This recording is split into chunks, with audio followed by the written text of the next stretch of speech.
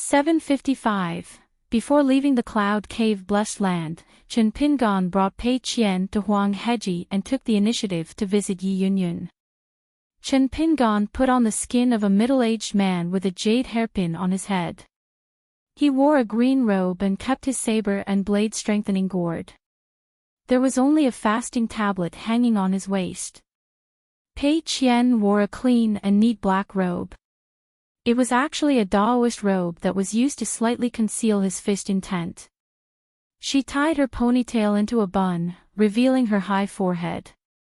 It was very refreshing. Cui Dongshan followed Jiang Shangzhen to stroll around. It was unknown where he was busy with something, so Chen Pingan did not call him. With the fasting tablet hanging on his waist, he ignored the restriction of the mountains and rivers. He used his mind to inspect the surrounding cultivators in a tall building. After confirming that the tablet was correct, he did not continue to look at the two people. Chen Pingan brought Pei Qian to Huang Heji, where the snail shell was used as a training ground. The wide streets and continuous tall mansions made Chen Pingan absent-minded for a moment. After finding Yi Yunyun's residence, Chen Pingan picked up the beast mask ring and lightly knocked 3 times. A talisman beauty with graceful features and clear eyes opened the door. She curtsied to the 2 guests and said softly, "Immortal masters, please follow me." She received Yi Yunyun's instructions and led the master and disciple through the corridors and aisles. Every step they took, they changed the scenery. In addition to the beautiful scenery, they were actually immortal money. In the big and small mansions of Huang Heji, there were more than 300 talisman puppet beauties. They all came from Yuji Gang. It was said that Yuji Gang had once made a lot of money from this business. Yuji Gang had encountered that disaster and had completely cut off the family line. Therefore, the secret talisman beauties of Yuji Gang's Shi Pavilion were lost. The fox-skin beauties of the Su family of the Aquarius continent's Qingfeng City also seemed to have disappeared inexplicably. Qingfeng City was announced to the outside world as the Fox Country and needed to be sealed for 100 years. This caused many immortal sects to feel pity. Especially the mountain forces of the Aquarius continent that were proficient in the way of merchants. Otherwise, they would have sold it to the Tongyi continent at a high price and made a huge profit.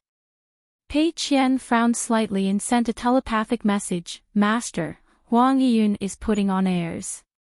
If it was his own Luopa mountain, he would never treat a guest so half-heartedly.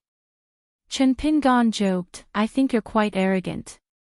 Pei Qian said gloomily, "If I knock on the door alone, it doesn't matter if you don't open the door." However, since Master had personally come, Yi Yunyun should at least show her face. As a martial artist of the limitless realm, you are really narrow-minded. Chen Pingan smiled and said, "When you're outside, the sky is high and the earth is wide. Don't think too highly of yourself." Pei Qian stood up for her master and ended up being reprimanded. She was actually quite happy. The talisman beauty brought the master and disciple to a quiet courtyard. Inside the moon cave, the shadows of bamboos danced. She smiled and said, "We're here." Chen Pingan thanked her and tore off his mask to show his real face. After walking through the bamboo forest path, their vision suddenly opened up. There was a building with 9 rooms, covered with dark green glazed tiles. However, it couldn't be compared to the glazed tiles that Chen Pingan picked up in the North Continent.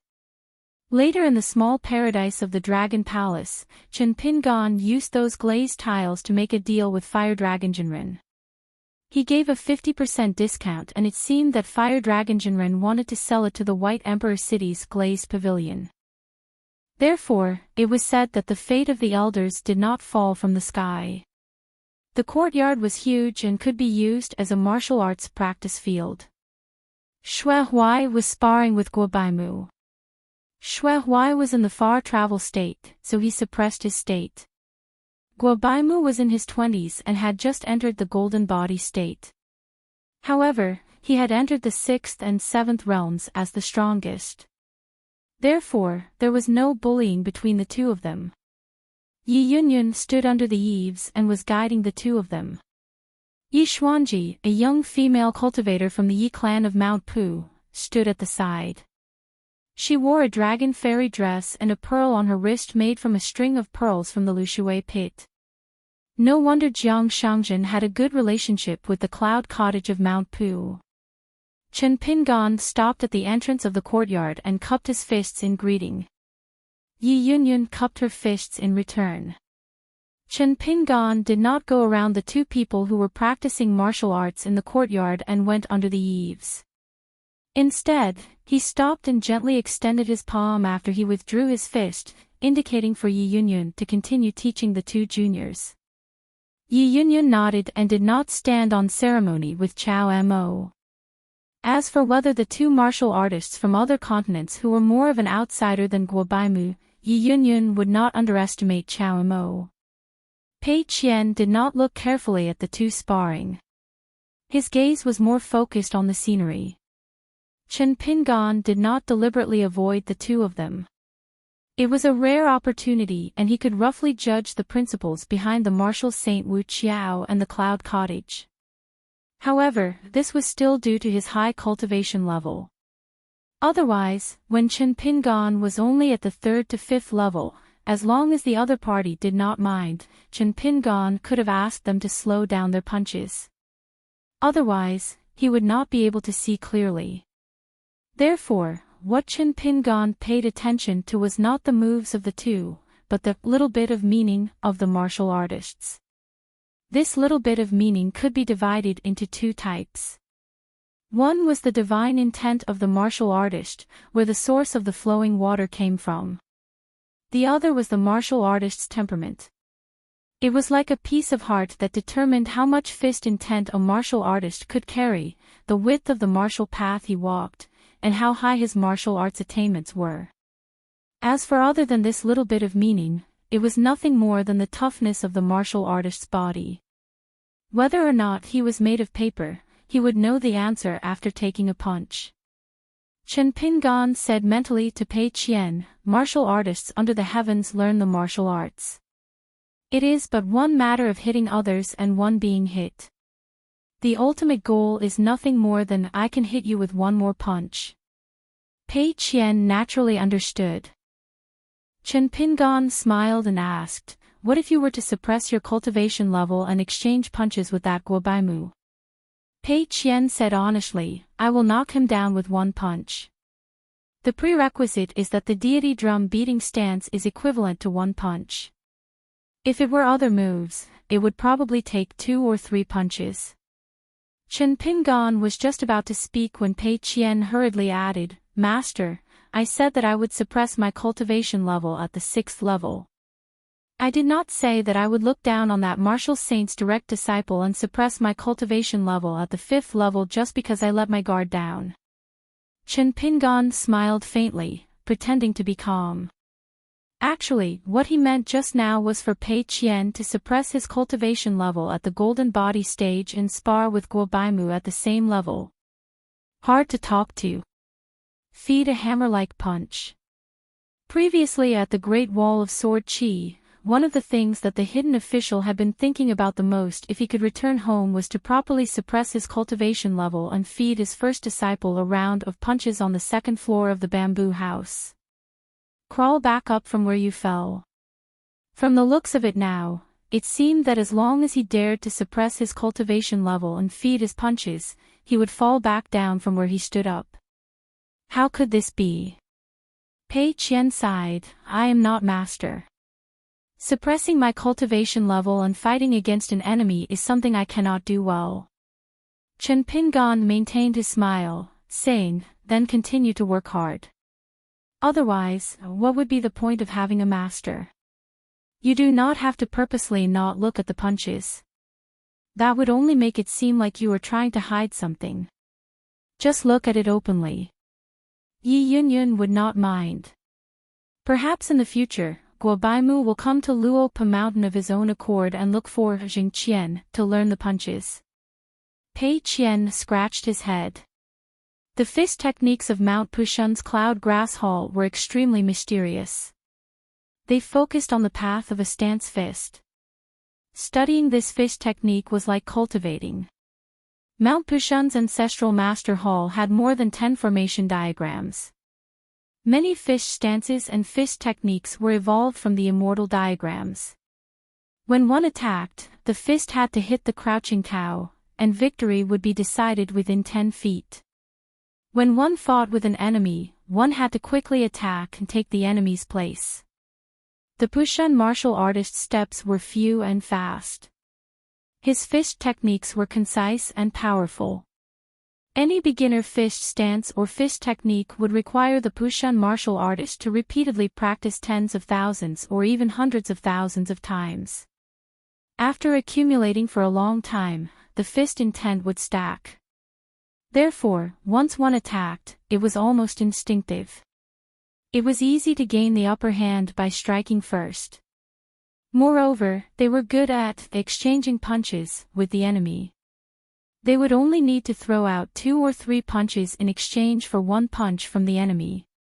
This was the unique way of treating guests of the Cloud Grass Hall.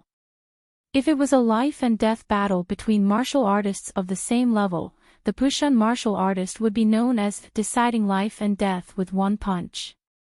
This was also the reason why Jiang Shangjin had asked Yi Yunyun not to easily spar with the martial saint Wu Guang. Wu Guang's fists were so heavy that there was almost no martial virtue to speak of.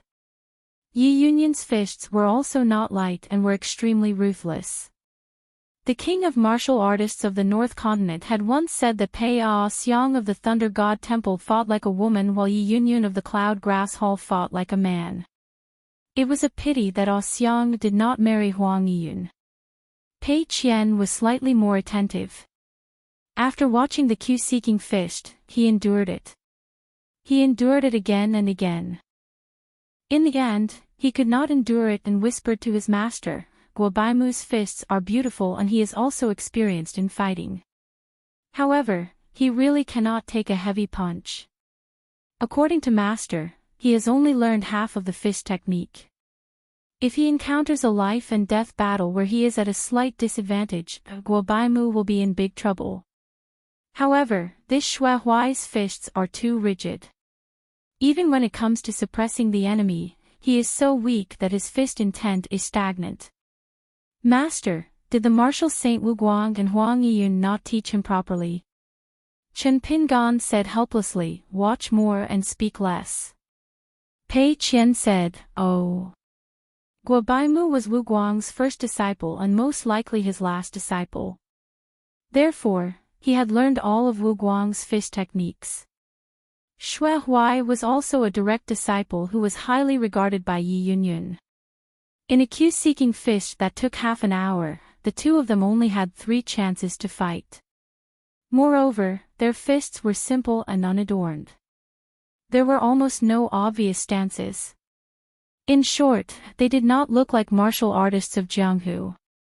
They did not jump and wander around randomly, did not open their bodies randomly, and did not make any noise.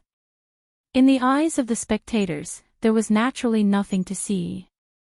If they only learned 2 fist techniques and did not meet their expectations, then opening a martial arts club in Jianghu would definitely not have any business. They would be so poor that they would not be able to eat. Yi Yunyun said, let's all rest for half an hour. Later, Xue Huai does not need to suppress the enemy. Xue Huai and Guobaimu took a step back at the same time and saluted each other with clasped fists. After entering the main hall of the mansion, the host and the guest took their seats. Xue Huai and Guobaimu remained outside. Yi Xuanji had prepared tea. It was the most famous rotten rope tea in Cloudwater Ferry. The name of the tea was not pleasant, but it tasted good. It was one of the top 10 famous teas in Tongya Island. Pei Qian had wanted to stand behind her master, but Chen Pingan asked her to sit down. Chen Pingan glanced at Pei Qian, who was sitting upright and still. Many years ago, Pei Qian was still a little girl who would not sit if she could lie down, and would not stand if she could sit. Every time she traveled far to rest, as long as she saw a table or stool, she would run like crazy and quickly grab the seat. But at that time, she was young and often sat on the chair with her feet unable to step on the ground. Chen Pingan collected his thoughts and looked at Yi Yunyun opposite him. He said, "I am familiar with old immortal Lu of the Green Tiger Palace. This time, I should pass by Mount Qingjing and Mount Tianke. When the time comes, I will ask for a few forgetting pills on behalf of Mount Pushan as an apology to you." Yi Yunyun shook her head and said, "That's too much. Mr. Chao, you don't have to be so polite." Seeing that Chao Mo was dressed in a long green robe like a scholar, Yi Yunyun simply called him Mr., since it was inappropriate for her to call him by his name. The old nascent soul of the Green Tiger Palace, Lu Yong, was now a famous alchemy grandmaster. Especially the forgetting pills of the Green Tiger Palace, which were one of Lu Yong's special skills in alchemy. This pill could help cultivators to calm their mind, nourish their heart acupoints, and remove the hidden dangers of cultivators. However, the forgetting pills were extremely difficult to make. In addition to consuming a lot of heavenly materials and earthly treasures, it also had high requirements for the right time and geographical location. The key was that it needed to consume the unique spiritual qi of Mount Qingjing. Therefore, in the past, the Hall of Ancestors of the Tongya sect would often reward earth immortals with a few forgetting pills. It was not that pure martial artists could not take this pill, but it was too wasteful. In the words of Lu Yong and a certain young Master Qin, giving the forgetting pills to a reckless man who had lost his way was like a cow chewing on a peony. It was too much of a waste. For the cloud cottage of Mount Pushan, where the boundary between martial artists and cultivators was not so clear, a furnace of forgetting pills, no matter how many there were, was a great tonic. Therefore, Chao Mo really knew how to conduct herself. If it were not for the shallow relationship between the two sides, Yi Yunyun would not have been so careless. The forgetting pills were rare on the mountain. If one could buy it at a high price, no matter how high the price, the more the better. Mount Pushan was willing to buy as many as the Green Tiger Palace had. However, back then, the Green Tiger Palace dominated the north. They would only take the forgetting pills to the top sects like the Tongya sect and the Taiping Mountain as a favor. It was not Mount Pushan's turn. Moreover, among the earth immortals of the continent, Lu Yong was recognized as the one who looked down on pure martial artists the most. Chen Pingan lowered his head and drank a mouthful of tea. Holding the teacup in his hand, he looked up and smiled. "Senior, you may have misunderstood. It's my fault for not making it clear. I can only guarantee that old immortal Lu will sell it to the Cloud Cottage at a fair price, that the Green Tiger Palace will not make any profit or loss. I can't even be sure that the Green Tiger Palace has the forgetting pills now. But no matter what, as long as the pills are produced, old immortal Lu will immediately inform Mount Pushan. As for whether the Cloud Cottage is willing to buy it or not, it will depend on the Cloud Cottage's decision." Yi Xuanji's eyes lit up. If not for the strict rules of the Pushanyi family, she would have hurriedly persuaded her grandmaster to agree. Pei Qian seemed to be in a trance while sitting on the chair, but he had been paying attention to his master's expression and words. Sure enough, his master was experienced in doing things. His plan was flawless and watertight. If Yi Yunyun had agreed from the start, his master would have gone with the flow and given the forgetting pills to Mount Pushan for free. However, since Yi Yunyun was being polite, his master had his own way to remedy the situation. Each had their own way to go. It was his master, Mount Pushan, and the Green Tiger Palace. The three parties had some ties with each other, so it was still a relatively commercial transaction. Taking 10,000 steps back, if Yi Yunyun could not bring herself to do this and still refuse to agree, then his master could take the initiative to apologize and stop here. Yi Yunyun thought for a while and nodded with a smile. Then I'll thank you in advance, Mr. Chow. Chen Pingon seemed to say casually, if the Green Tiger Palace does not have ready-made forgetting pills for the time being, I will also ask old Immortal Lu to send a letter to Mao Pushan to explain the situation roughly. Yi Yunyun looked at the man opposite her and smiled. Thank you, Mr. Chow. Please thank Immortal Lu for me. If you don't have the forgetfulness elixir for the time being, please inform Pushan first when the Cyan Tiger Palace refines this elixir in the future.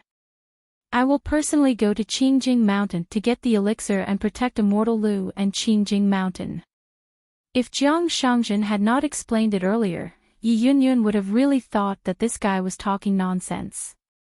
The current Lu Yong of the Heavenly Fault Peak could not be regarded as an ordinary nascent soul cultivator. In the territory of a continent, except for the Jade Gui sect and the Thousand Jade sect, Lu Yong could not give face to the Golden Peak Temple at all, let alone the Cloud Herb Hall and the White Dragon Cave. Chen Pingon stood up, and Pei Qian immediately followed suit. Chen Pingon cupped his fists and said, then I won't disturb senior's teaching. Yi Yunyun stood up, looked at Jing Qian, and asked with a smile, why don't you let Jing Qian and Shui Hui spar? Chen Pingon looked at Pei Qian. Pei Qian's meaning was very clear. Master had the final say on whether to spar or not. If they really wanted to spar, Shui Hui would be knocked down with one punch or several punches. Master could just say it. She knew how to control the number of punches and the weight of her punches. Chen Pingon shook his head with a smile. Let's forget about it today. We can talk about it when we have the chance to visit Mount Pushan in the future. Yi Yunyun stood up to see them off. This time, she walked them all the way to the Moon Cave Gate. It was Chow Mo who politely refused to see her off. Otherwise, Yi Yunyun would have walked all the way to the gate of the mansion. Yi Xuanji walked with Yi Yunyun on the bamboo forest path and said in her mind, Grandmaster Grandma, this Mr. Chow has a good temper. When I helped to refill the tea, he didn't forget to nod to me to thank me. If Shou Fei's gaze made women feel that they were wearing too little clothes, then this Mr. Chow's gaze would make Yi Xuanji feel that even if he accidentally saw a picture of a beauty coming out of the bath, he would not look at it. Yi Yunyun said calmly, he's indeed a gentleman. Actually, she only said half a sentence. The other half was not suitable to be said to a junior of the family. Chow Mo was too smart. Yi Xuanji still could not believe it. She asked doubtfully, can he really help us buy a furnace of Tian K Peak's forgetfulness pills? This is not a small favor. Old Palace Master Lu of the Green Tiger Palace is very disgusted with all the martial artists at the foot of the mountain because of that old grudge. The most mysterious thing about this pill was that it could make a cultivator's heart guard. It was like the two door gods at the gate of the people at the foot of the mountain to ward off evil and filth. He was probably hinting at his consecrator, why didn't he bring them in for a chat? Reed Eagle sneered in his heart. In an instant, he tried to use the great powers of a nascent soul cultivator to see through the mountain river ripple concealment technique. Reed Eagle didn't care if this action was taboo or not. He wanted to use this to determine guest Elder Chow's worth. Chow Mo immediately cast another mountain river ripple concealment technique, his face faintly showing anger. Reed Eagle's heart settled. He was indeed a decent Jindan cultivator from the mountain. Chow Mo flung his sleeves and walked down the stairs. Suddenly, he turned his head and said, in the future, if the consecrator wants to bring people down the mountain for training, it's best to choose to leave at noon. Reed Eagle still stood in the same place. He was confused by what he heard, mistaking it for a mysterious saying from a cultivator on the mountain. Pei Qian said indifferently, because something will happen sooner or later. Reed Eagle's face turned gloomy. His realm wasn't high and his status wasn't high, but his guts weren't small. As expected, he was born as an immortal scribe. He probably relied on the incense offerings accumulated in the ancestral hall to get a consecrator and a guest elder from the Cloud Cave Blessed Land and Jade Gue Sex Joey Peak. Reed Eagle raised his foot and stepped over the threshold for the first time. The two people immediately left. Among them, guest elder Chow even intentionally or unintentionally tugged at the fasting tablet on his waist. Reed Eagle retracted his foot and sneered. He turned around and muttered to the old nascent soul cultivator behind him, "These King immortal scribe, they can't change their bad habit of eating sh*t no matter where they go." On the street, Chen Pingon and Pei Qian both heard Reed Eagle's muttering. Pei Qian smiled and said, "Master, this guy is very good at quarreling. He's even fiercer when scolding himself than when scolding others. He won't lose." Chen Pingon frowned. He felt that something was wrong, but he couldn't find any clues. It was a kind of intuition that something had gone wrong. There was no reason to explain it. If there really was a reason, it would probably be this hidden official of the Great Wall of Sword Qi. He always learned his lesson after being beaten. Pei Qian said, "Master, this person's Tao heart is filthy." The Golden Peak Monastery chose Reed Eagle as their chief consecrator. Their sex morals can't be good. Chen Pingon nodded. Reed Eagle teased the talisman beauty beside him for a while. After he returned to his residence, he let the beauty leave. After a while, the old nascent soul fell into a chair. His hands gripped the armrest tightly. His face was filled with disbelief. He was sweating profusely and muttered, "How is it possible? Didn't this person return to the wilderness?" Previously, Reed Eagle used a unique secret technique to see through the camouflage. The master and disciple traveled far and wide, and it seemed that everywhere was beautiful. Many years later, when she traveled the Jianghu alone, she would always hear the saying that following her master was like being reincarnated. She felt that the old saying made sense. After acknowledging her master, she was like a little girl who was reincarnated. She was reincarnated into a good family, and it was the best in the world. In fact, all these years, when her master was not by her side, Pei Qian would occasionally feel that practicing martial arts was very tough. If she did not practice martial arts back then and hid on Luopa Mountain, would it have been better? Especially after she returned with her master, Pei Qian did not even dare to pull her master's sleeves, so she felt that way even more. There was nothing good about growing up. However, when she accompanied her master to sneak into the mansion today, her master finally did not need to worry about her. He did not need to deliberately tell her what to do and what not to do, and she seemed to finally be able to do something for her master. Pei Qian felt that practicing martial arts was very good. It did not suffer much and her realm was not high enough. When Pei Qian came back to her senses, she found that her master had already moved a chair and sat opposite Reed Eagle. Chen Pingon turned his head and scolded, "How dare you be distracted in front of a powerful enemy?" Pei Qian scratched her head. "Master is here. I was just being lazy." Chen Pingon glared at her. Pei Qian hurriedly said, "I know, master. I will pay attention next time."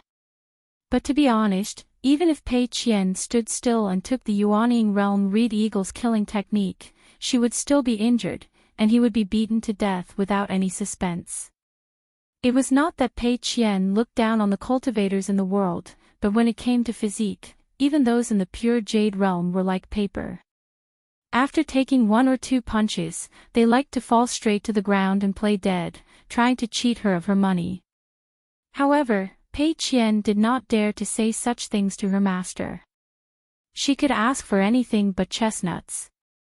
Zhang Changming was an old woman, but she still had some standards in her words. Pei Qian looked around. It was a small world with dense sword qi. Her master was a sword immortal. Chen Pingon did not know what Pei Qian was thinking. He just chatted with a Yuanying Realm senior who he had heard of for a long time. While listening to Reed Eagle talk about a few of Na Firen's deeds that were not widely known, he laughed and scolded, "What a shameless bastard. I don't have a grandson like him." Reed Eagle was very sad. "Why are you acting with me, Firen Sword Immortal? What's the point of it?" Chen Pingon did not mind Reed Eagle's belief that he was Na Firen. It would be best if Du Hanling of the Golden Peak Temple also thought so. Once both sides were well aware, the situation would become very interesting. About an hour later, Luing first cast the body-fixing spell on the beautiful woman who worked as the concierge of the residence. Then, he sent guest elder Chao Mo to the gate alone. Although the chief consecrator of the Golden Peak Temple was amiable, his expression inevitably revealed a bit of arrogance. Obviously, he still regarded himself as a senior. After a few words of encouragement to Chao Mo, the two sides bid farewell. Jiang Shangjin took out a snow-white cloud boat ferry. Of course, it was his private collection. The ferry was refined from the moonlight and white clouds in the blessed land. It traveled very fast in the night. Its quality was similar to the flipping ink dragon boat in the Luopa mountain. Jiang Shangjin did not take the ferry to the north. He said that he still needed to stay in the Cloud Cave blessed land for a few more months. Bai Xian fell silent for a long time before he finally nodded. He said softly, "Not all the way. I only accompanied her for a night." When she retreated from the battlefield, her intrinsic flying sword was gone. Her face was mangled by sword qi. If not for Lord Recluse's pills, she wouldn't have lasted that long. She would have died before dawn. Every time she tried her best to open her eyes, as though she wanted to see me clearly, it was very scary. Every time she grinned at me, it was even scarier. I didn't dare cry out loud. I actually knew that I was a good-for-nothing back then. I even made her very sad, but there was nothing I could do. I was just afraid. Therefore, Bai Xian was so afraid of the female ghost whose face was covered in blood. Bai Xian said softly, "We didn't win that battle, but we didn't lose either. Therefore, I'm especially grateful to Qin Pingon. My master and my master's master didn't die in vain."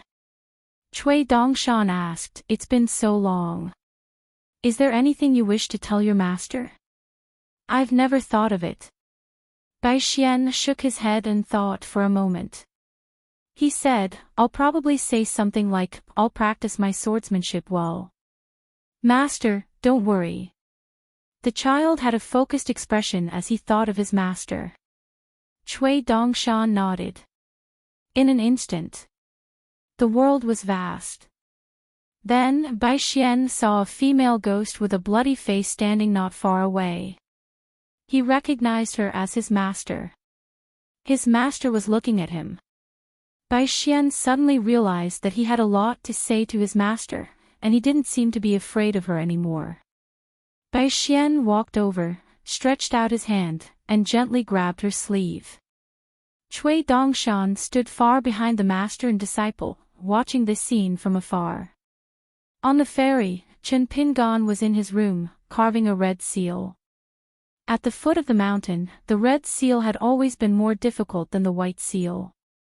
Pei Qian sat quietly on the side. After his master finished carving the seal, he asked, "Master, are you going to give it to old immortal Lu of the Green Tiger Palace?" Lu Yong of the Green Tiger Palace on the heavenly fault peak of the Qingjing Mountain. Pei Qian had a deep impression of him. He was an old immortal who was very good at talking. His skill of being polite and giving away favors was superb. His master said that there were only a few places to rest on this trip to the north. Other than the heavenly fault peak, the ferry would only stop near the Great Spring Dynasty's buried river and Mirage City. His master wanted to meet the water goddess and old General Yao, who was said to be bedridden. Chen Pingon smiled and nodded. "It's a greeting gift." The side of the seal read, a kind heart is the best feng shui. Foundation, Qingjing. Chen Pingan took out a stack of books from the nearby objects. He bought them from the Qishan ferry market. Go back to your room and copy the books. Pei Qian didn't move. He took out a pen and paper and copied the books on his master's side. Chen Pingan didn't stop him. He stood up and looked at Pei Qian's copy. He nodded and said, "Your handwriting is not bad. You have half of your style." Just as Pei Qian was about to say a few sincere words, his master bent his finger and gently tapped on the table, reminding him, "You have to focus on copying." Chen Pingan sat back down and picked up a book. The disciple copied the book, and the master flipped the book. The northern Jin kingdom bordered the southern border of the Great Quan dynasty. The only thing that was better than the southern Qi kingdom was that it had continued its rule. After these years of recuperation, it had finally recovered some of its vitality. The capital of the southern Qi kingdom had once been the base of a military camp in the wilderness. One could imagine the fate of the country's mountains and rivers. The civil and military temples were all destroyed. As for the city god, the gods of the land, and the mountains and rivers, they were all occupied by the local Yao of the Tongye continent. From the imperial court to the Jianghu, it could no longer be described as a foul atmosphere. One day, Chen Pingan walked out of his room and came to the bow of the ship. Pei Qian was overlooking the mountains and rivers. Beside her were the two little girls, Nalan Yuji and Yao Xiaoyan. Chen Pingan asked, "Will we pass by the territory of the Jinhuang prefecture?" Pei Qian nodded vigorously and estimated. About 800 li. She thought that her master had forgotten about this. Thinking back, she was the only one who accompanied her master to travel the Tongye continent.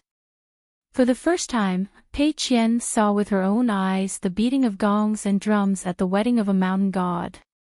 Later, she was inadvertently involved in a battle between the mountain god and the water god.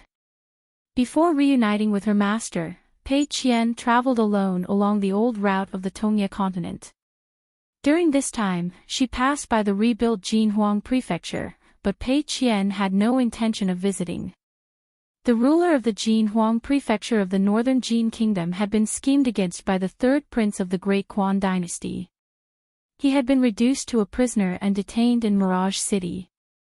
Unexpectedly, he had profited from the disaster and escaped that calamity. Pei Qian roughly told her master about the recent situation of the Jinhuang prefecture. She had previously traveled alone and heard about it at the foot of the mountain. The ghost wife that the prefect had married had now become the water god of the nearby lake. Although her realm was not high, her rank was not low. It was said that this was the work of the great Quan Empress. It had already become a legend on the mountain. Chen Pingan smiled and said, "Just in time. Back then, I had made an appointment with the mountain god prefect to visit the Jinhuang prefecture whenever I passed by and ask for a cup of wine from him." Cui Dongshan was strolling on the railing. Behind him was Bai Xian with his hands behind his back. Behind Bai Xian was Qing Chaolu who was practicing martial arts.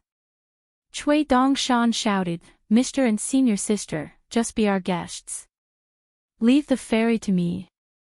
Bai Xian carried a bamboo sheath and a bamboo sword on his back. Nalan Yuji and Yao Xiaoyan were excited and looked forward to it.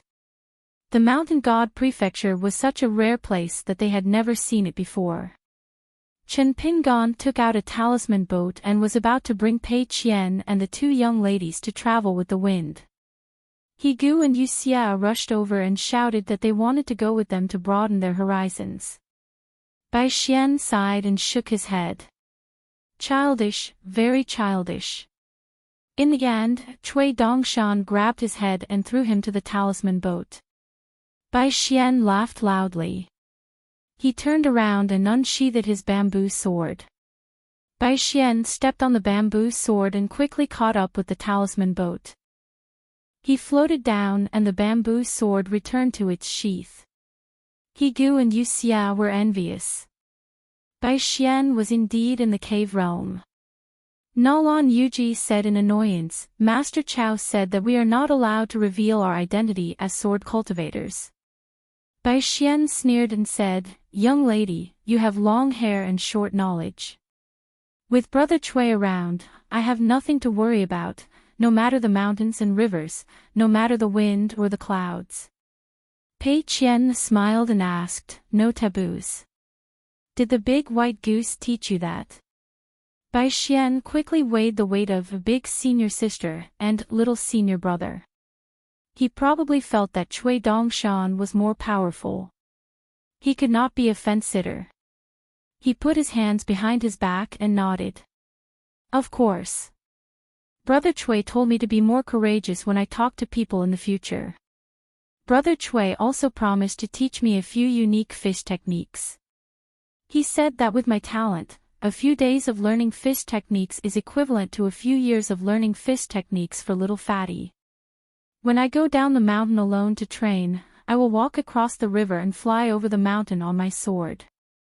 Brother Cui said that in the future on Luopa Mountain, I will be both a sword master and a master. So I am the most like his teacher. Pei Qian smiled. Learning fish techniques is good. Bai Xian felt that something was wrong. He quickly made up for it. Sister Pei, if you want to spar in the future, you have to suppress your realm. I am still young and learned fish techniques late. Pei Qian nodded. No problem. When the time comes, I will suppress my realm. It is all up to you. Bai Xian laughed loudly and said, Elder Sister Pei is someone who practices martial arts. You must stick to your words. But Sister Pei does not have to worry. Although I learned fish techniques late, I learned fish techniques fast and broke through the realm faster. When the time comes, Sister Pei will not need to suppress your realm too much.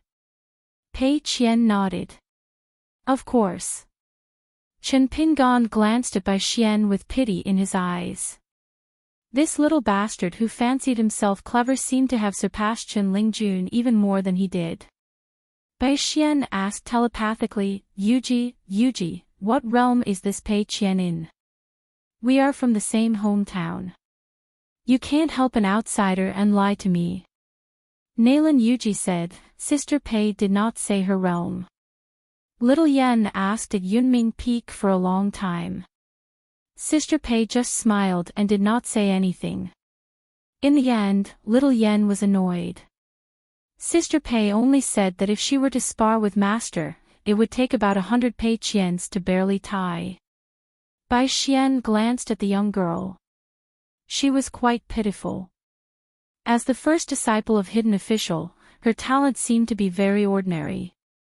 When they were about 100 miles away from Jinhuang Mansion, the talisman boat quietly landed. The group walked towards Mountain God Mansion. Bai Xian asked, Master Chao, what are you doing? Walking with 2 legs is too tiring. Be careful that we are not given the door at Jinhuang Mansion. His Excellency sounds like a high official with his own mansion. Brother Cui told me that in the vast world, the Prime Minister's concierge is a 3rd-rank official. Very arrogant. Nalan Yuji grumbled, you talk too much. The realm of immortal abode and the tone of a sword immortal.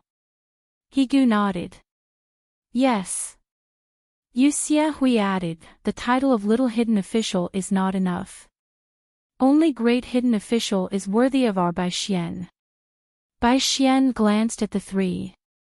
When I start learning fish techniques, I can easily reach the 5th or 6th realm. Adding the immortal abode realm, you can calculate for yourselves. Isn't that the upper 5 realms? Chen Pingon smiled and shook his head. Pei Qian took out a green bamboo cane from the objects in front of her. She remembered something. It was around here that she received the first talisman in her life. They were already clamoring for the northern Jin dynasty to hear the sound of horse hooves. In the stream, the female ghost turned to look at the shore and smiled. You look unfamiliar. Chen Pingan smiled. It's normal for you to find me unfamiliar. About 20 years ago, I passed by the Jinhuang prefecture and happened to see His Excellency's wedding procession. Later on, I was fortunate enough to meet His Excellency. Back then, I didn't get to drink a cup of orchid wine. Now that I'm passing by your place, I want to make up for it. The female ghost was taken aback and immediately became suspicious. Back then, she was in the wedding procession of the mountain god. How could she not remember seeing this person? Chen Pingan actually recognized her at first glance. He smiled. Do you remember that there was a charcoal girl who accidentally violated the taboo of the mountains? Not only did you not care about it, but later on, when the mountain god's wife returned to the Jinhuang prefecture, you were holding a lantern. After getting the permission of the old nanny, you even invited me to the wedding banquet.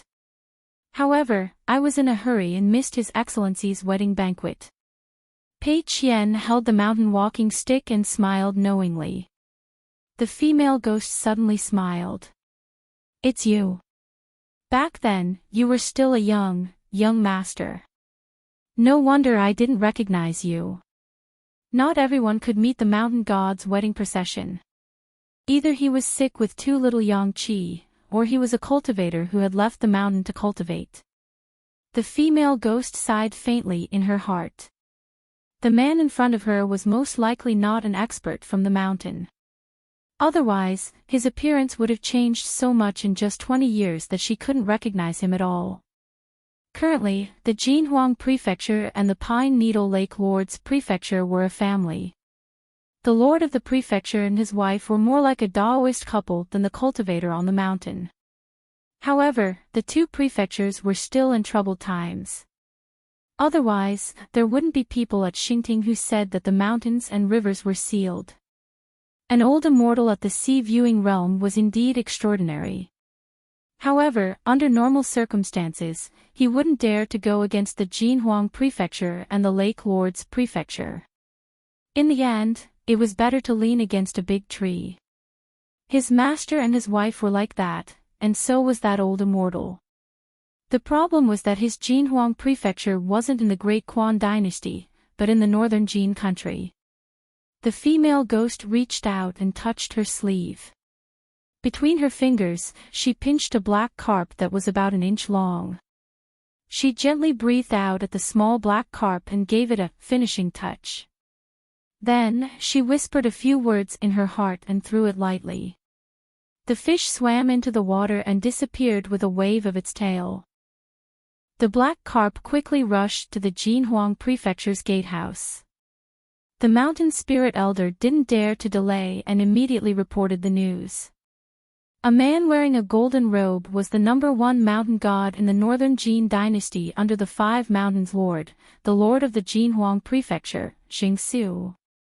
After he received the black carp's secret letter, he immediately used a messenger flying sword given by the Great Quan dynasty to send a message to his wife, Lu Yurong, who was in charge of the Lake Lord's prefecture.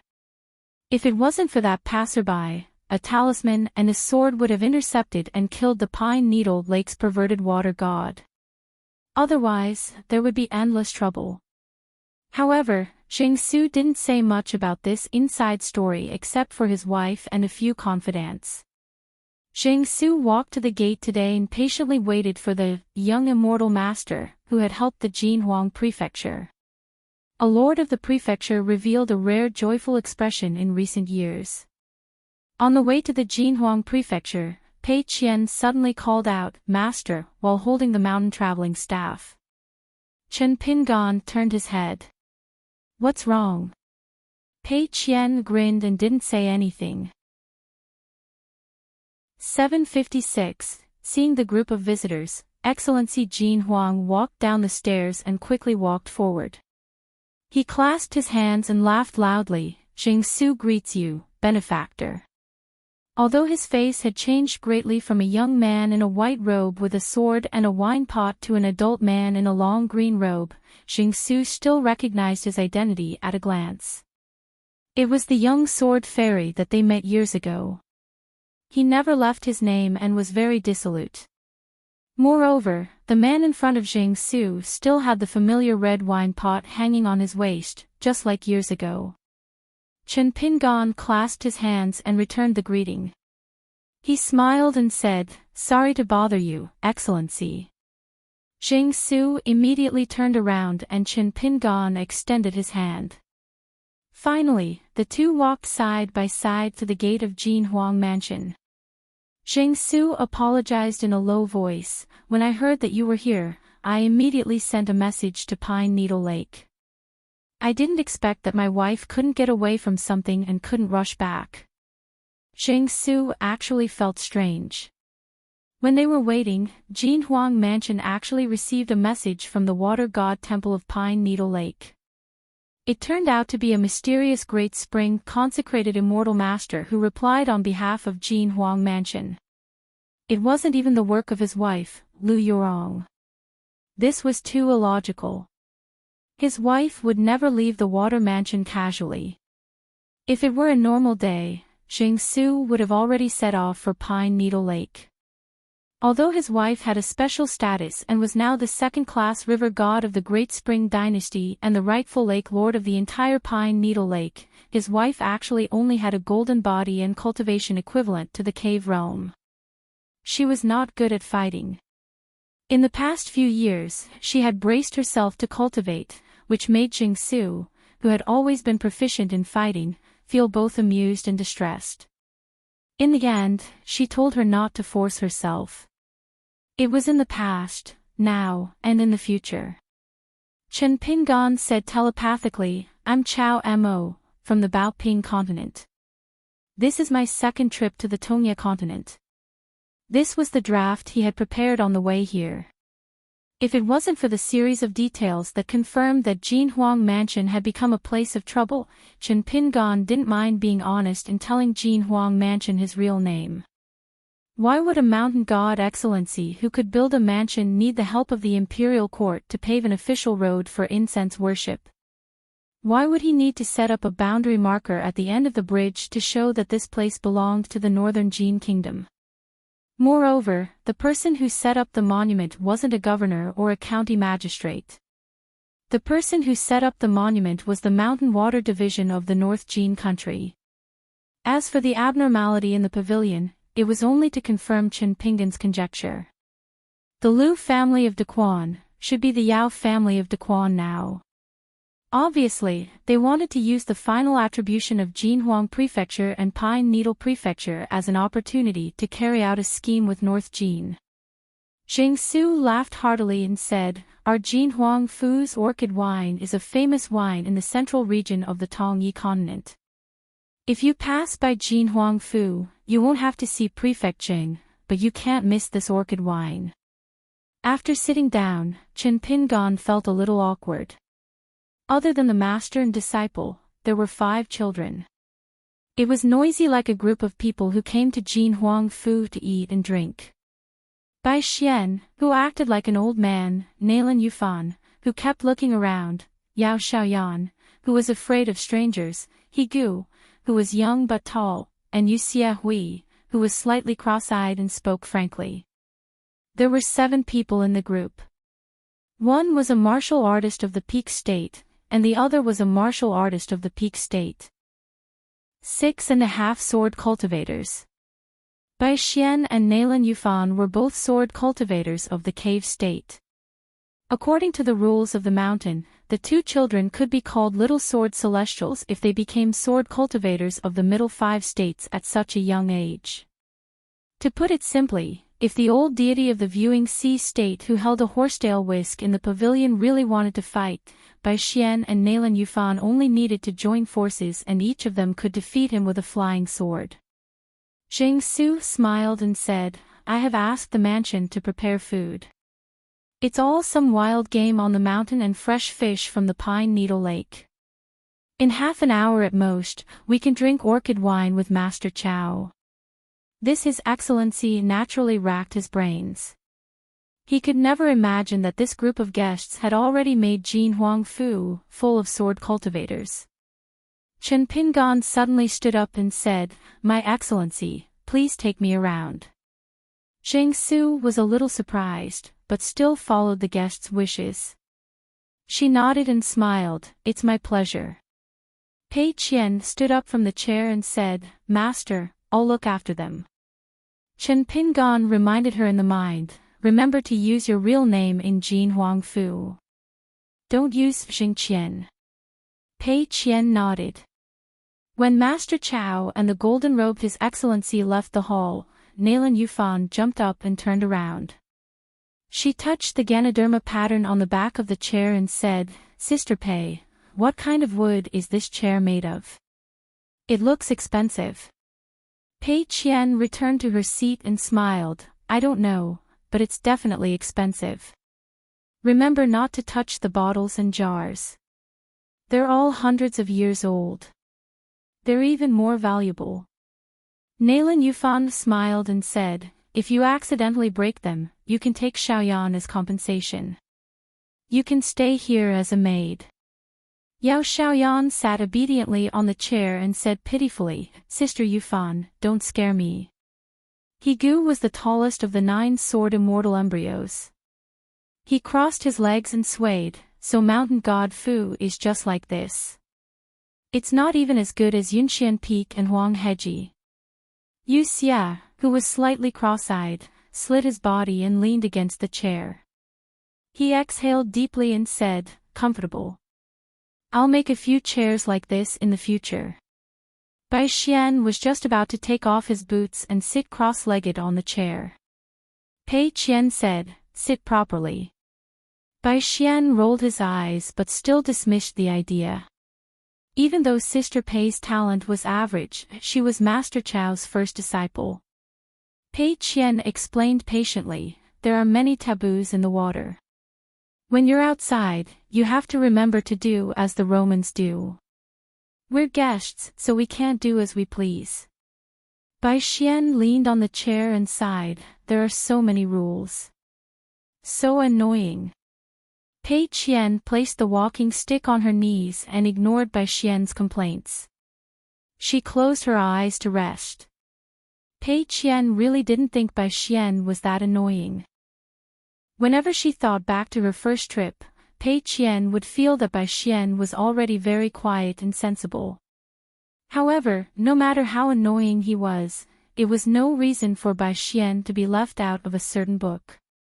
Based on the current situation, before they returned to Luopa Mountain, Pei Qian would probably change a new book for Master Bai. However, Pei Qian was more curious about one thing. Why did her master and little senior purposely let Bai Xian misunderstand one thing and not point it out? Bai Xian seemed to have accepted his fate. Even though he had reached the cave-dwelling realm, Bai Xian seemed to be certain that he would be the one with the lowest potential in the future. The child trained with the sword and could endure hardships, but he didn't have high aspirations. However, according to her master and the White Goose's description of the 9 children's natal flying swords and Bai Xian's talent, Pei Qian didn't dare to say that Bai Xian would have the highest potential in the future, but he definitely wouldn't be low. In fact, Bai Xian had already vaguely become the leader of the 9 children. This kind of aura, from Pei Qian's perspective, was very important on the path of cultivation. Just like, when her master brought Sister Bao Ping, Li Huai, and the rest to study at the Great Sui Kingdom's academy, her master was the one who naturally became everyone's protector. It was something that others would see as natural. If her master, Pei Qian, and little senior were not by her side, Bai Xian would immediately stand out. He would definitely be the one who would make the final decision in the chaotic situation. Pei Qian hesitated and used telepathy to speak only to Bai Xian. "Bai Xian, when you become successful with the sword, what do you want to do the most?" Bai Xian glanced out of the corner of his eye and realized that Sister Pei was talking to him alone. He continued to lie down and languid and answered telepathically, "I don't want to do anything. The only thing I want now is to meet that person of the same age as me from White Dragon Cave. If he happens to be alone at night, I'll stab him half to death and run away. I'll teach him a lesson, to come and go without a trace, to do good deeds without leaving a name. Pei Qian didn't want to continue talking. It was hard to talk to him. Perhaps this was also why her master didn't like to talk when she first took care of her. Pei Qian turned around and glanced at the 5 children. He Gu and Yu Xiahui hit it off the most. They were whispering in each other's ears, saying that the female ghost sister in the pomegranate dress was quite pretty and wasn't scary at all. She was indeed prettier than Sister Pei. Nalan Yuji was staring blankly at several precious calligraphy and paintings in the lobby of Jinhuang Mansion. Yao Xiaoyan was diligently nurturing her flying swords. Having 3 flying swords that were different from ordinary people always made Yao Xiaoyan a little flustered and a little annoyed. Most importantly, Yao Xiaoyan felt that she was too stupid and timid. She had too many flying swords and they were useless. Therefore, the young lady was worried that as she walked on the path of cultivation, she would become the most useless and annoying burden. Pei Qian whispered to Yao Xiaoyan, "Xiaoyan, when you're resting, you don't have to train so hard. Otherwise, you'll be very tired for the rest of your life. Listen to Sister Pei. In the future, when you're focused, focus on training. You can never be too focused. When you're relaxed, relax and play. Don't be afraid of others saying that you're slacking off." Yao Xiaoyan heard this and immediately gathered her thoughts. She blushed slightly and quickly nodded lightly to Sister Pei. After Pei Qian finished speaking, he laughed involuntarily. He was a little self-deprecating.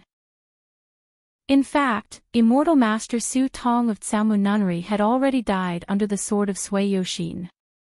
However, with the status of the Great Spring Dynasty in Tongye Continent and the identity of the Yao family, no matter who the female emperor of Great Spring asked for medicine, she would not be refused. The location of the Alliance of Peach Leaves was only a few steps away from Mirage City at the Peach Leaves Ferry. Zheng Su shook her head and said, "Immortal Master Chao, you don't know that Caomu Nunnery is already a thing of the past in Great Spring. This immortal mansion has been passed down from generation to generation. In the early years, the previous owner, Su Tong, suddenly went into seclusion and gave the position to his son. Later, when the disaster came, Caomu Nunnery secretly colluded with the beasts of the monster clan and almost opened the great city protecting array for the cultivators of Caomu Nunnery. Therefore, the elixirs of Caomu Nunnery have been lost for a long time. It's not worth mentioning that the elixirs of Caomu Nunnery have been lost. Over the years, for the sake of old General Yao, His Majesty has asked everywhere for medicine. Not to mention the Golden Peak Temple, His Majesty even sent people to the Divine Seal Peak of the Jade sect to ask for a rare elixir from Sect Master Wei. It is said that His Majesty has even sent people to cross continents to find old Immortal Lu of the Green Tiger Palace in the Baopian continent. Zheng Su saw that Chao Mo looked calm. She most likely heard about the Yao family's border cavalry when she was traveling north in Tongye continent. Zheng Su was most grateful to the Yao family for the reason that Jinhuang Mansion could rise again, so she couldn't help but say a few more words. She sincerely sighed and said, "Immortal Master Chao should also understand that whether it is an ordinary person or a pure martial artist, the so-called elixirs of Immortal Mansion have limited effects and are inevitably harmful. Usually, medicinal cuisine used to strengthen one's foundation is fine, but when it comes to treating a disease and saving a life, if you are not careful, you will end up treating the symptoms and damaging the root. Therefore, for old General Yao's health, let me put it bluntly, his time is up and he is about to pass away." However, old General Yao was able to endure to this age, close to 100 years old. Now that the Great Quan dynasty is flourishing, it will definitely rise to become one of the strongest dynasties in Tongye continent. Old General Yao can be considered to have died of old age, so I don't think he will have too many regrets. In fact, for a god of mountains and rivers who had lived for a long time and established a mansion, she was already used to seeing life and death in the mortal world. If it wasn't for her affection for the Yao family of the Great Quan dynasty, Zheng Su wouldn't be so sad. Chen Pingon clenched his fists on his knees and gently released them. After all, this young man was the most difficult swordsman to deal with on the mountain. When seeking revenge, there was rarely any overnight feud. It was not a boast that a swordsman could break all rules with one sword. Even if he couldn't kill with one sword, after 2 or 3 sword strikes, he would immediately escape with his sword and come back again. How could he guard against thieves for 1,000 days? Was it possible for an immortal sect to seal off the mountain? Not to mention the disciples going down the mountain to travel. However, if a chi cultivator wanted to seek revenge with a swordsman, it would be very troublesome. Swordsmen rarely cultivated in the mountains. Every mountain had a deep background and there were even more sword immortal ancestors. Chen Pingon said apologetically, "I didn't go down the mountain for much experience. At most, I know the rules of the mountains. I don't know the rules of the officialdom. I shouldn't have asked." Zhang Su stood up and smiled, "Don't think too much. Let's drink. There's nothing in the world that can't be settled with a pot of orchid wine. Immortal Chow, drink as many pots as you can. If you can't finish 3 pots, bring a few more along for the journey. However, I think Immortal Chow doesn't look like someone who doesn't know how to drink. It's just 3 pots. It's nothing." His Excellency Jin Huang didn't know that he had met a well-deserved senior expert when it came to persuading him to drink. However, Chen Pingon suddenly said, "My Excellency, I might have to leave the wine for now. I have something urgent to attend to and need to travel for 2 or 3 days. It's hard to say how long it will take. I'll rush back to Jin Huang Mansion as soon as possible." Zhang Su was stunned and didn't think too much about it. However, she wasn't sure if the children brought by Chow Mo should stay in the mansion or go to Pine Needle Lake. Of course, the latter was more appropriate and stable. However, if she did so, she would be suspected of driving them away. Chen Pingon smiled and said, "My disciple Pei Qian and a few other children can stay in the mansion. I'll try to come back as soon as possible." Zhang Su nodded in agreement. Even though it was the border between Daquan and North Jin Kingdom and there were undercurrents, the Jinhuang Mountain Mansion and the Songjian Water Mansion were connected by mountains and rivers. There were also 2 hidden Daquan consecrators. Even if something happened, they would be able to protect a group of foreign children. After all, regardless of the disparity in power between Daquan and North Jin, they had to firmly adhere to the principle of righteousness. Otherwise, they would lose reason with the Academy of Fu. As long as they lost the support of the Academy, everything would be over. Chen Pingon walked out of the thatched pavilion and bid farewell to Zhang Su. He tiptoed and his figure rose from the ground. In a flash, he disappeared silently. Zhang Su was shocked. She was the excellency of Earth Mountain. Not to mention the nearby ripples of spiritual qi, even the flow of qi of mountains and rivers within 100 miles was under her control. Chow Mo's departure wasn't caused by an earth immortal. If it weren't for the dust floating on the ground outside the pavilion, Zhang Su would have mistaken it for the art of concealment of a great cultivator in the upper 5 states. Chen Pingon went to the ferry first. Cui Dongshan shook his head. The answer was simple, no. Although he knew the answer, Chen Pingon still felt a little sad. Indeed, when cultivating, one had to be careful and think of what if at the same time. After asking Cui Dongshan to take care of Jin Huang Mansion, Chen Pingon stomped on the ground and left the ferry in an instant. He rode the wind and traveled to Mirage City of Great Spring alone. He was as fast as lightning, but he still concealed his astonishing aura that was supposed to be like a rainbow. Since it was the master's order, Cui Dongshan sat on the railing obediently and stared at Jin Huang Mansion and the Pine Needle Lake in the immortal's vision. Cui Dongshan took out a folding fan and looked down at the earth. He casually performed the qi observation spell. In his eyes, although it was daytime in the human world, lanterns of different sizes lit up as if they had received an edict. Some of them were swaying and were extremely blurry. Some of them were as small as mustard seeds and seemed to be extinguished by the mountain wind. Some of them were condensed and were as big as a fist. For example, the young military general of the Northern Jin Kingdom at the pavilion was unexpectedly a son of a general with martial arts fate. He also had a lot of entanglements with the Northern Jin Kingdom's emperor and the emperor of the kingdom. Therefore, as long as he didn't meet with any unexpected mishaps, he was destined to be a minister who supported the emperor of the Northern Jin Kingdom. The so-called accident was like a flood dragon entering the pond and setting off huge waves. Instead of avoiding it, it would be difficult for him to survive if he bumped into it head-on. However, judging from the young man's behavior when he met his master and senior sister, he didn't seem like a short-lived person who would die young because he cherished his fortune. On the contrary, the old immortal of the viewing sea stayed in the pavilion was more like a person who walked too freely and didn't want to live too long. As for His Excellency Jin Huang, who was like a golden lantern in Cui Dongshan's eyes, it was because of the golden body deity position and the mountain deity had moved the landscape register to the Great Spring Mirage City. Therefore, he was connected to the Great Spring Kingdom's emperor. Cui Dongshan's eyes lit up. He jumped up and stood on the railing shakily.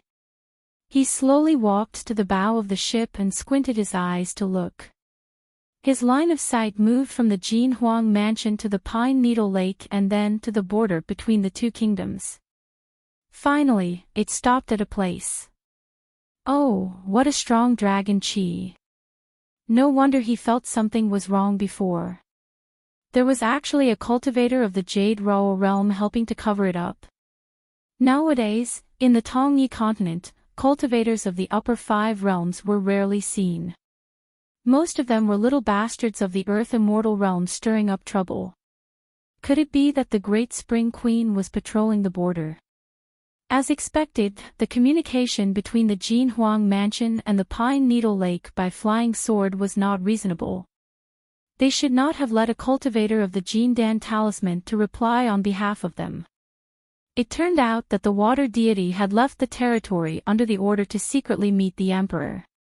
As for intercepting the flying sword and peeking at the secret letter, there was no such thing. 757. How young they were. How young they were. How young they were. The sloppy man, Yao Xianji. The woman with the sword, Yao Lingji. When they first met, one was still a young man with a bright smile, and the other was still a young girl with a sharp aura. Yao Xianji seemed a little shy. Her lips moved slightly, but she couldn't say anything suitable. She didn't want to say anything polite, but she didn't know where to start. In the end, she just kept silent. Yao Lingji was the daughter of Hu town in Zhejiang. She was more straightforward. It seemed that even after so many years of training, she still couldn't erase the edges of her personality. She looked at the man and nodded with a smile. Young Master Qin, it's indeed been a long time. Chen Pingan asked, can you bring me to see old General Yao? Yao Xianji nodded. Yao Lingji noticed that the surroundings of the Yao residence were strange. It seemed that Chen Pingan's arrival had caused a lot of commotion. It was normal. The Yao residence was no longer the minister residence of the past. The emperor wasn't in Mirage City now, and someone had barged in.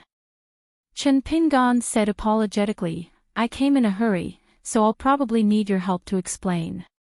Just say that someone is visiting the Yao residence and tell Mirage City not to be nervous. As for who I am, there's no need to say. Yao Lingji didn't hesitate and went to do it personally. She let her brother Yao Xianji bring Chen Pingan to visit their grandfather. Yao Xianji walked with a limp, and there was an empty sleeve. The man wanted to hide it, but it was futile.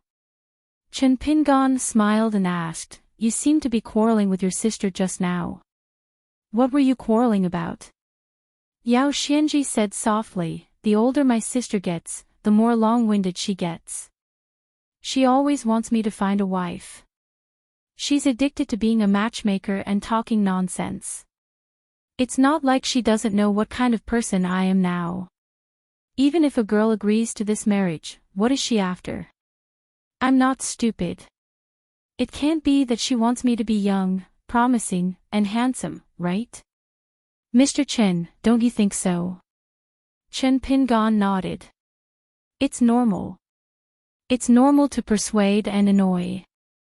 That is, unless you meet a girl you like one day, and then marry her. Before that, you should just stay put. There's no solution. Yao Xianji smiled. Mr. Chen, I look much older than you now.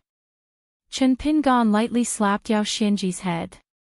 Apart from looking old, he's also famous and has quite a temper. He can even fight with the White Dragon Cave's register master in the downtown area. Yao Xianji laughed after being slapped. To the current Duke Yao, laughing without drinking was a very rare thing. In a secluded courtyard, there were two painted door gods as tall as a person pasted on the courtyard door. They had already revealed their golden bodies and were guarding the door.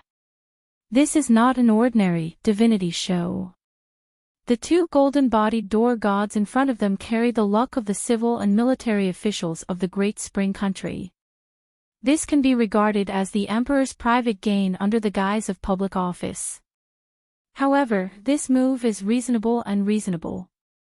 This is because the person who helped the door gods paint is a country's Kintianjian. He is holding the standard handwriting of the emperor himself. Every stroke is within the rules. Chen Pingan could tell that the person who added the finishing touch to the two door gods was a personal handwriting of a certain academy's headmaster. It was the Confucian sage's advice. Obviously, the Confucian school has a whole new level of respect for the Yao family of the Great Spring Country, from the Confucian Temple to the Academy of the First Continent. From then on, the two door gods that appeared at the courtyard door would be connected to the Great Spring Country's fate. They would be soaked in the incense of the mortal world for hundreds or thousands of years. It was the most common type of painting on the path of Shinto. Previously, Chen Pingan had already sensed the abnormality of this place. He could conclude that the old General Yao Zhen was recuperating here. The reason why he did not directly land here was because it would be too rash. He was worried that his sword chi and fist will had not completely retracted. If he was too aggressive, he would offend the old general's fate. Moreover, Chen Pingan also wanted to calm down his state of mind by the brother and sister's side. The two door gods looked at the green-robed man with rapt attention. Then, they cupped their fists and bowed at almost the same time. They looked respectful and took the initiative to make way for Chen Pingan. Yao Xianji was stunned. He thought that he would have to explain a little more before Mr. Chen could pass through the restriction. Chen Pingan cupped his fists and bowed back. He followed Yao Xianji into a room. There was a celestial incense burner on the table in the room. Purple smoke rose and the fragrance was pleasant. An old man with snow-white hair and beard was lying on the sickbed. His breathing was extremely soft. Yao Xianji's movements were extremely gentle. He helped Chen Pingan move a chair to the side of the bed, while he himself sat far away. Before Chen Pingan sat down, he took out several golden talismans from his sleeve and pasted them one by one on the door and window of the room. They were the top-grade talisman recorded in the True Alchemy works. One of them was called the Fairy Talisman. It could calm the mind and soul and reduce the influence of the long river of time. However, this talisman consumed a lot of talisman paper. The key point was that refining this talisman consumed a lot of the cultivator's mental strength. In fact, it was far more than drawing the offensive talisman. Other than the fairy talisman, there was also an almost lost ox and horse temporary rest talisman on the door. It could not stop the ox and horse from coming to the door, but it could allow the Yin underworld messenger to see the divine talisman from afar and temporarily rest for a while. It was a mysterious and ancient ritual. This kind of custom was destined to not be recorded in the celestial books that were hidden at the top of the word sect. Yin and Yang had different paths and each went their own way. It was the same principle as birds had their own paths and mice had their own paths. If a cultivator did not open the third eye or enter the upper five states, it was not strange to meet the city god or the earth god. A cultivator who went down the mountain was like a celestial being who came down to the earth to ask about the land. It was even an unwritten rule in the officialdom. However, it was extremely difficult to meet the Yin underworld messenger who was completely different from the wandering celestial beings. It was almost as difficult as a mortal teacher meeting an otherworldly item. Chen Pingan said softly, "I've made Grandfather Yao wait for a long time. However, to be honest, it wasn't easy for me to come here. Some things come without waiting for me to be prepared. It seems to rush to me without any discussion, and I can only endure it. At the same time, some things have to go, and I can't stop them no matter how hard I try. I can only endure it and can't say anything to others. If I don't talk about the grievances in my heart, it would be unreasonable to talk about it. Therefore, I want to find an elder to complain about it. I came from Jin Huang Fu to see Grandfather Yao. I must listen to a few more words. Back then, I was in a hurry to get home. This time, I don't have to rush home." The old man tried his best to open his eyes. His vision was blurry, but he could vaguely see a man who was no longer a teenager. He was still wearing a jade hairpin on his head. After coughing a few times, the old man's face actually gained some vigor. "That's right, the true Buddha only talks about ordinary things. He's still the Chen Pingan I know, but he's grown up a lot. When he was young, he suffered hardships. Either he yelled with all his might, wishing that everyone in the world could hear him, or he liked to keep everything to himself. I always felt that after a few more days, or a few more years, it wouldn't be a problem anymore." Chen Pingan nodded. The old man raised a hand and gently patted the back of the young man's hand. "The Yao family has some difficulties now. It's not about whether the world is good or bad, but about the principles. That's what makes it more difficult. For me, it's all a knot in my heart. Whether you come or not, whether you can solve the problem or not, it doesn't matter. For example, you can change your path and make Yao Jin, who is already very old, even more old. You can become a god of mountains and rivers, but you can't do it." Little Pingan. Chen Pingan nodded and said, "I can understand." The Great Spring was able to support the mountain lord of Jinhuang Prefecture, Jingsu, and the Pine Needle Lake's water deity, Lu Yorong. Jingsu's deity position was second only to the 5 mountains of the Great Spring. Lu Yorong was also a second-class river deity. Her deity position was second only to the buried river deity of the Azure Palace. This was the so-called when a man achieves the Tao, even his chickens and dogs ascend to heaven.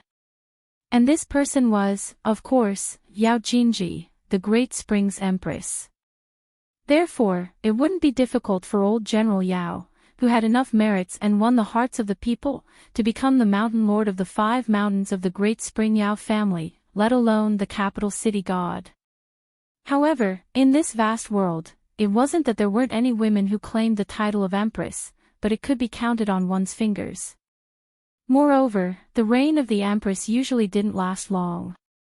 In times of chaos, whoever sat on the throne and wore a dragon robe was responsible. To be able to sit on the throne was even more of a skill. But when peace came, how could it be smooth for a woman to ascend the throne? Except for the previous emperor who lost the hearts of the people, the Great Spring Lu family had been established for more than 200 years. In fact, the other emperors of the Great Spring Lu family were all wise emperors. Almost none of them were fatuous. This meant that the Lu family still had the surname of the Great Spring, whether in the palace, on the mountain, in the Jianghu, or among the people. Therefore, old General Yao's choice of whether to become a god of mountains and rivers was actually a choice in the old man's heart, whether to change the surname of the Great Spring Kingdom from Lu to Yao. Obviously, the old man wanted to return the Great Spring to the Lu family. However, the emperor could not attend to these matters for the time being. There were many things to attend to in the military and the country, and they all needed to be reorganized. Just the matter of reforming the military system and setting up a total of 86 generals within a country's borders was enough to stir up a storm and cause much criticism. As for the selection of the 24 founding contributions, there was even more resistance. The civil and military officials who had enough military service to be selected had to fight for a place. Those who did not have enough could not help but harbor resentment. They also thought about how the emperor could change the 24 generals to 36 generals. Those who could not even make the 36 generals were not chosen. The civil officials thought about how the court could set up a few more guadukes. The military officials changed their minds and began to pick and choose among the 86 station troops. All of them wanted to be generals on the border with northern Jin and southern Qi. They wanted to have more military power and more soldiers in their hands. There were the 6 generals of Hu Road in the south, who had the potential to start another war on the border, and the 5 generals of Mahe Road, who were destined to be in charge of water transport. These were all first-class delicious cakes. Furthermore, the emperor seemed to be hesitant about whether or not to use an iron fist to control the unofficial histories. If he was not careful, the new emperor would be unkind and be cursed with a literary prison. Chen Pingan was indeed good at playing dumb. He only said, "I have plans to establish a sect in Tongyi continent. It may be a bit to the north, but in the future, it will be on the same continent as the Yao family of Daquan. We will definitely have frequent contact." The old man was confused. "You've already established a sect. Why not in your hometown, Baoping continent? Is it because you can't get along there? That's not right. Since it's already a sect, there is no reason to move to another continent to take root. Could it be that your mountain has enough military service, but unfortunately, your relationship with the Song clan is not good?" In the eyes of the old general, the fact that Chen Pingan was able to create an immortal mansion with the word clan at such a young age was already a shocking feat. It was not inferior to his granddaughter's recent success in becoming an emperor. As for the idea of a sect, the old general just took it that he was old and deaf and had misheard. Chen Pingan said helplessly, "Grandfather Yao, the location of the sect is Tongyi continent. The mountain in my hometown will be the mountain of the sect. There is no need to move." The old man was in high spirits and his dejection was swept away. He was very pleased, but he pretended to be angry and laughed. "Brat, who would have thought that the older you are, the more arrogant you become? What, are you trying to fool me with this nonsense? Seeing that Jinji is now the emperor, you want to take advantage of her. Back then, you looked down on the Yao family's daughter. Now, you finally have your eyes on a female emperor. Good, good, good. If that's the case, I won't have to worry about it. Jinji has a high standard. You are one of the few people of the same age who can catch her eye. However, things are different now. Jinji's ambition is much higher than before. She has seen many strange people and earth immortals. I reckon it will be much harder for you to succeed compared to before. That stubborn young consecrator will not let you succeed so easily." "Xianji, what is that person's name?"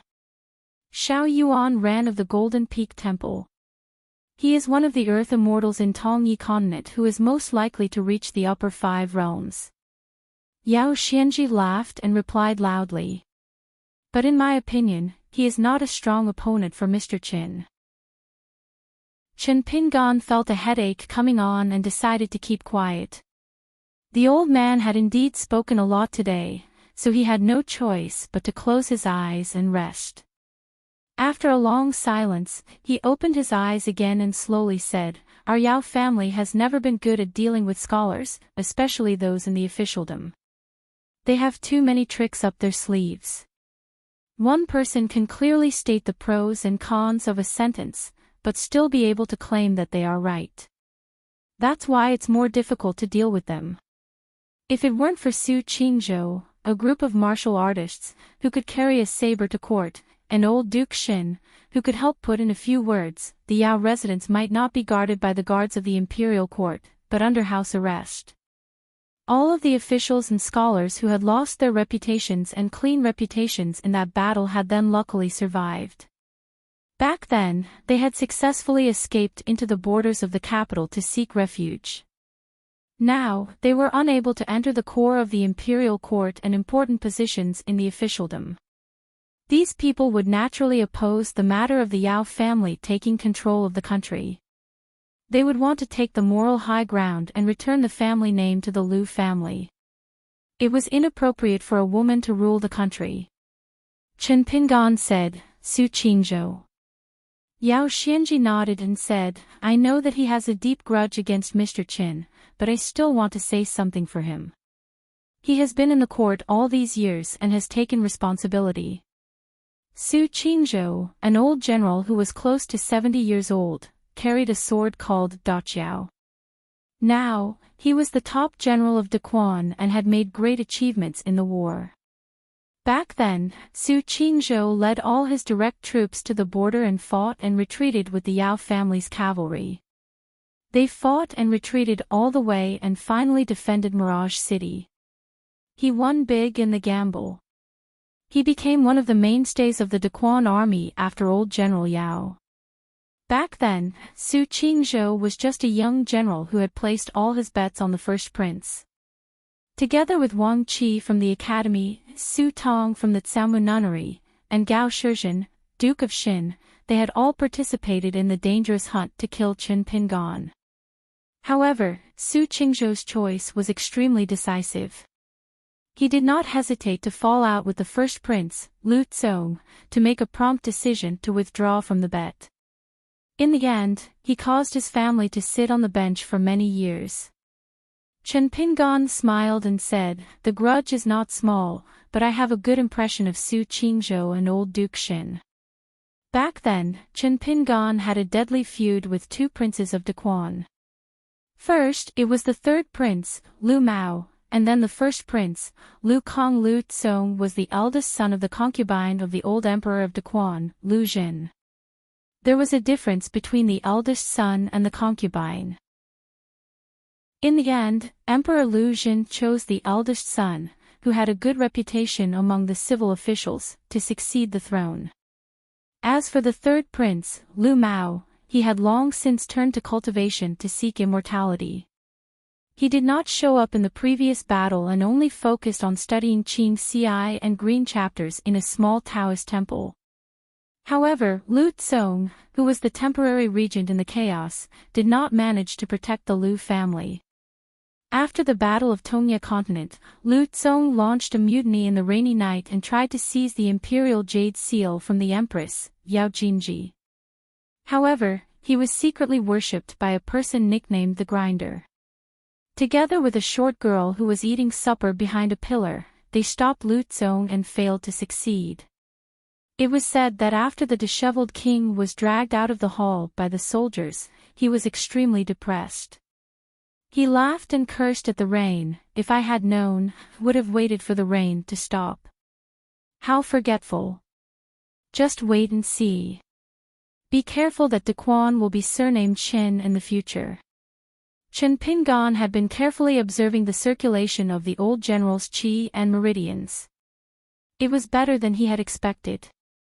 Although it was just the last radiance of the setting sun, there seemed to be some subtle changes in the Great Spring State.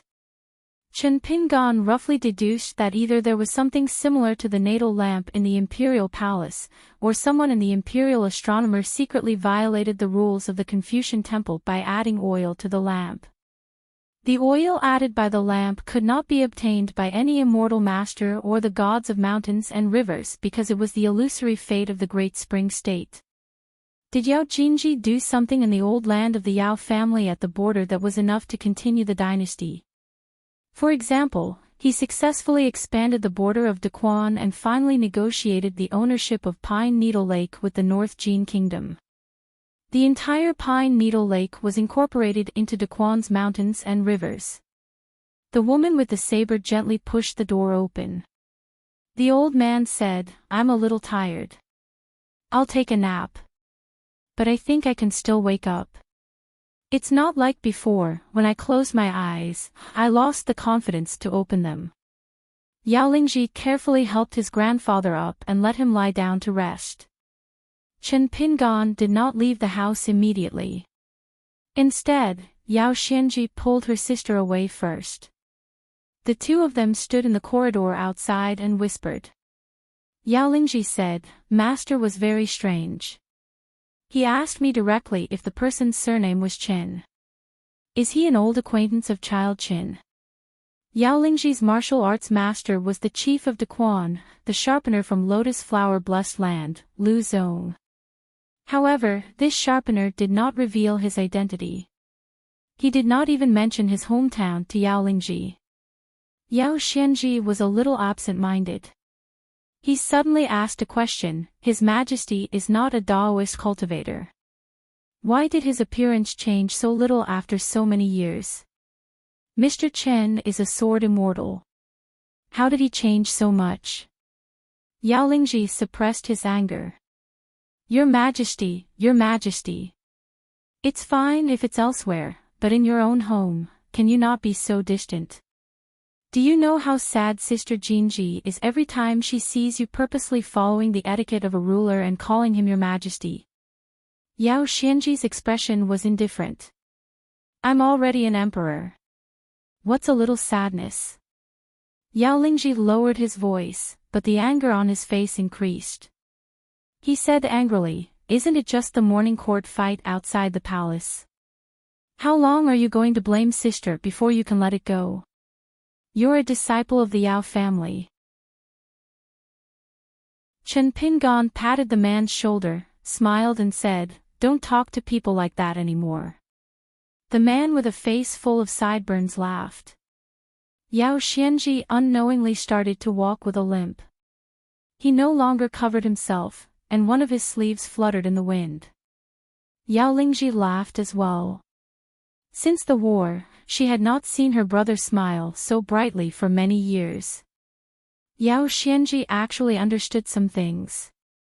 It was just that he did not want to understand them. It was as if he could do something even if he was insensible. Once he became sensible, he could not do anything. Therefore, no matter what Yao Jinji, who was already the emperor, said to him, or Yao Lingji, who he had always regarded as his sister, said to him, Yao Xianji would not listen. Otherwise, he would feel even worse. The three of them left the courtyard and returned to Yao Xianji's residence. Yao Lingji hesitated for a while, then said to Chen Pingan, "Young Master Qin, I have a master who has been a consecrator in Great Spring's capital for many years. He is a martial arts grandmaster. He seemed to have seen your figure earlier, so he immediately rushed over and asked if the guest's surname was Qin. I did not answer, but my master might have noticed something, so he asked me to pass on a message. He said that he knows Mr. Zhong. Back then, he even fought against Sword Immortal Yu together with Mr. Zhong." Chen Pingan nodded and said, "I am indeed old acquaintances with Miss Yao's master. If there is nothing taboo in the residence, I can be a little more arrogant and ask him to come over to the Yao residence to catch up." Yao Lingji said, "Then I will call my master over." Chen Pingan asked, "Is the buried river goddess in the aquamarine palace now?" Yao Xianji smiled and said, "No. Our water goddess Golden Body is mostly shattered. She says that she is too ashamed to be the water goddess, but she refuses to go to the aquamarine palace.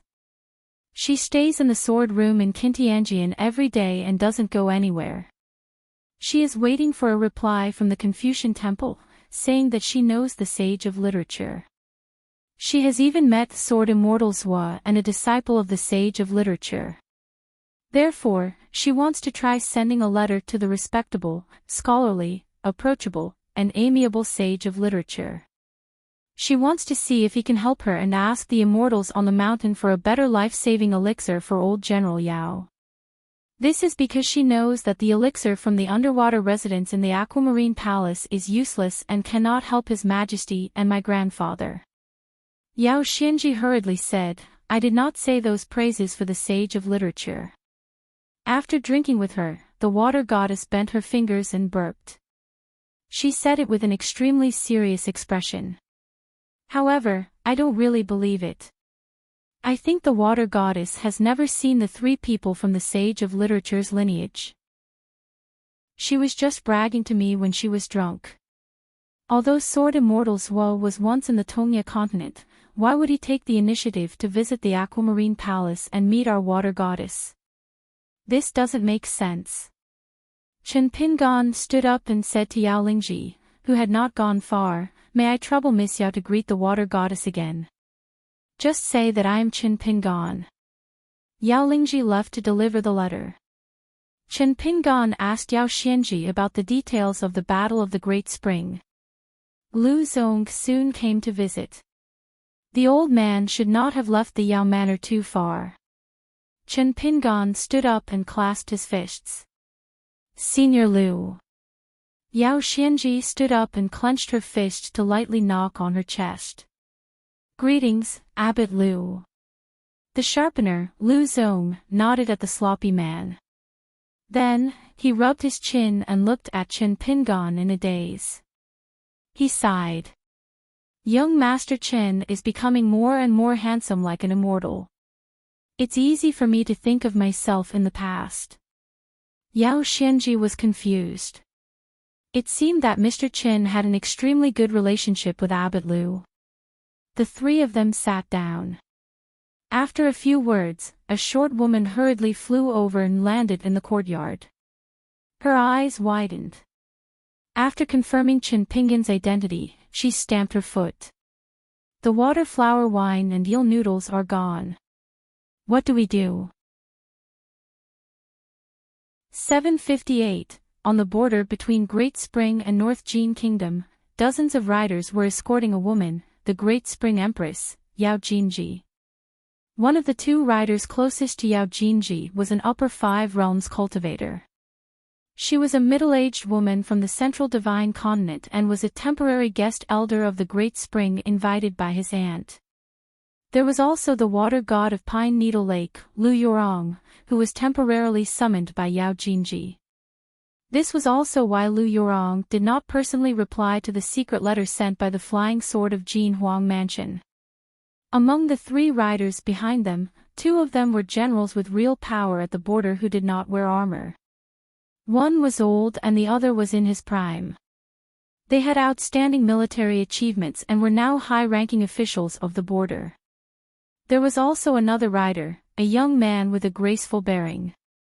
He wore Daoist robes and had a golden crown on his head. He was Xiao Yuanran, a Daoist high truth from the Golden Apex Monastery. He was a young golden pill expert, and even more so, the one who pulled the strings behind the scenes of the Peach Leaf Alliance. Xiao Yuanran and his master, Daoist Baozhen, had known the Yao family at the border for a long time. If it was not for Lu Zong, Xiao Yuanran could have become the chief of the Yao family of Great Spring. Dozens of riders bypassed the rebuilt Hure town. Anyway, there were only a few yellow mud walls and the government office was like a haystack. It was as sloppy as before and it was not difficult to rebuild it. Only the inn outside Hure town was left with broken walls and ruins. Yao Jinji stopped her horse and did not move forward. Her Majesty, who was 40 years old but still beautiful, did not withdraw her gaze for a long time. In the past, there was her aunt, Junyang, who was a shopkeeper, the third master who was a cook, the little cripple who was a waiter, and the academy's gentleman, Zhong Kuwei, who had been an accountant for a long time. Yao Jinji sighed faintly. Things were still the same, but people had changed. Xian Ji seemed to have become an impulsive young man after leaving the border and the battlefield. However, how could she rest assured that the position of magistrate in the capital city would be given to others? The children and Lingji now knew how to address her as Your Majesty. They no longer called her Auntie in their childish voices. They had grown up and were sensible. However, she was not happy. She still preferred the two children who liked to wipe their saliva with the sleeves of her dragon robe. In the end, the cavalry went to a difficult place. Yao Jinji stopped her horse at the top of a hill and squinted her eyes. It was as if the river of time was flowing backward and she was witnessing a thrilling battle with her own eyes. Back then, it was here that there was a sinister attack on the Yao family. There were only two assassins. One was a sword cultivator, and the other was a martial artist wearing the Du armor. Both of them relied on a flying sword and their master realm to kill people like they were cutting grass. Their methods were extremely cruel. In the early years, everyone thought that the two assassins were mountain killers hired by the North Jin Kingdom to make the Yao family lose their backbone. Later, it was proven that the two assassins were indeed in high positions in the North Jin Kingdom. One of them was even on the official road of the North Jin Kingdom to the Jin Huang mansion. However, at that time, Yao Jinji felt that it did not make sense. In the North Jin Kingdom, there was no need for the former emperor to do this. At that time, her grandfather was about to rush to the Mirage City to be the Minister of War. He could be considered to have retired. The spies of the North Jin Kingdom must have known about their methods. However, Yao Jinji did not dare to think further. Sometimes, she had to assume that if Lu Mao, who had been sneakily practicing some immortal magic and calling himself Daoist Long Zhou, became the emperor, the Yao family's reputation in the history books of the Great Spring Dynasty, and the benefits that the Yao family's descendants could get, would be better, and their official titles would be bigger and more numerous. As for whether there would still be people with the surname Yao in the Duke's mansion after several generations, Yao Jinji was a weak woman. What could she do? The Lu family had established the country for 200 years. In the end, there was only the Duke Shen's mansion left. Yao Jinji narrowed her pair of charming peach blossom eyes. As for the vassal Prince Lu Tsong, forget it. This person pretended to be crazy in the water prison and could not last for more than a few years. Back in the palace, this bastard Lu Tsong could be said to be extremely arrogant. If Yao Lingji had not been with her all the time, Yao Jinji could not imagine how miserable she would be in the end. That would not be as lucky as a few filthy palace secret books that were circulated in the streets. After getting off the horse, Yao Jinji held the reins with one hand and was silent for a long time.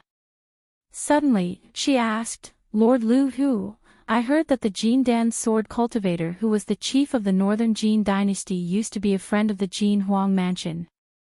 Lu Yurong, who inexplicably became the water god of Pine Needle Lake, was naturally timid.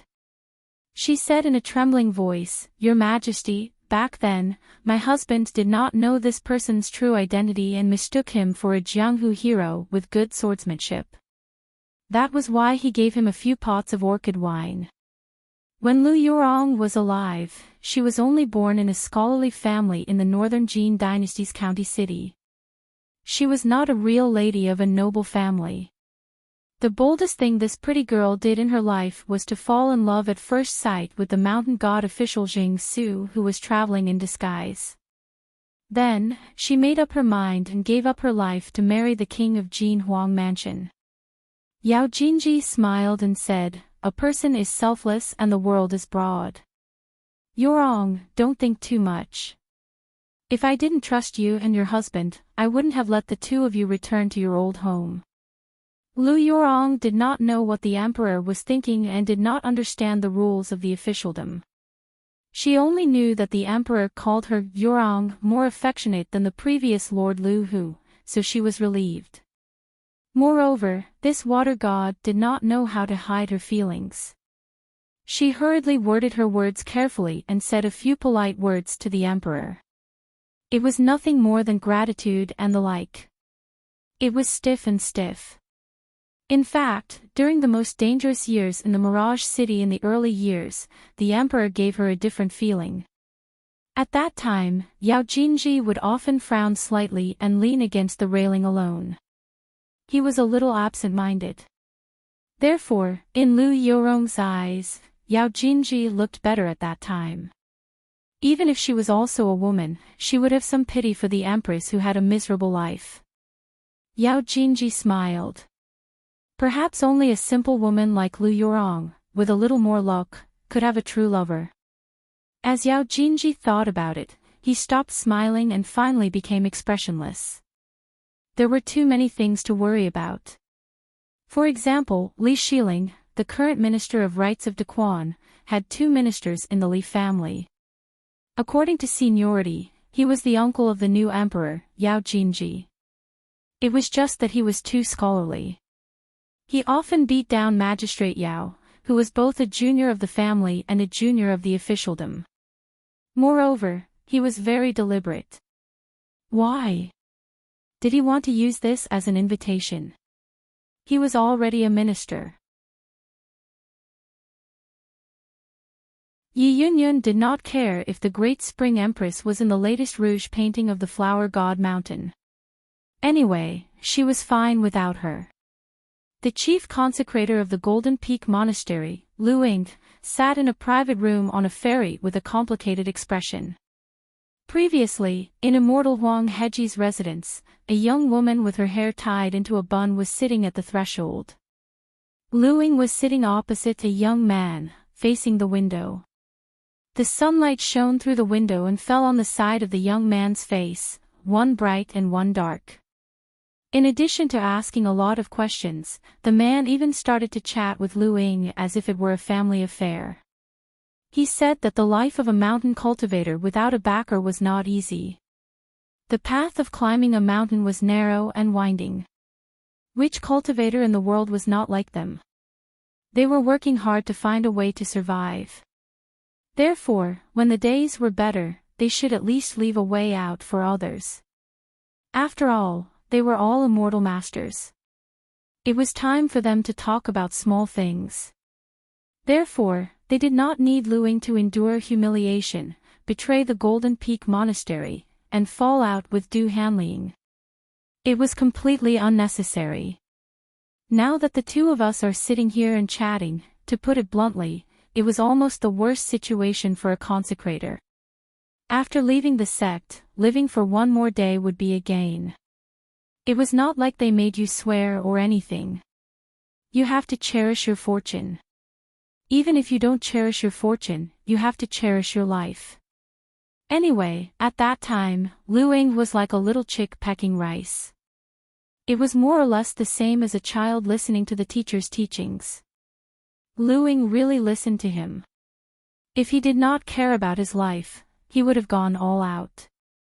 Of course, the young man with an amiable expression and a faint smile had been playing with a dagger in his hand. The flashing light of the dagger was also a more important reason. In a secret water prison in the Mirage City of the Great Spring capital, a man with disheveled hair and filthy body was in the prison. The stench in the prison was overwhelming. The former Great Spring Kingdom protector prince had fallen into such a miserable situation.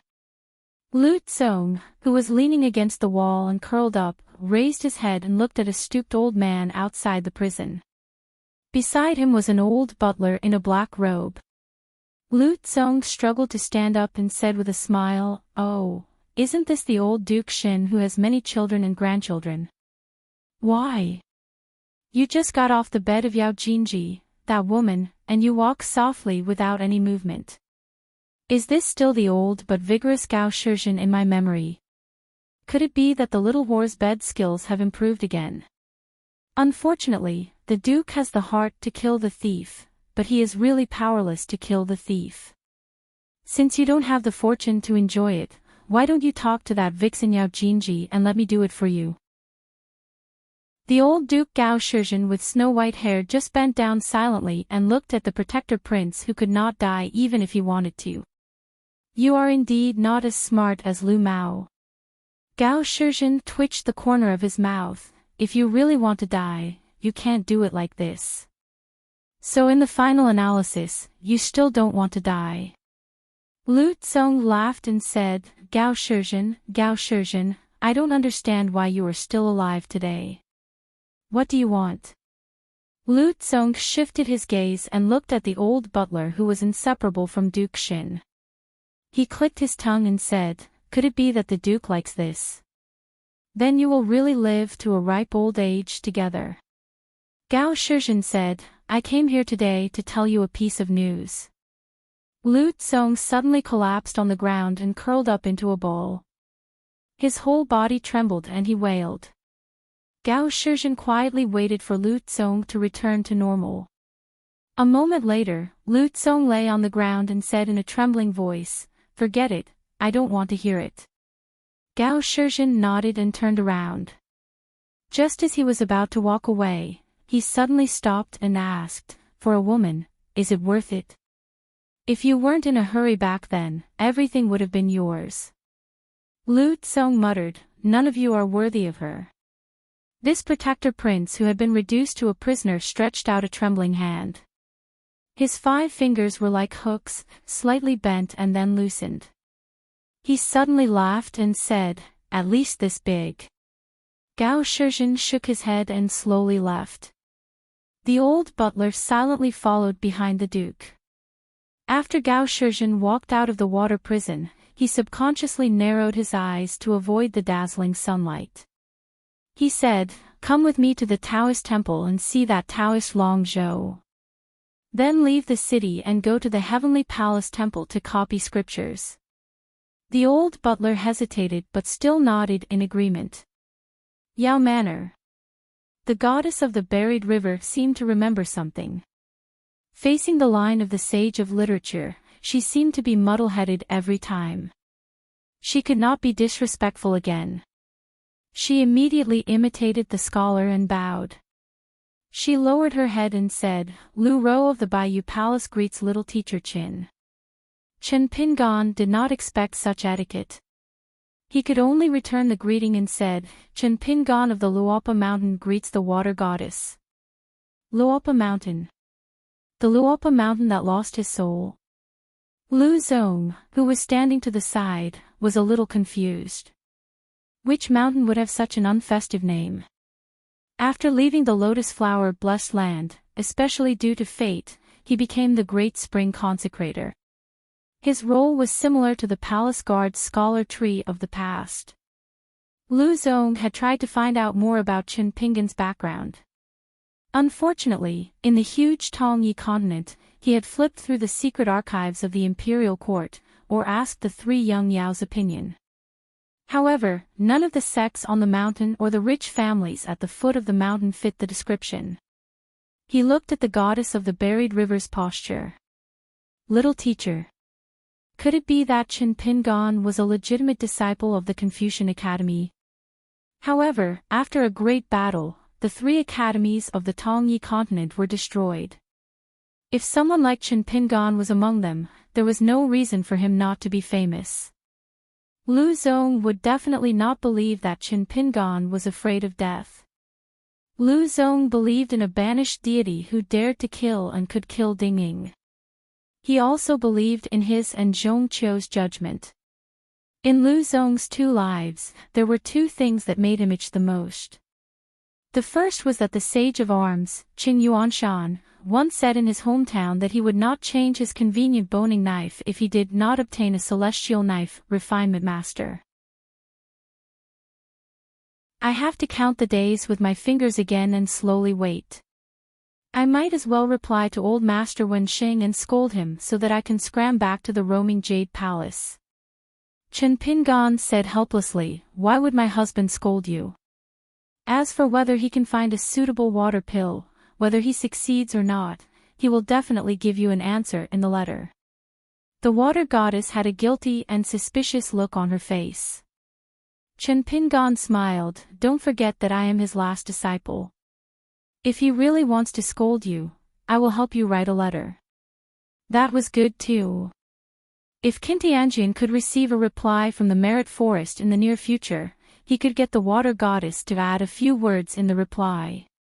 According to Jiang Shangjin and Cui Dongshan, the teacher was now at the Merit Forest and had not cared about the affairs of the world for many years. She felt relieved at first, then she said in annoyance, "Little teacher, you were the first to be a guest."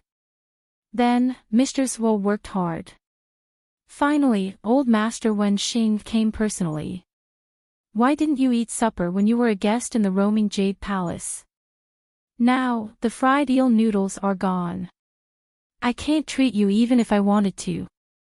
I had already plundered all the water flower wine back then and there wasn't even a jug left. It's troublesome to brew it. Can it be brewed for 3 to 5 years be considered wine? Without a cellar of 100 years, how can it be called aged wine? How can I have the face to entertain little teacher and old master Wenxing? Seeing that the little teacher was in a daze, the water goddess felt even more guilty. Alright, it would be difficult for the roaming Jade Palace to trick the teachers of the Wenxing lineage to be guests. Chen Pingan quickly snapped back to his senses and smiled. As long as it's water flower wine, it's fine. It's a few years or decades old. I don't care about that. As for the eel noodles, I won't force it. Water goddess, let's sit down and talk. No one would dare to eat a bowl of eel noodles and half a bowl of chili peppers. This was similar to the logic of Qi refinement warriors drinking at the table. They could tolerate a small bowl of red eel noodles, but how could they eat a basin? To eat or not to eat? What was the matter if they ate or not? Therefore, it was wise to be polite to the end and not eat. Chen Pingan knew that his senior brother did not like to drink. As for his senior brother's inability to eat spicy food, Mr. had said it in the wine shop back then. Alliance had once been naughty. He gave Zhuo a bowl of a clear soup at the dining table and said that since he did not drink, he would use the soup to replace wine. If that was not generous, it would not make sense. In the end, Zhuo did not think much and raised the bowl to drink it. Indeed, he finished it in one gulp. It was said that it was so spicy that senior brother's face turned red. He stood up and stomped his feet, almost rolling on the ground. Therefore, third senior brother Lu Shilu chased Alliance for a few streets back then. Only roaming Jade Palace. If it were other immortal cultivators, they would dare to hold a big bowl of eel noodles and ask Zhuo if they wanted supper. Otherwise, it would be a real battle with Zhuo. They took their seats and passed by the Great Spring Dynasty's Chen Pingan, the buried river god Lu Rou, the capital's magistrate Yao Xianji, the Great Spring's chief consecrator Lu Zong, and his direct disciple Yao Lingji. The sharpener Lu Zong had a look of realization. Good fellow, so he was the direct disciple of the Confucian Wen Xing. Wasn't he the great sword immortal's junior brother? Tong Yezhou was full of admiration for the great sword immortal's Hua. Everything made sense now. Lu Zong was aware of the Confucian Wen Xing's encounter and the fall of the Confucian Wen Xing's lineage.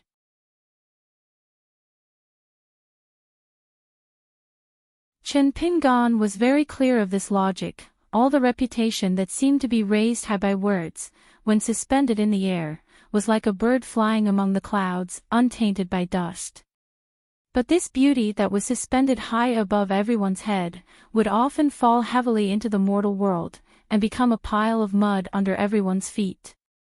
Many people would even step on it when they passed by, and casually said 1 or 2 words. If the sage of literature's lineage had disciples all over the world, then this hidden trouble would be unknowingly shared. But in reality, this wasn't the case. It could even be said that it was the opposite. In the sage of literature's branch, teacher had too few direct disciples. And Cui Dong once said that Chen Pingan didn't need to think too much about the matter of using articles to establish one's reputation. Make contributions. If the world was at peace, from now on, what contributions could Chen Pingan make? Leader. Chen Pingan didn't even think about it. From the day he established his sect, Chen Pingan didn't think that he would become a Taoist. Since this was the case, it meant that Chen Pingan's identity, whether it was the last disciple of the sage of literature's branch, or the last hidden official of the Great Wall of Sword Qi, once the truth came to light, it would be a double-edged sword that would wear away the hearts of countless people. In fact, it was the same scene of melting snow.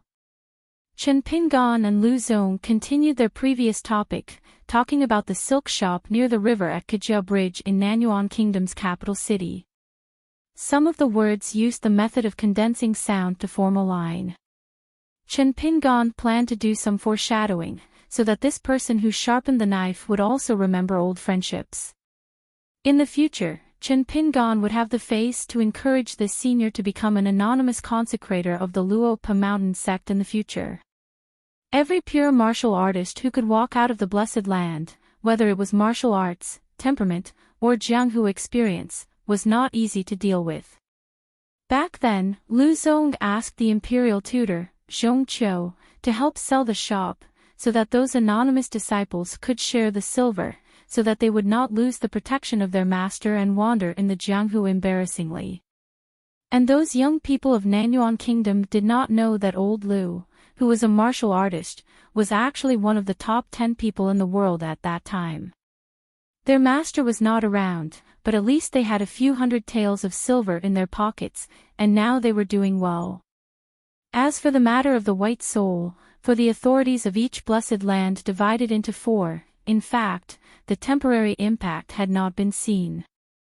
When they realized this, martial artists needed to reach the Jinshan realm, and Qi cultivators needed to reach the Jindan realm.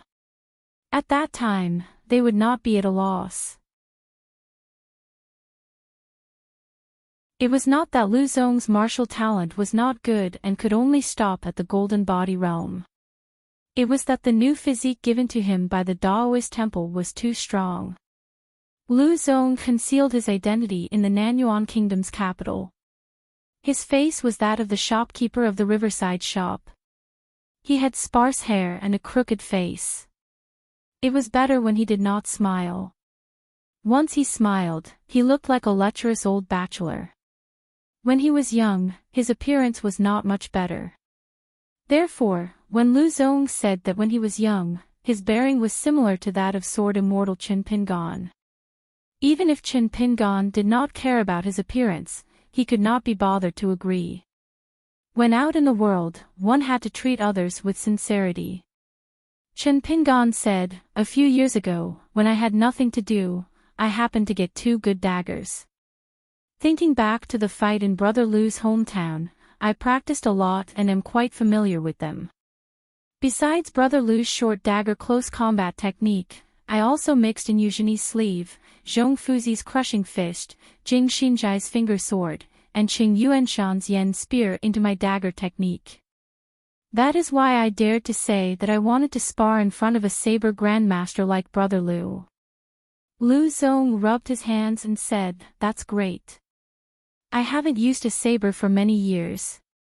I'm afraid I'll be rusty and embarrass myself in front of Brother Qin." Lu Zong was afraid that he would lose face in front of the direct disciples. After all, the fist was afraid of the young. If they were to exchange a few dozen moves, it would still be acceptable for either side to win or lose. But if Sword Immortal Qin had only been practicing the saber for a few days and didn't know when to stop, Lu Zong didn't think that he would have any chance of winning if Sword Immortal Chen Pingan, who was young and impetuous, ended up treating him like Ding Ying. Chen Pingan shook his head and said, "I only wanted to ask Brother Lu for some saber techniques. Actually, I was too arrogant to say that I wanted to spar." The old man glanced at Yao Lingji's saber. He was indeed tempted by the idea of a spar. The sharpener, Lu Zong, was a martial arts fanatic to begin with. Furthermore, During that fight with Qin Pingan, he was not satisfied and ended up with a draw. After that, he was bullied by Yu Zhini, who cultivated immortal techniques, which made Lu Zong even more aggrieved. His direct disciple Yao Lingji's saber had a great origin. It was made of wood and wrapped with a yellow silk ribbon. The handle and guard were made of copper and gold-plated leaves. It was extremely heavy and the handle was embedded with red coral and lapis lazuli. The scabbard was also made of wood and covered with a layer of green shark skin. There were 2 copper and gold-plated hoops. They were all made by the Great Spring Workshop. This was a famous spring that had been kept in the Great Spring's secret vault for 200 years. Although its name was a bit coppery, it was a genuine treasure.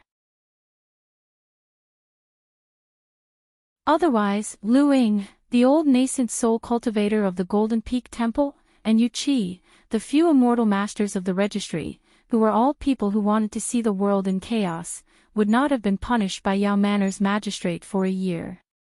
This was Yao Xianji's residence, and the magistrate of the capital city had a lot to talk to Mr. Qin.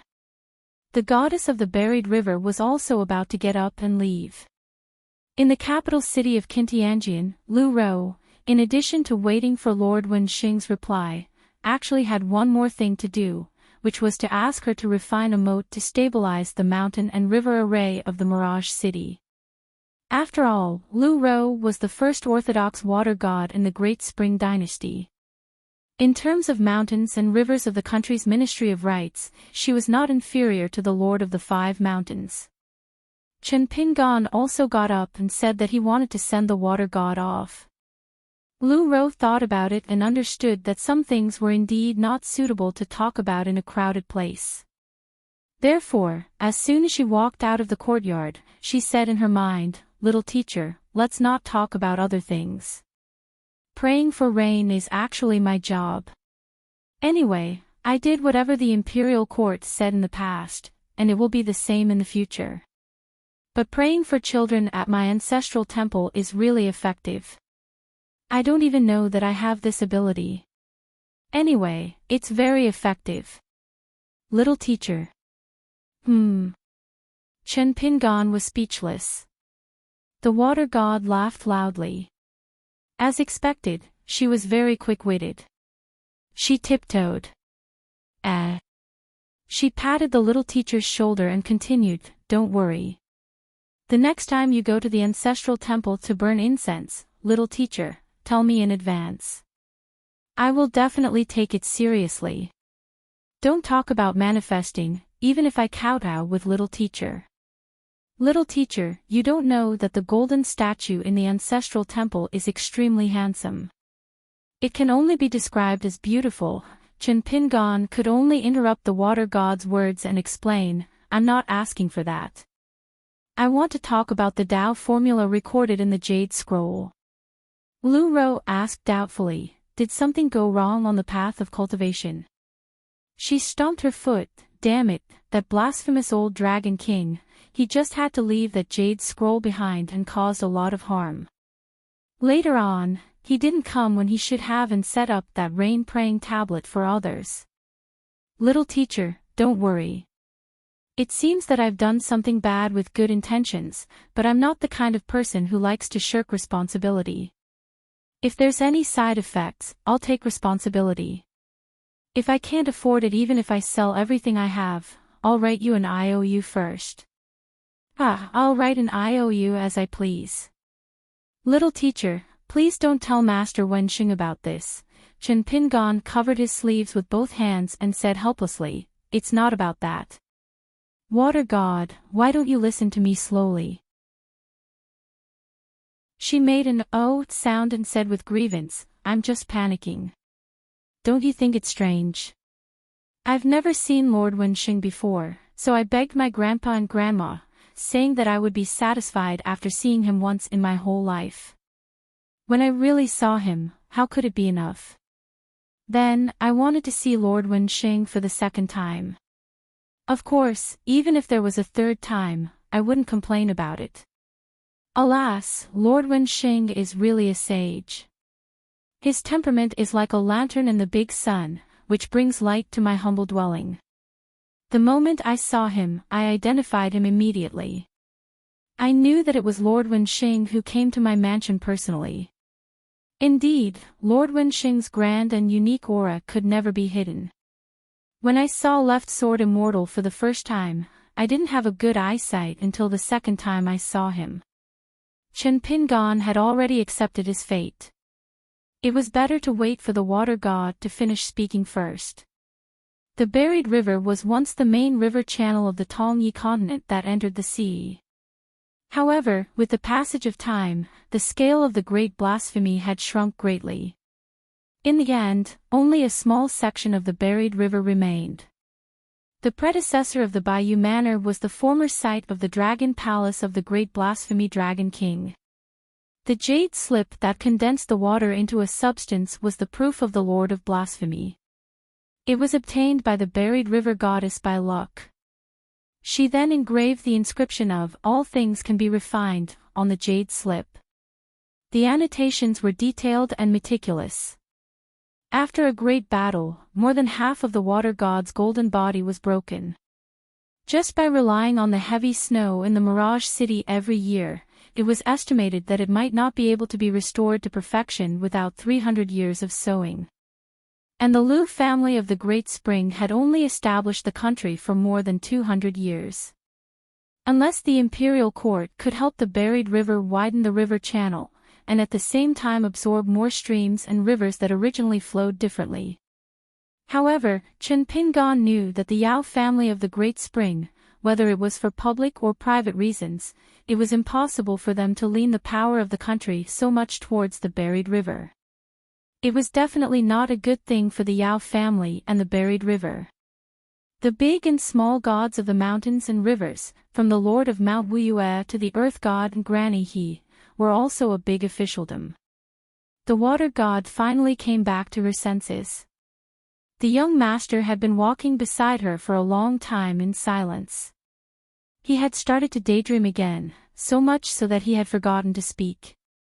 When she stopped talking, Chen Pingon finally said in his heart, "Back then, the water god gave me both the jade slip and the Tao formula. The benefits were so great that it was beyond my imagination.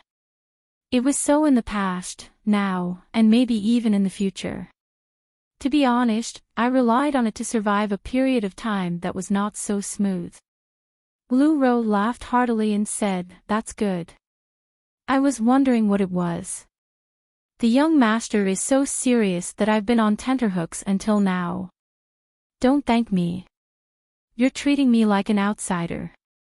We're not close." Chen Pingon felt even more helpless. There were some truths that could not be said now. However, with the water god's temper, she really did not take the jade slip seriously.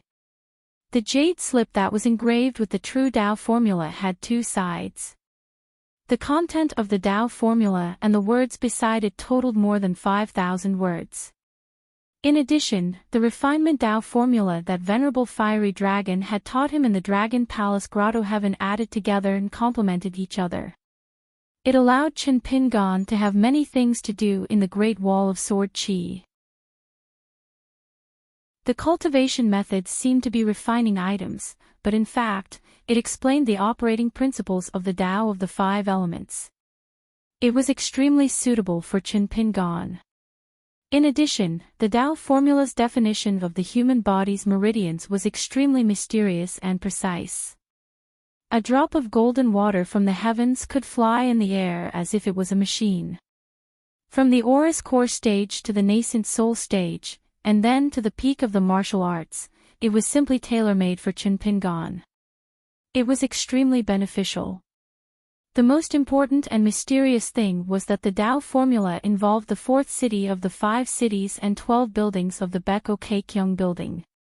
The person who obtained the jade slip only needed to deduce slightly and would be able to discover that it contained 4 paths. Each path could allow one to have a chance of ascending to the heavens of the upper 5 realms. Furthermore, one would not be led astray and one's Tao heart would not be easily disturbed by one's mental demons. Of course, the mental demons were still there. It was impossible for them to disappear into thin air. However, the power of the mental demons decreased sharply, as if they had been suppressed by the Tao formula. This was the so-called turning the four heavens into coolness and sweeping away the heat of the world in the Tao formula. It made cultivators feel as if they were in a cool and refreshing place. The mental demons were excluded. If they wanted to cause trouble, it was as if they had to break through a small world that was guarded by a saint. If a chi refinement warrior at the nascent soul stage faced the mental demons, it was as if a nascent soul stage cultivator was facing a pure jade realm cultivator. Then, with the protection of this Tao formula and the heavenly official of the Taoist sect as the door god who guarded the door for the chi refinement warrior, it was equivalent to pulling an unparalleled mental demon back to the nascent soul stage. Chen Pingan roughly explained the situation. Lu Ro was confused. Then, she was a little embarrassed and said honestly, "There are 4 paths to ascension to heaven hidden in the jade slip." So many. Why didn't I know? I thought that there was only one step to immortality. It was just like a Confucian sage who had written a book that had been interpreted countless times by later generations. In the end, the sage, who did not think too much when he picked up the brush, was stunned by the interpretation books. Chen Pingan raised his hand and rubbed his glabella. He said, "It's fine if you don't know, goddess water god. Anyway, what I mean by saying all this is that this gift is too heavy. It's so big that I can't repay it." Lu Ro waved her hand. "You're too polite. You're distant. Good things are not afraid of being late. You don't mind it too much. Otherwise, you'll lose some of your heroism." Although she said that, when the water god walked, she raised her head high and looked very heroic. Chen Pingan said, "I have a suggestion. Goddess Water God, you can use this Tao Sutra to make a deal with an immortal family that is pleasing to the eye. For example, with the Jade sect's Divine Seal Peak, the Cloud Cave Blessed Land, the Fuyao sect, and Taiping Mountain, which will continue the incense of the Ancestral Hall in the future. If you think that a girl can't marry into 2 families, I personally suggest that you sell her to Jiang Shangzhen of the Cloud Cave Blessed Land." As for Taiping Mountain, he still had to wait for 70 to 80 years. The water god would most likely be embarrassed and would do it for him. However, it would definitely be a favor to the Green Touring Palace. He would only send a message to the future mountain master of Taiping Mountain. This Tao Sutra was suitable for every earth immortal. Regardless of whether it was the immortal master of the archives or the cultivators of the mountains and lakes, no matter how tough their Tao hearts were and how they were not moved by external objects, they would still be overjoyed. They would have 4 more chances to ascend to heaven for free. It was as if they had the protection of the heavenly official of the Tao sect to help reduce the influence of their mental demons. Who would not be happy? It was also coveted by any sect with a deep foundation. The reason was very simple. A sect had enough earth immortals. As long as there was an earth immortal's path of cultivation, it was the path of the 5 elements. For example, Chen Pingan, or the black-robed scholar from the Chongxian Bureau of the North Continent, cultivating this sutra would yield twice the results with half the effort. Even if there were none for the time being, the sect could specially open up this path for the direct disciples of the Ancestral Hall with the best qualifications. If the cultivators carefully and patiently cultivated, coupled with the sect's meticulous nurturing and careful protection, then in the next 100 or 1,000 years, the number of earth immortals and even the upper 5 realms would be far more than before. If he had to meet old General Yao on this trip to the capital of the Great Spring, he would either have to make a trip to the Jinhuang mansion first and then pay a visit to the Green Touring Palace, or Chen Pingan would have to thank the goddess of the buried river. Chen Pingan was able to decide early on to open up a subsect for the Luopa Mountain and finally chose the location of the Tongya continent. This jade scroll was of great merit. There was no hurry to name the subsect. When it came to naming, it was his forte. There were too many good names, so it was more worrying. As for the subsect's first sect master, it would be Chao Qinglang. Cui Dongshan and Pei Qian might need to come to the Tongya continent to help Chao Qinglang. Chao Qinglang was very likely to be the youngest sect master in the history of Haoran world, or one of them. In addition, the sword cultivator Cui Wei, who was already in the nascent soul realm, and of course, the sword cultivator Sui Yuyu, who was still in the golden core realm, would come from the Luopa mountain to settle down. If Great Sword Immortal Mi was willing, he could also come to the Tongya continent. After all, the subsect was closer to the Cloud Cave Blessed Lands Mount Huashan. However, other than Chao Qinglang, the subsect master, whether the others would leave the Luopa mountain depended on their own wishes. Chen Pingan told Jiang Shangzhen that the Luopa mountain was not a place where one person's words were spoken. In fact, it was not empty words. Lu Ro shook her head vigorously. Sell my hammer. If I don't sell it, the item that I give away will not be mine. Although that old sect master Jiang can indeed be considered an old hero, if it were other things, I would be happy to be able to befriend him. But if it's business, forget it. I don't like it. Friends who rely on business won't last long. If you want to do business, the Jade Scroll and Dao Manual will belong to you. Go and do your own business. If you need to earn money, earn it. Don't delay it. Don't be afraid that I will think too much. I can't trust anyone, but I can trust you. Let me say this first. No matter if it's one or a few transactions, it has nothing to do with me or the Jade Palace. Otherwise, you won't be able to eat water flower wine and eel noodles in the future. Then I will listen to the water goddess. Chen Pingan sighed. He folded his hands in his sleeves and walked slowly. He did not speak anymore. Back then, when he was traveling the Jade Palace, he drank too much and boldly sat down to discuss the Tao. He said that the order was more because the water goddess had studied the teacher's knowledge for many years and finally attained the golden body. One drink and one peck. In the early years, she taught the Tao half-heartedly in the Jade Palace. In the end, she gave Chen Pingan several times to the upper 5 realms.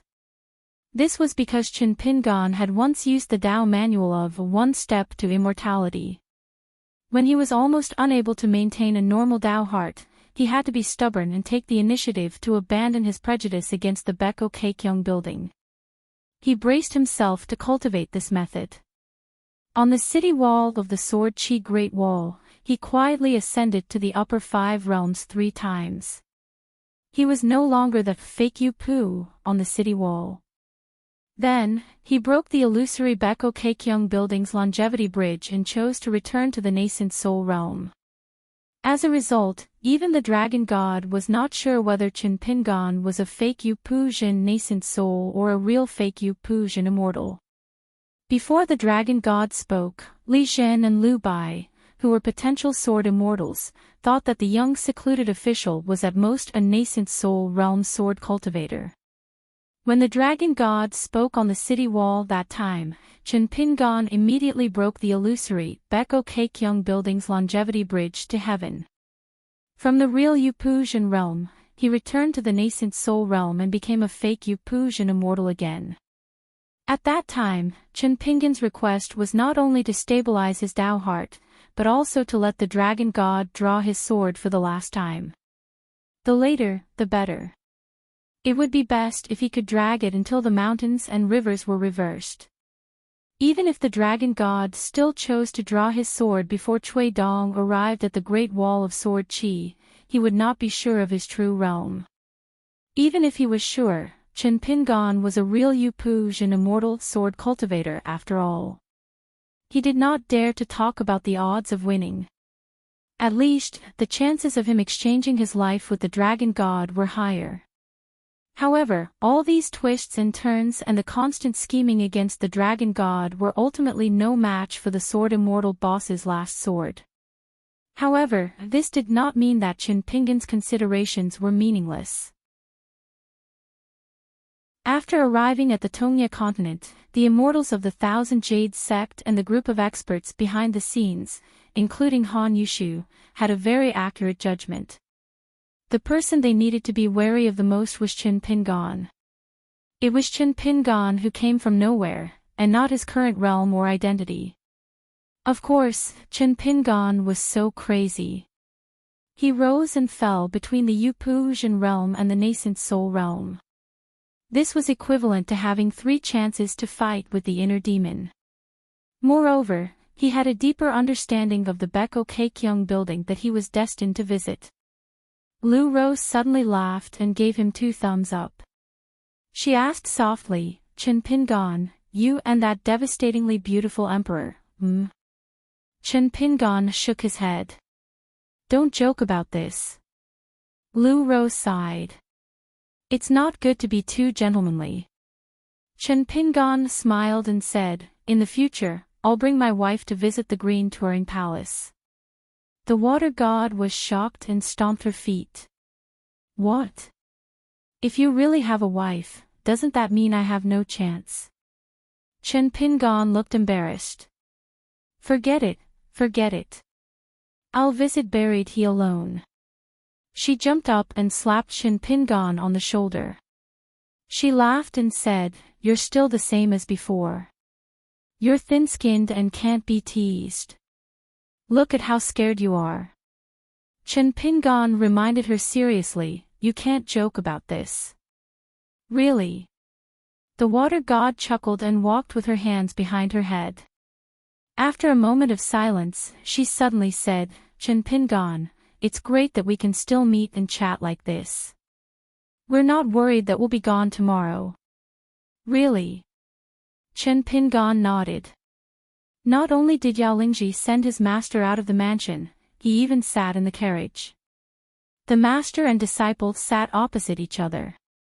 Lu Zong asked, is there something on your mind? Yao Lingji shook his head and smiled. I've reunited with my benefactor. This benefactor happens to be my master's old friend. What could I have on my mind?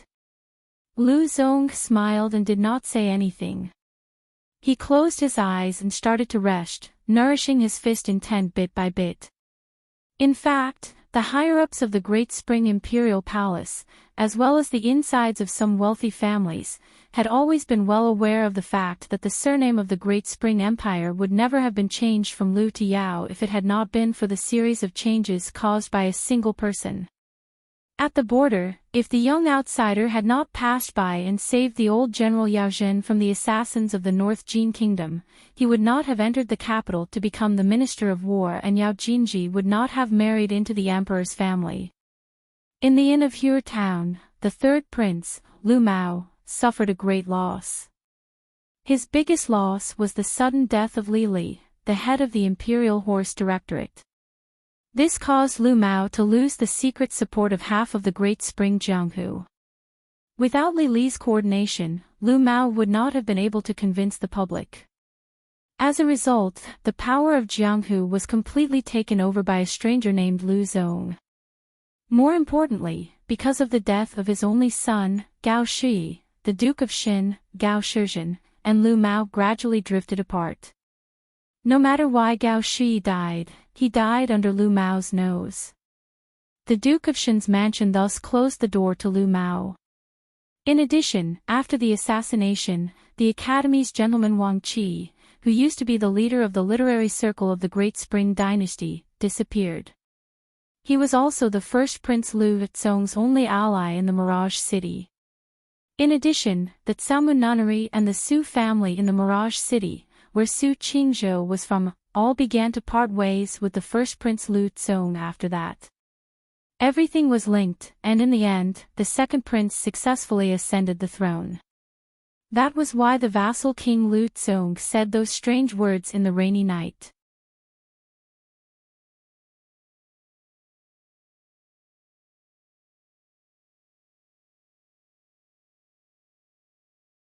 Cui Dong's hard questioning would cause Chen Pingan to fall into a desperate situation, but it would definitely not cause Chen Pingan to die. Therefore, on the trip to Tongya continent, there would be a Jiang Shangjin and a self-cultivator on Taiping Mountain. If Chen Pingan arrived at Tongya continent and still did not ask about it, he would directly pass by Taiping Mountain, Jinhuang Mansion, Bayou Palace and Daquan Mirage City. Then, Han Jianshu of Wanyao sect, Immortal Han Yushu, Dharma astronomical phenomenon of Jinding Mountain View Mountain Formation, Goddess of the Burying River, Old General Yao, Lu Ying, and Yao Lingji would all miss it. Chen Pingan was distracted by his thoughts as he practiced his stance. He even muttered to himself, everything can be refined, everything can be solved. Yao Xianji looked at Mr. Qin who was practicing his fist techniques and felt that it was a pity that the handsome Mr. Qin was not his brother-in-law. In the Daquan dynasty, the most senior duke, Gao Shizhen, was now old and clumsy. After a trip to the small Taoist temple, a carriage drove out of Mirage City and headed to the Heavenly Palace temple outside the city. At dusk, dark clouds covered the sky. When the carriage arrived at the gate of the ancient temple, there were signs of rain. The old butler was the coachman. He carried an oil paper umbrella on his back and helped the Duke get off the carriage.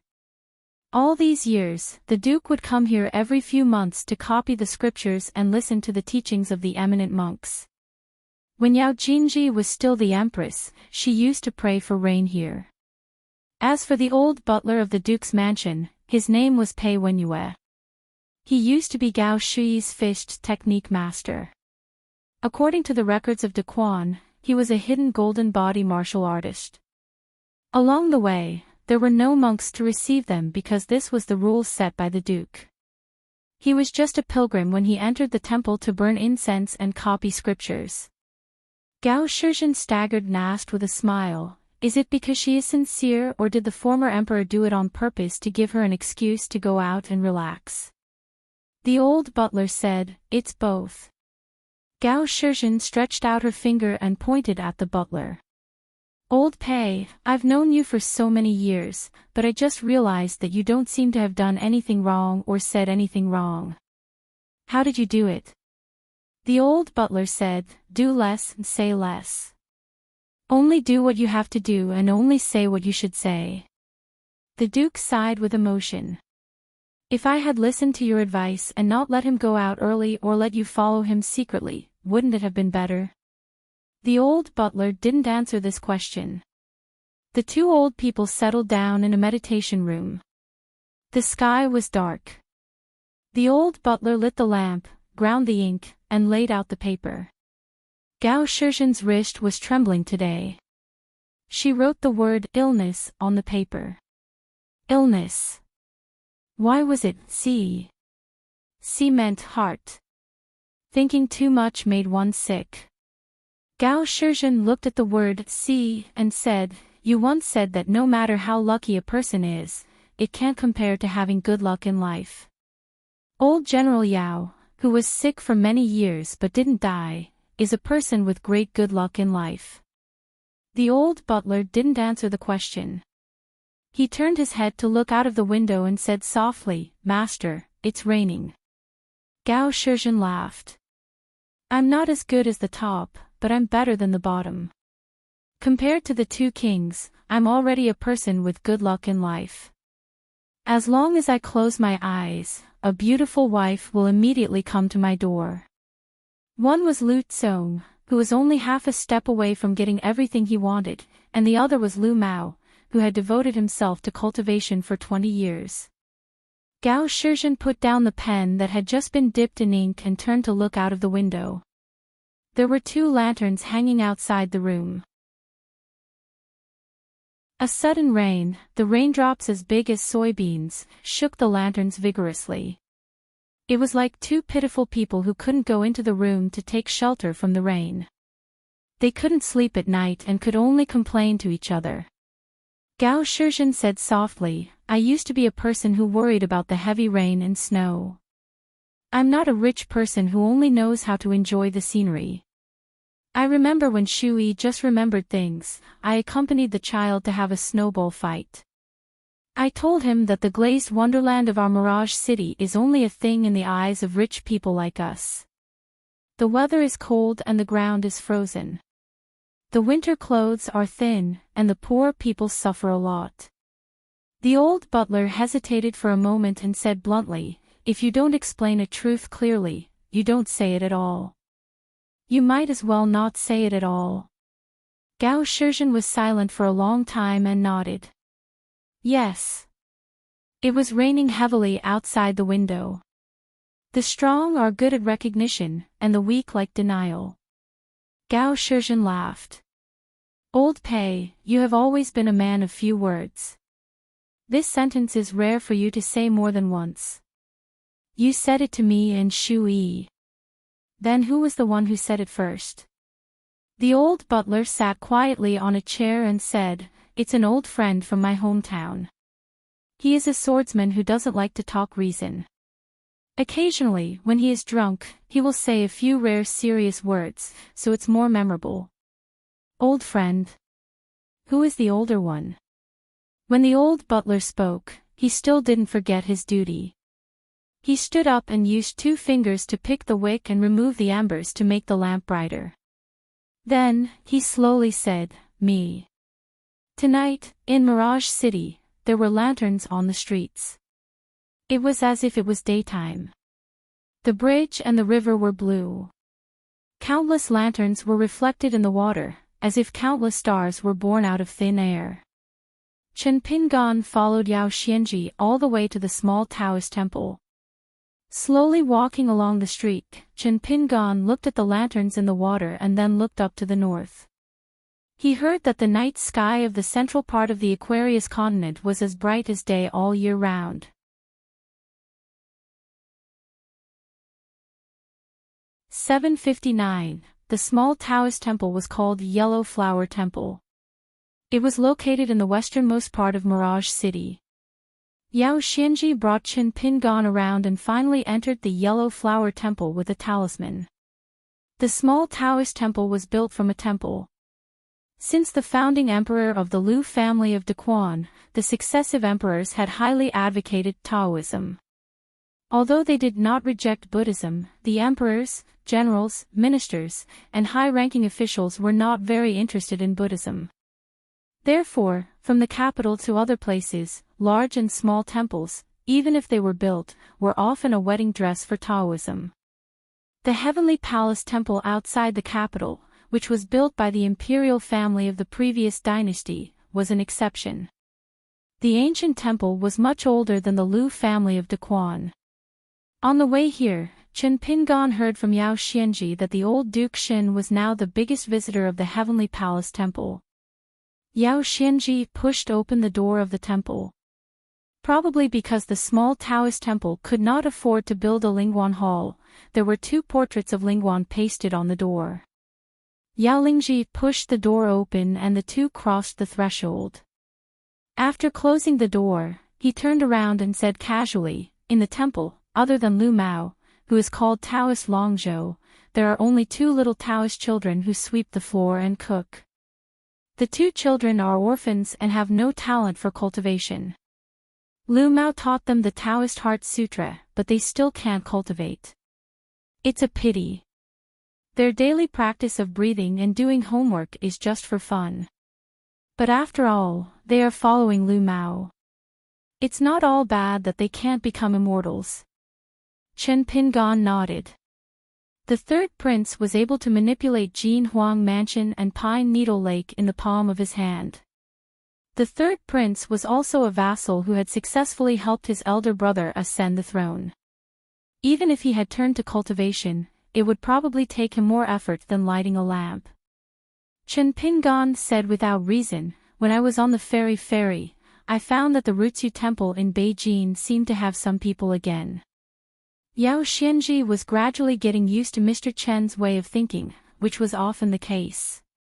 Just a moment ago, he was still talking about the battlefield and casualties of the border army of Daquan before they retreated to the capital. He drew several lines on the stone table and quickly changed the topic to ask about the remaining members of the Su family in Samun Nunnery about their current situation in Daquan. Yao Xianji asked, "Is it the ancient temple in Beijing with the lotus platform?" The young emperor of Beijing believed in Buddhism, so Buddhism flourished these years. He ordered the construction of many temples. Rutsu Temple was originally a 1,000-year-old temple. Because it had been abandoned for so long, it was well preserved. It is now the largest temple in Beijing. A few years ago, there were a few eminent monks with great virtue who were ordered to stay in Rutsu Temple one after another. The number of incense offerings suddenly increased. Then stop she. Chen Pingon first corrected Yao Xianji's statement with a smile, and then asked, "Have you heard of a young-looking monk?" However, his real age is definitely not young. He traveled from the north to the south, and his dharma is exquisite. He might have some connection with the Ox-head lineage. It doesn't have to be Shibei or Jin. It could be your Daquan or Southern Qi. Xianji think. The famous monks of Northern Jin and Southern Qi seem to be old. They asked about Lingji and Sir Lu. What a coincidence. His Majesty is also well-versed in Buddhism. There must be something to talk about. Chen Pingon nodded. I will ask Mr. Lu if I have the chance.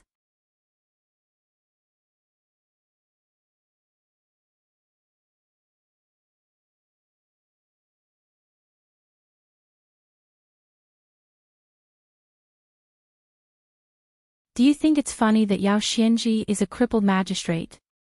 Or do you think it's more funny that Yao Xianji, who survived the battlefield, is not as good as adding a memorial tablet to the ancestral hall of the Yao family? Lu Mao's heartstrings immediately tightened. The next moment, Lu Mao felt as if he was riding on clouds. Then, his shoulders suddenly sank and his qi stagnated. His spirit qi was as heavy as a mountain, and he unknowingly sat down on the chair. Chen Pingon waved his sleeve, and the empty brush container on the table flew towards Lu Mao. Lu Mao caught it lightly. The yellow bamboo brush container had an embossed image of an ancient pine tree reclusive. It was an old item from the palace. Chen Pingon walked towards the bookshelf. I remember that the monarch of a country would open an imperial brush inlaid with gold and jade every first month to bid farewell to the old and welcome the new. Is there something missing in this empty penholder? Lu Mao said with an indifferent expression, if you want to condemn someone, you can always find a pretext. Sword Immortal Qin, that's enough. Since the situation is with you and not with me, I can kill as I please. Lu Mao held the horsetail whisk in one hand and the brush container in the other. He sneered, after cultivating the Tao, even if you haven't reached a higher level, there's one good thing about it, your heart is as still as water. If Sword Immortal Qin is visiting the Yellow Flower Temple to fight and intimidate people, you can just use your sword. Let this penniless Taoist experience the might of a Sword Immortal once again. Let this penniless Taoist show off to his two disciples. Master's cultivation is mediocre and his realm isn't high, but he has once sparred with a Sword Immortal. Of course, that's under the premise that Sword Immortal Qin shows mercy and doesn't kill. Chen Pingon surveyed his surroundings.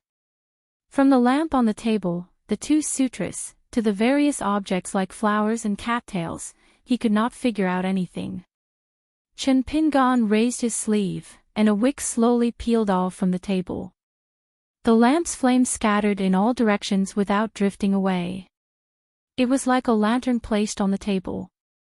The two Taoist sutras floated up as the pages slowly flipped. The heaven and earth spiritual energy gathered around the Taoist temple. It was as dense as water as it rippled across the walls and floor. As Chen Pingon strolled around the room, the Yellow Quartz Sutra and Spirit Flight Sutra floated in front of him, one on the left and the other on the right, flipping through the pages on their own. Lu Mao sighed softly, Sword Immortal Qin, you're so paranoid. It's no wonder you could become such a young sword immortal. Chen Pingan ignored him and walked to the bookshelf. The books tilted outwards, and the pages rustled.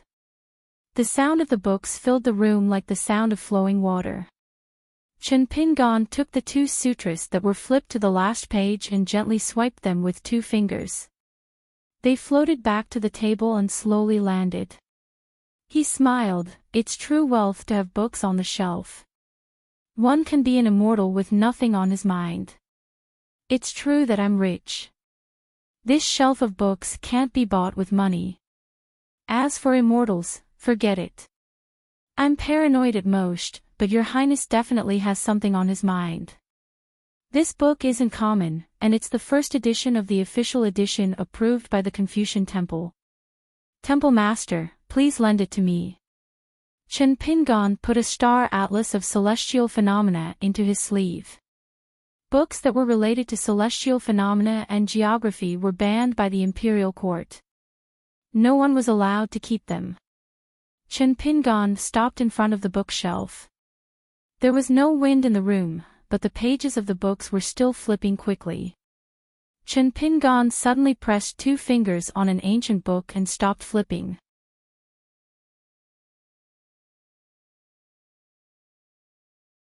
Lu Mao remained silent and looked at Sword Immortal Chen with a smile. Chen Pingan extended a hand, indicating that Lu Mao could speak freely. Lu Mao sat down again. There was no need to hide anymore. He began to talk about Firen's plan. Lu Mao said a lot and was extremely detailed. Lu Mao did not do this on purpose.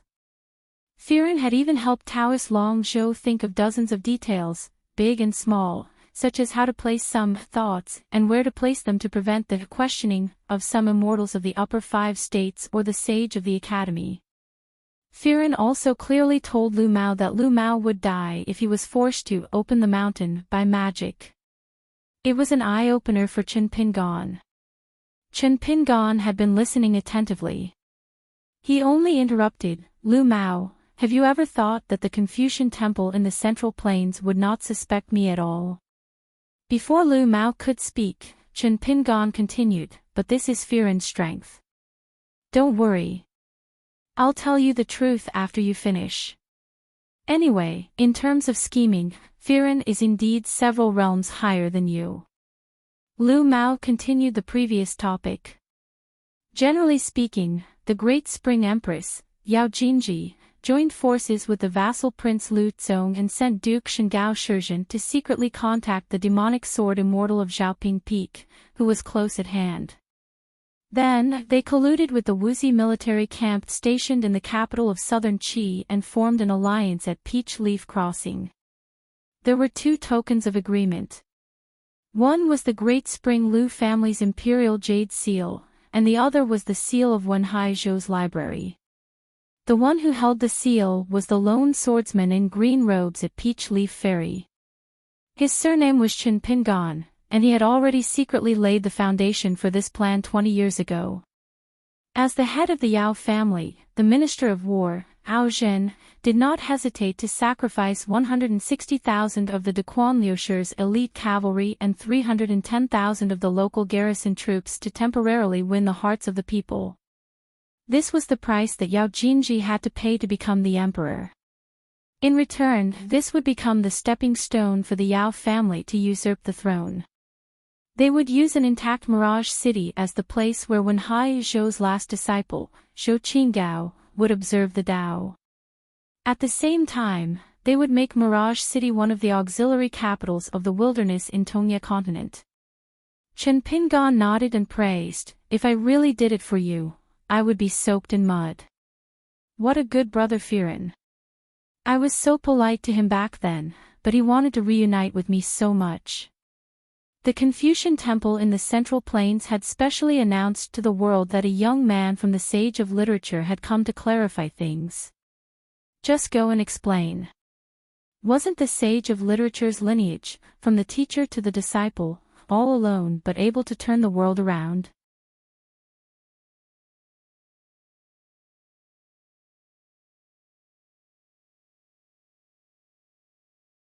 It seemed that something had happened in Mirage City, causing Pei Wenyue to change her mind at the last minute.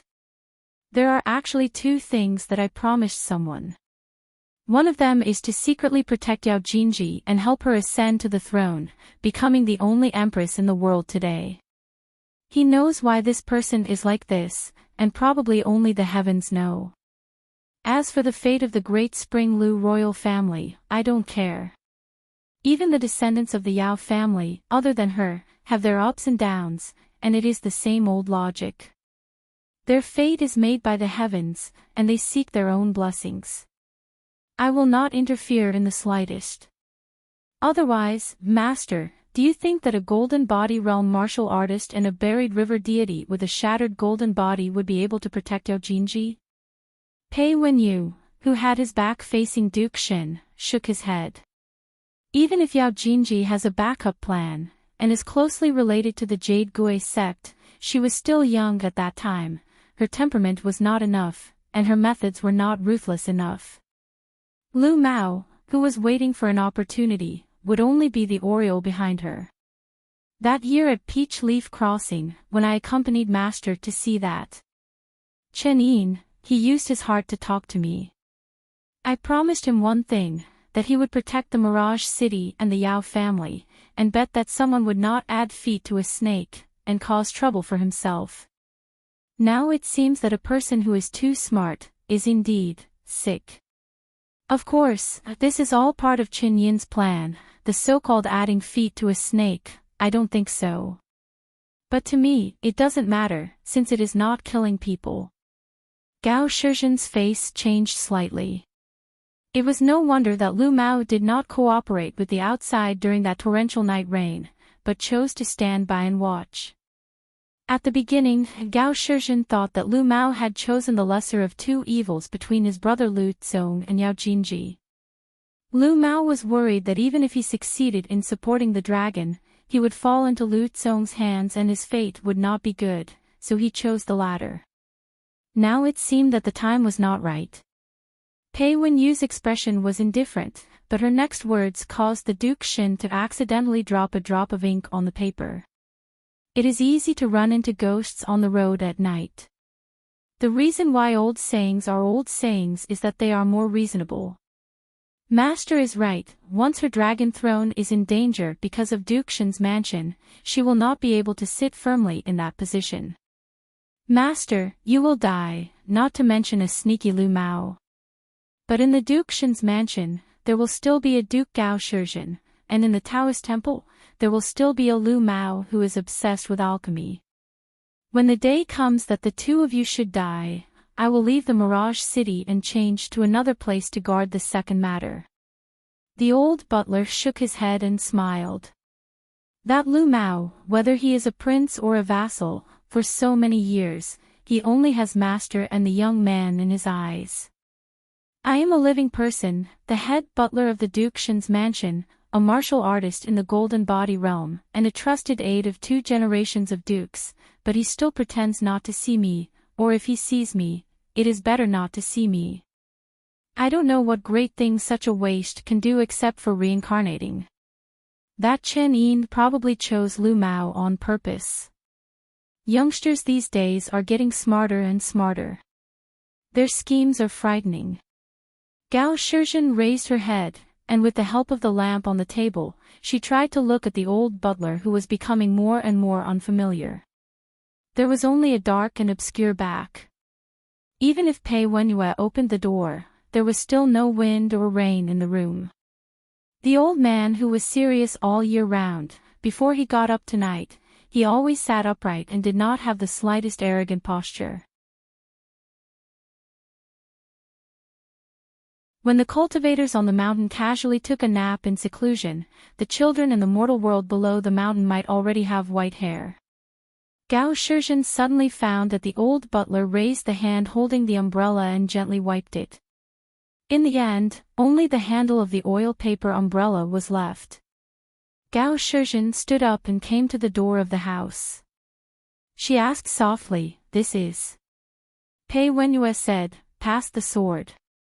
The rain curtain was still the same, the temple was still the same, the capital was still the same, and the Daoist temple was still the same. However, in the side room of the Yellow Flower Temple, Chen Pingon summoned the caged sparrow and the moon at the bottom of the well at the same time. At the same time, he moved sideways and knocked away the chair where Lu Mao was sitting. Then, Chen Pingon tilted slightly. His abdomen was instantly pierced by a sword and he crashed into the wall. Chen Pingon was expressionless. He pulled out the sword and found that it was only the handle of an umbrella. Chen Pingon didn't need to use his sword chi or fist intent to shatter it. The long sword with the handle of the umbrella dissipated on its own and turned into powder. Chen Pingon's figure flashed and followed the trace of the sword chi. He was as fast as lightning and went straight to the Heavenly Palace Temple outside the capital. Before Chen Pingon arrived at the temple, a young man in white had already broken through the rain curtain and arrived in a flash. He said angrily, "I finally found you, Pei Min. Good, good, good, you are indeed one of the 3 ultimate Haoran masters, half of Bai Ye's swordsmanship master." The old butler called Pei Wenyue looked at the young man in white. He had already taken a few steps forward and walked out of the house. He shook his head and said, "It's only half. Moreover, the student has surpassed the master." Cui Dongshan jumped up and spat. "Otherwise, I'm here to die." "Ha! Ha! Ha! Old bastard, you dare to sneak attack my master. Are you tired of living? Damn it, do you know who my martial uncle is? The great sword immortal Zhua who has been looking for you on the sea for 100 years. Don't you know who my martial uncle is? Lu Shilu. Bai Ye's best friend. Kneel and kowtow to me and admit your mistake." The 3 ultimate Haoran masters were Zhou Zi's arithmetic, Heavenly Master Taoism, and Pei Min's swordsmanship. Other than the Heavenly Master residents of Longhu Mountain, which still stood on the peak of Haoran Mountain with the Taoism of the great Heavenly Masters, the other 2 had long disappeared. Cui Dongshan suddenly shut up with a complicated expression. His master had already refined the dragon monarch's grey robe into a scabbard.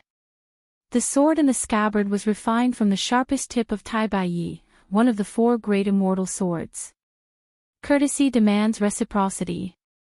Similarly, he broke the other party's small world. He broke through the sky with a sword and directly confronted Pei Min.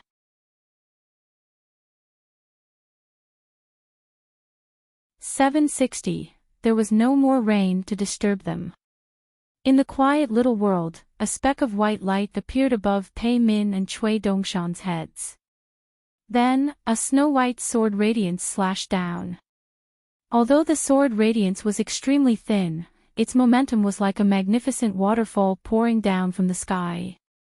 As soon as Pei Min's small world of sword chi was broken, the surrounding heaven and earth barrier was like a glass mirror. When it was smashed to the ground, it instantly shattered and scattered in all directions. In an instant, torrential rain poured down again. The rain curtain of the Heavenly Palace Temple was still shaking with thunder and lightning. Pei Min was dressed in black and Cui Dongshan in white. Although there was no rain near them, every time thunder and lightning intersected, the 2 figures outside the meditation room were clearly reflected. The sword radiance arrived before the sword immortal. A green robe floated to the ground and stood outside the gate of the Heavenly Palace Temple.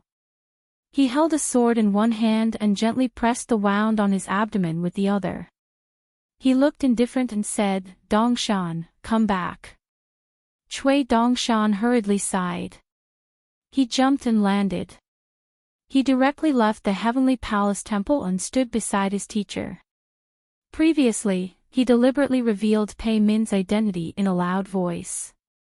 Naturally, he hoped that his teacher would be able to hear him on his way here.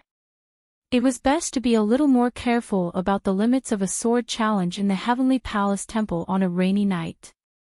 It was better to fight with Pei Min in swordsmanship.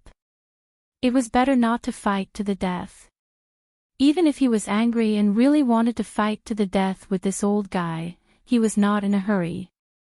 But he did not expect this old thief Pei to see through his thoughts. He had already created a small world with his sword aura and blocked Cui Dongshan's message. Fortunately, his teacher only broke Pei Min's world of swordsmanship with one strike and did not directly exchange swordsmanship in the temple. Then, Cui Dongshan had nothing to say. His teacher did things with great propriety. Chen Pingon gently shook his sword. Strands of sword aura flowed with brilliant colors. It was like a person holding a lantern in an ancient temple at night. The sword radiance brought by the sword aura was finally restrained by the tip of the sword. Chen Pingon raised one hand and pushed it forward. He took a step back. The tip of his foot did not touch the void. Why don't we exchange swords outside so that we won't disturb the High Duke's copying? Cui Dongshan could not help but whisper, "Teacher, this old guy's name is Pei Min. He is the Pei Min of the Central Divine Continent. He taught by swordsmanship for a few days. He is hard to deal with. You must be careful. Just I mentioned 2 martial uncles, one in the world. The world's most proud." Cui Dongshan's words were still shameless, but his expression was rarely this serious.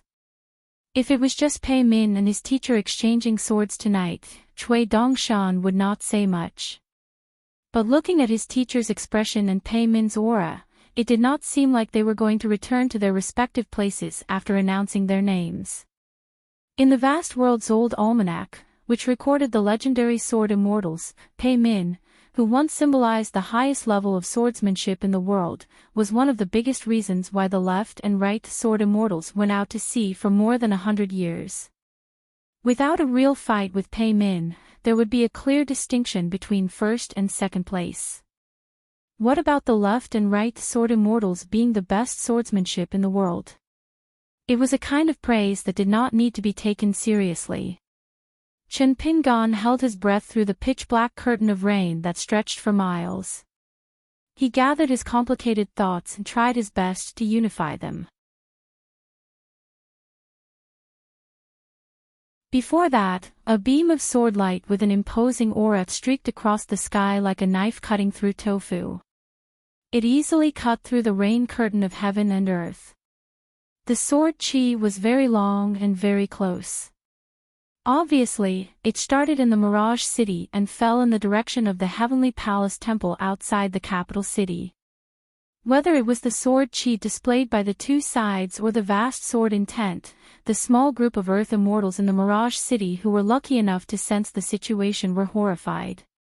Their minds were shaken, and they either began to cast spells to conceal their breaths to protect themselves, or hurriedly called their direct disciples to their sides, put on their magic robes, and set up arrays with talismans as if they were facing a formidable enemy.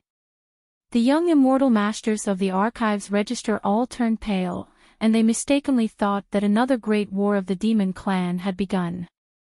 There were a few Earth immortals in the Mirage City who saw that the situation was not good. With the tokens issued by the Ministry of Rights of the Great Spring City, they hurriedly left the capital city of the Great Spring City and fled in the opposite direction of the 2 peaks.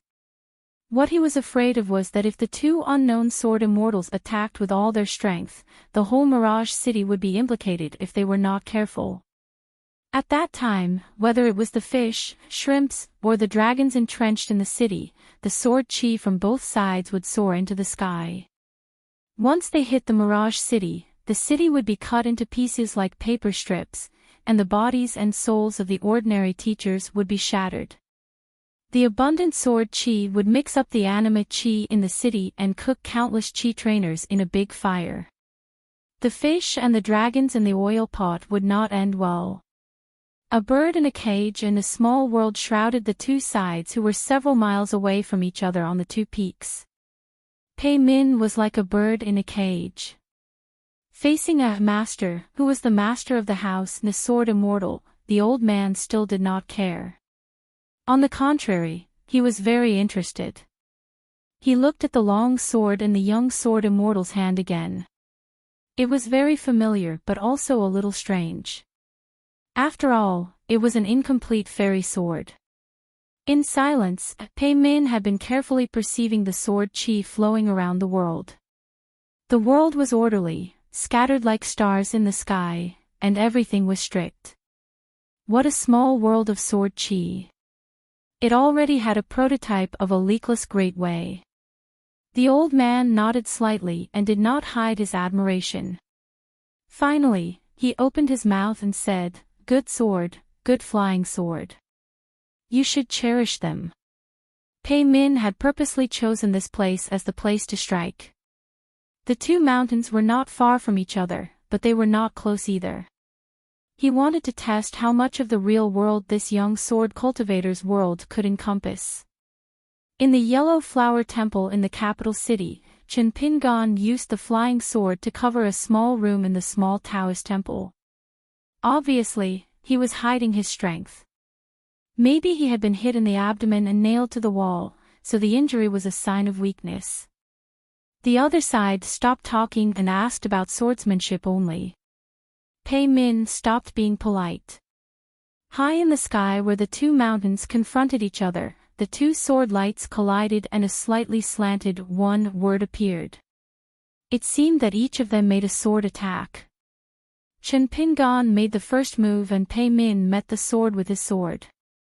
In the end, the sword lights of both sides fell on the same spot. In fact, Pei Min and Chen Pingan each made 12 sword attacks in an instant. Each attack was faster than the previous one and the sword qi was heavier. However, the trajectory of the sword light did not deviate at all. It was only on the path of the first sword. Pei Min followed suit and did the same.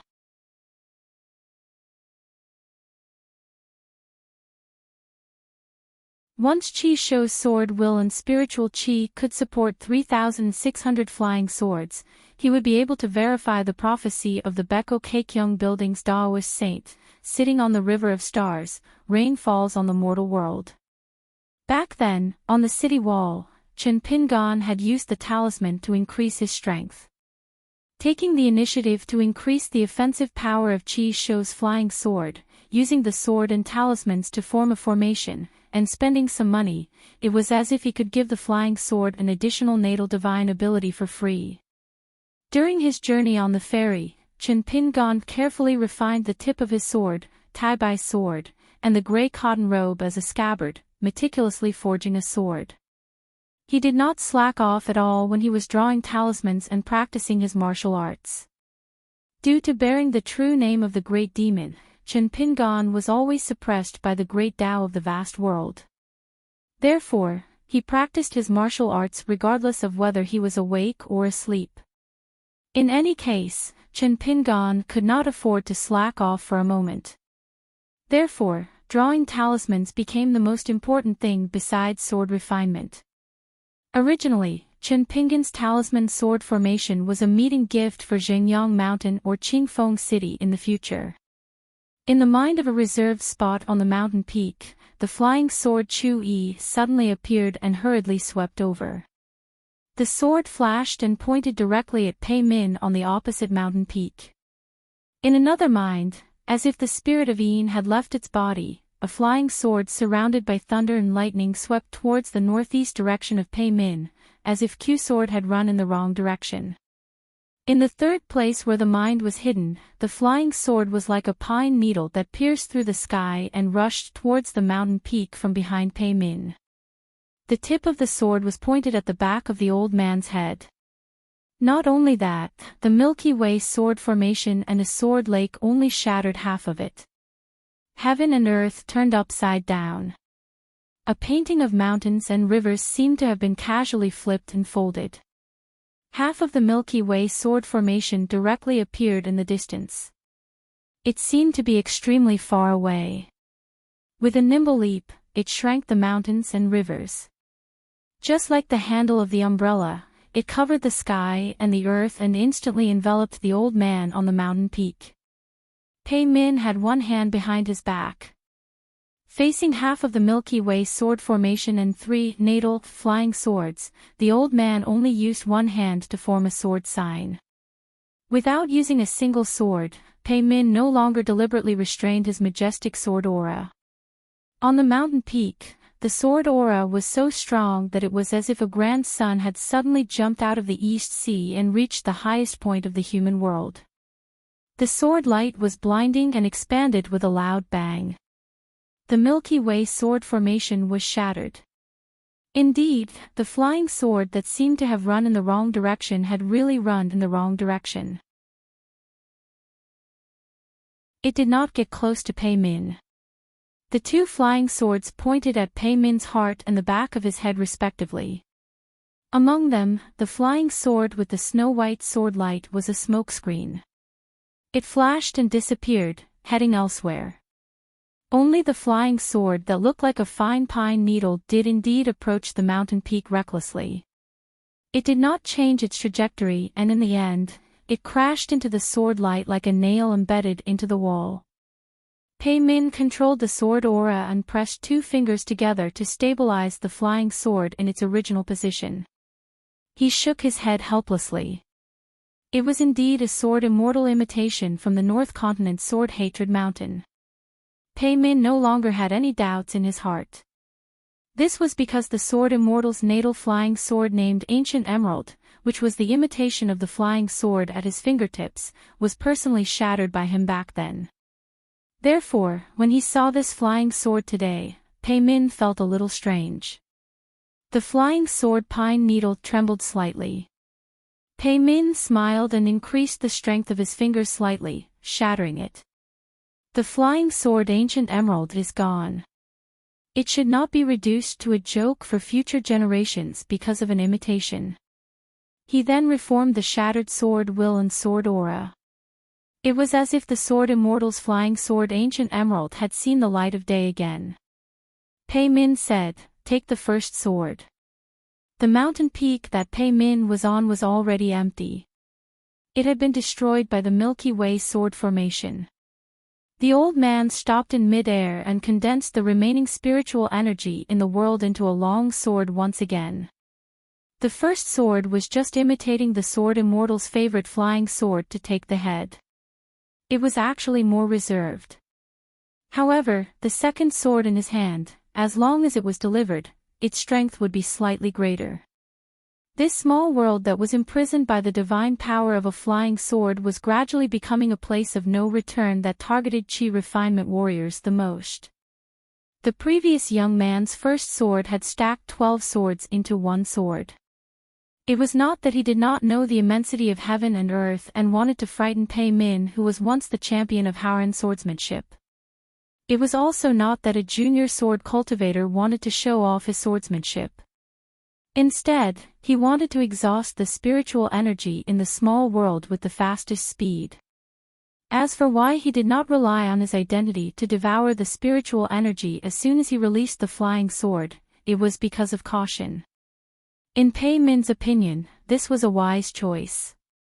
Otherwise, Chen Pingan would have taken the initiative to eat Pei Min's sword first. Pei Min did not mind a drop of essence sword will in the small world of the young man's body. It followed the meridians and paths, traveling thousands of miles in the blink of an eye. As the head of the 4 troublesome ghosts on the mountain, no matter how troublesome and arrogant the sword cultivator was, he would think that there were actually 2 kinds of chi cultivators in the world, the sword cultivator and the rest of the chi cultivators. However, he had to admit that the sword cultivator was still a chi cultivator. He also needed the spiritual energy of heaven and earth.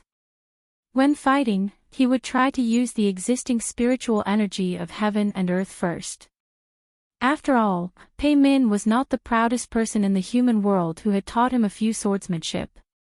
The old man had not reached the 14th level of Tao fused and could not learn from Bai. As long as he did not finish the poem in his heart, the spiritual energy of heaven and earth would be inexhaustible. Pei Min had always felt that it was a pity that Bai was not a real sword cultivator. He was just a sword wielder and did not nurture a natal flying sword. It was like a hammer hitting a white paper drum. In the end, Chen Pingon bent his arms in front of his body. A series of crisp cracking sounds came from his wrists, arms, and shoulders. The scabbard in his hand smashed hard on Chen Pingon's chest. The man in a green robe flew backward.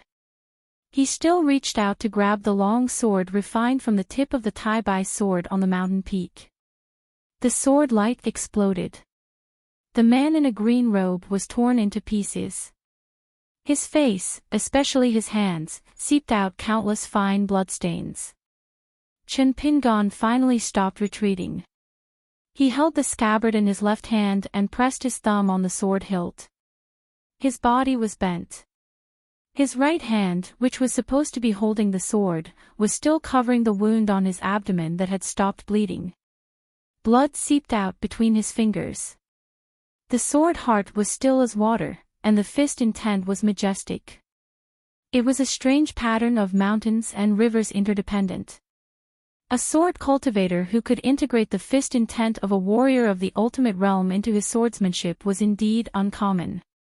Pei Min had no intention of pursuing the victory because it was unnecessary. He should at least give the young man a chance to breathe. He deserved to be called a warrior of the ultimate realm with an excellent foundation. His physique was abnormally tough. In addition, he was a sword cultivator who could naturally nourish his body. He liked to wear more than one robe, was good at talisman, and was proficient in a lot of fancy spells that were not completely impractical. He was also a young man who did not like to court death. No wonder he could become one of the top 10 young people in several worlds. A foreigner could serve as the hidden official of the Great Wall of Sword Qi. It was difficult for ordinary people to kill him, and it was easy for them to fail miserably. The key was that this guy had learned his lesson after suffering once. He actually understood why it was so easy for him to find the trace. It was the long sword refined from the tip of the Tai Bai sword that made Chen Pingon give the game away. On the one hand, the sword intent of this sword was too strong. Pei Min was an old sword cultivator who had reached the peak of the Haoran sword Tao. In addition, Pei Min was not unfamiliar with Bai Ye's swordsmanship and the sword Tai Bai sword. Previously, the young man in white outside the meditation room of the Heavenly Palace Temple should have mentioned his identity to Chen Pingon.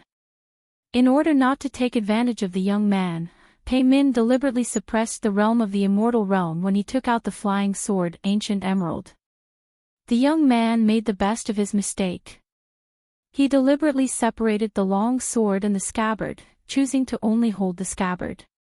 He got close and slashed straight down. In the end, he turned the crisis into an opportunity that was not an opportunity. Pei Min and the young man looked at each other. The latter stepped on the ground, and most of the whole mountain was crushed and flattened. He held the sword in his right hand but did not pull it out of the scabbard. He took the initiative to get close to Pei Min to take the third sword. Until now, Pei Min had not really taken out his sword. Pei Min was not the proudest person in the world. Although he was not a great cultivator of the 14th realm, the old man was a true sword cultivator and naturally had a life source flying sword. An ascendant realm sword cultivator who possessed 4 shocking life origin flying swords. Pei Min shook his head and said with a smile, "You can't be so fearless all the time because you are sure that I won't kill you, right? This habit of getting beaten up should be changed in the future." The cautious young man still chose to act separately from the sword. The long sword and scabbard holding Chen Pingon disappeared together again. However, Chen Pingon did not choose to take out the same sword as before. Instead, he spread his mind in all directions. Countless swords rose between heaven and earth. He controlled 8 long rivers of flying swords and surged toward Pei Min. Pei Min nodded. Many swords were amazing. The young man's second life source flying sword, coupled with the life source of the first flying sword, indeed looked more perfect. However, on Pei Min's side, it just looked. Pei Min thought for a while and finally took out one of his life source flying swords. The whole small world turned into a snow-white thunder pool. Thousands of thunder snakes were like flying swords, blooming wantonly. It was still one-on-one, flying sword against flying sword. This life source flying sword was called Divine Firmament. Pei Min slowly floated to the side of the stream. Along the way, the flying swords of the moon in well were repelled by Pei Min's sword chi. Pei Min squatted by the stream and reached out to scoop up a handful of water. He weighed it in his hand. It was a small world in a cage. Not only did it contain the water of the stream, but all the water vapor was held in his hand. This was the innate divine power of Pei Min's other life source flying sword. The flying sword's name was Water Immortal. It allowed Pei Min to be like a water ghost in the river of time. He could wander freely at the crossings that Pei Min had intentionally set up. Apart from the natural restriction that greatly drained Pei Min's spirit chi and mind, he was most wary of small worlds like the one in a cage. However, the young man's realm was not high enough. The world was not stable enough. Although it looked flawless, it was not truly invulnerable. Of course, there were still gaps that could be exploited. When Pei Min took a step forward, his true body remained on the spot. His out-of-body spirit wandered to a crossing of time. Using 2 fingers as a sword, he gently jabbed at the back of a green-robed man at the foot of the mountain. In the real world, Chen Pingan sensed something in his body tilted. Then, he staggered and a hole appeared on his back. There was no sword chi or sword intent. If not for Chen Pingan's sudden inspiration, his heart would have been pierced through by the finger sword. He would not die, but he would lose half his life. A martial artist's physique would leave behind huge repercussions. Whether a chi refinement warrior's realm would drop depended on the luck of that half-life. Then, a beam of sword chi appeared in the sky and enveloped him. Holding the sword with both hands, he smashed into the flat mountaintop with his sword. Finally, the mountain collapsed and the ground cracked. The entire mountaintop exploded and a huge crater appeared on the ground. This was Pei Min's third life source flying sword, a line of heaven. However, there was no trace of Chen Pingan in the crater. However, streaks of sword light appeared in the sky in a disorderly manner.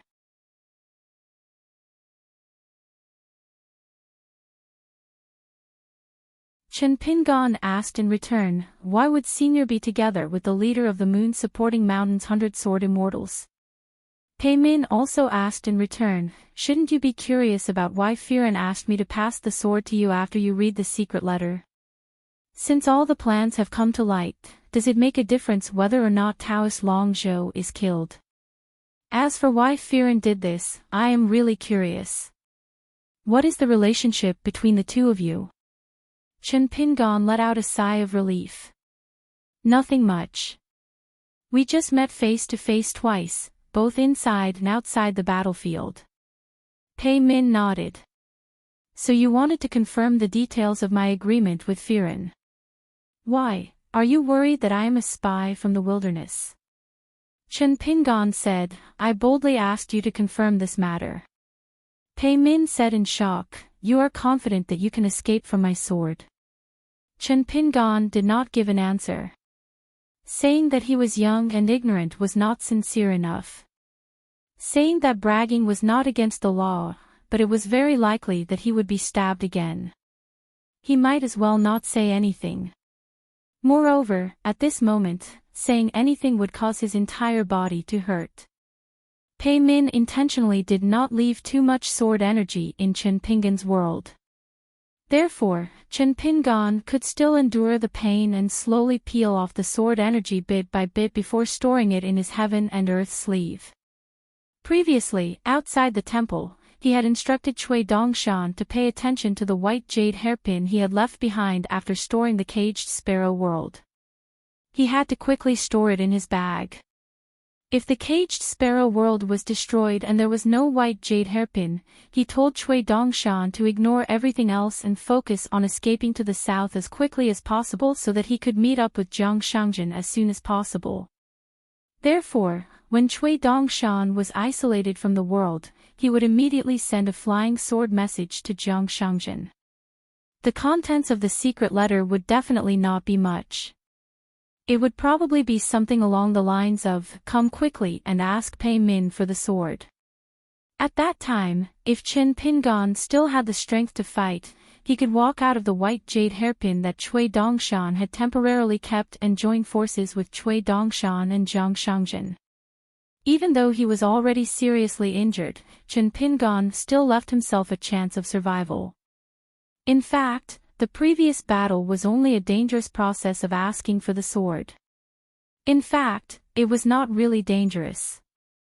Chen Pingan was only afraid that if Pei Min was really a chess piece that Wen Haizhou had secretly left behind in Tongya continent, or if he was a comrade of the immortal Han Yushu, Pei Min would not care and directly choose to kill him with a sword with all his strength as an Ascendant Realm sword cultivator.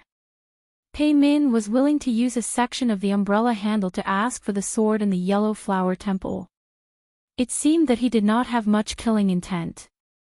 However, in Chen Pingan's view, it was due to the appearance of his student, Cui Dongshan, that made Pei Min afraid. Cui Dongshan also exposed his opponent's identity with one sentence. He brought out the three people, left and right, Lu Shirlu, and Bai Yi, and put on a death-seeking posture. It was also a divine hand. Cui Dongshan was clearly telling Pei Min that he and his student had come prepared tonight. Therefore, when it came to playing chess, whether it was placing a piece outside the Heavenly Palace Temple or knowing that he was facing Pei Min, he could still calculate people's minds. In terms of chess skills, this student was his teacher's teacher. Pei Min sighed. "I know you're still skeptical. It's normal. I'm afraid of trouble. I'm not worried that you'll complain to the Confucian Temple. It's just that I haven't fulfilled my promise, so I can't just leave here casually. I don't mind telling you something. I can be considered as one of Lu Tai's teachers. That child is a sword cultivator, but he's afraid of heights. In fact, it's not a pretense. It's because when he was young, he found a sword manual that I wrote in the secret realm of the Lu clan's library.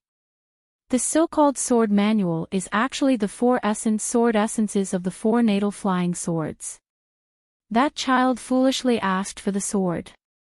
Besides dropping his cultivation level, his Tao heart was also damaged. Otherwise, if he was an ordinary sword cultivator, with his talent and the Lu clan's wealth, he would have become a nascent soul realm sword immortal. Chen Pingan said, "I understand. Senior's whereabouts will not be spread."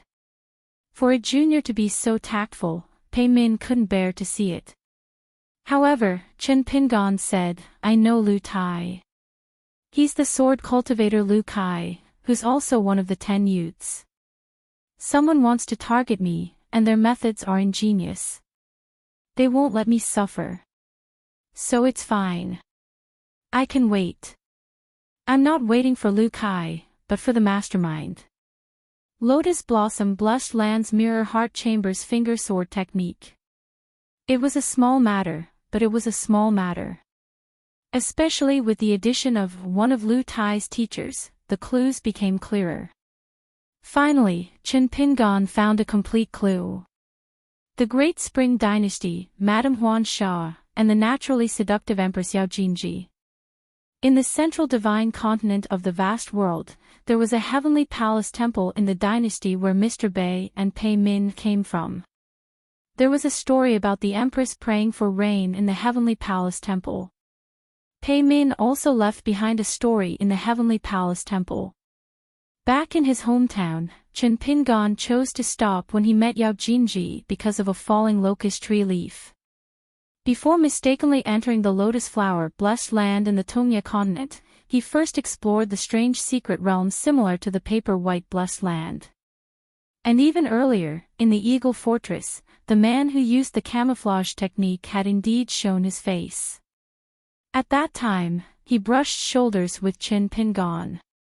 At that time, Chin Pingon only felt that it was strange, but he didn't think too deeply. But even if he did, Chin Pingon couldn't think too far ahead.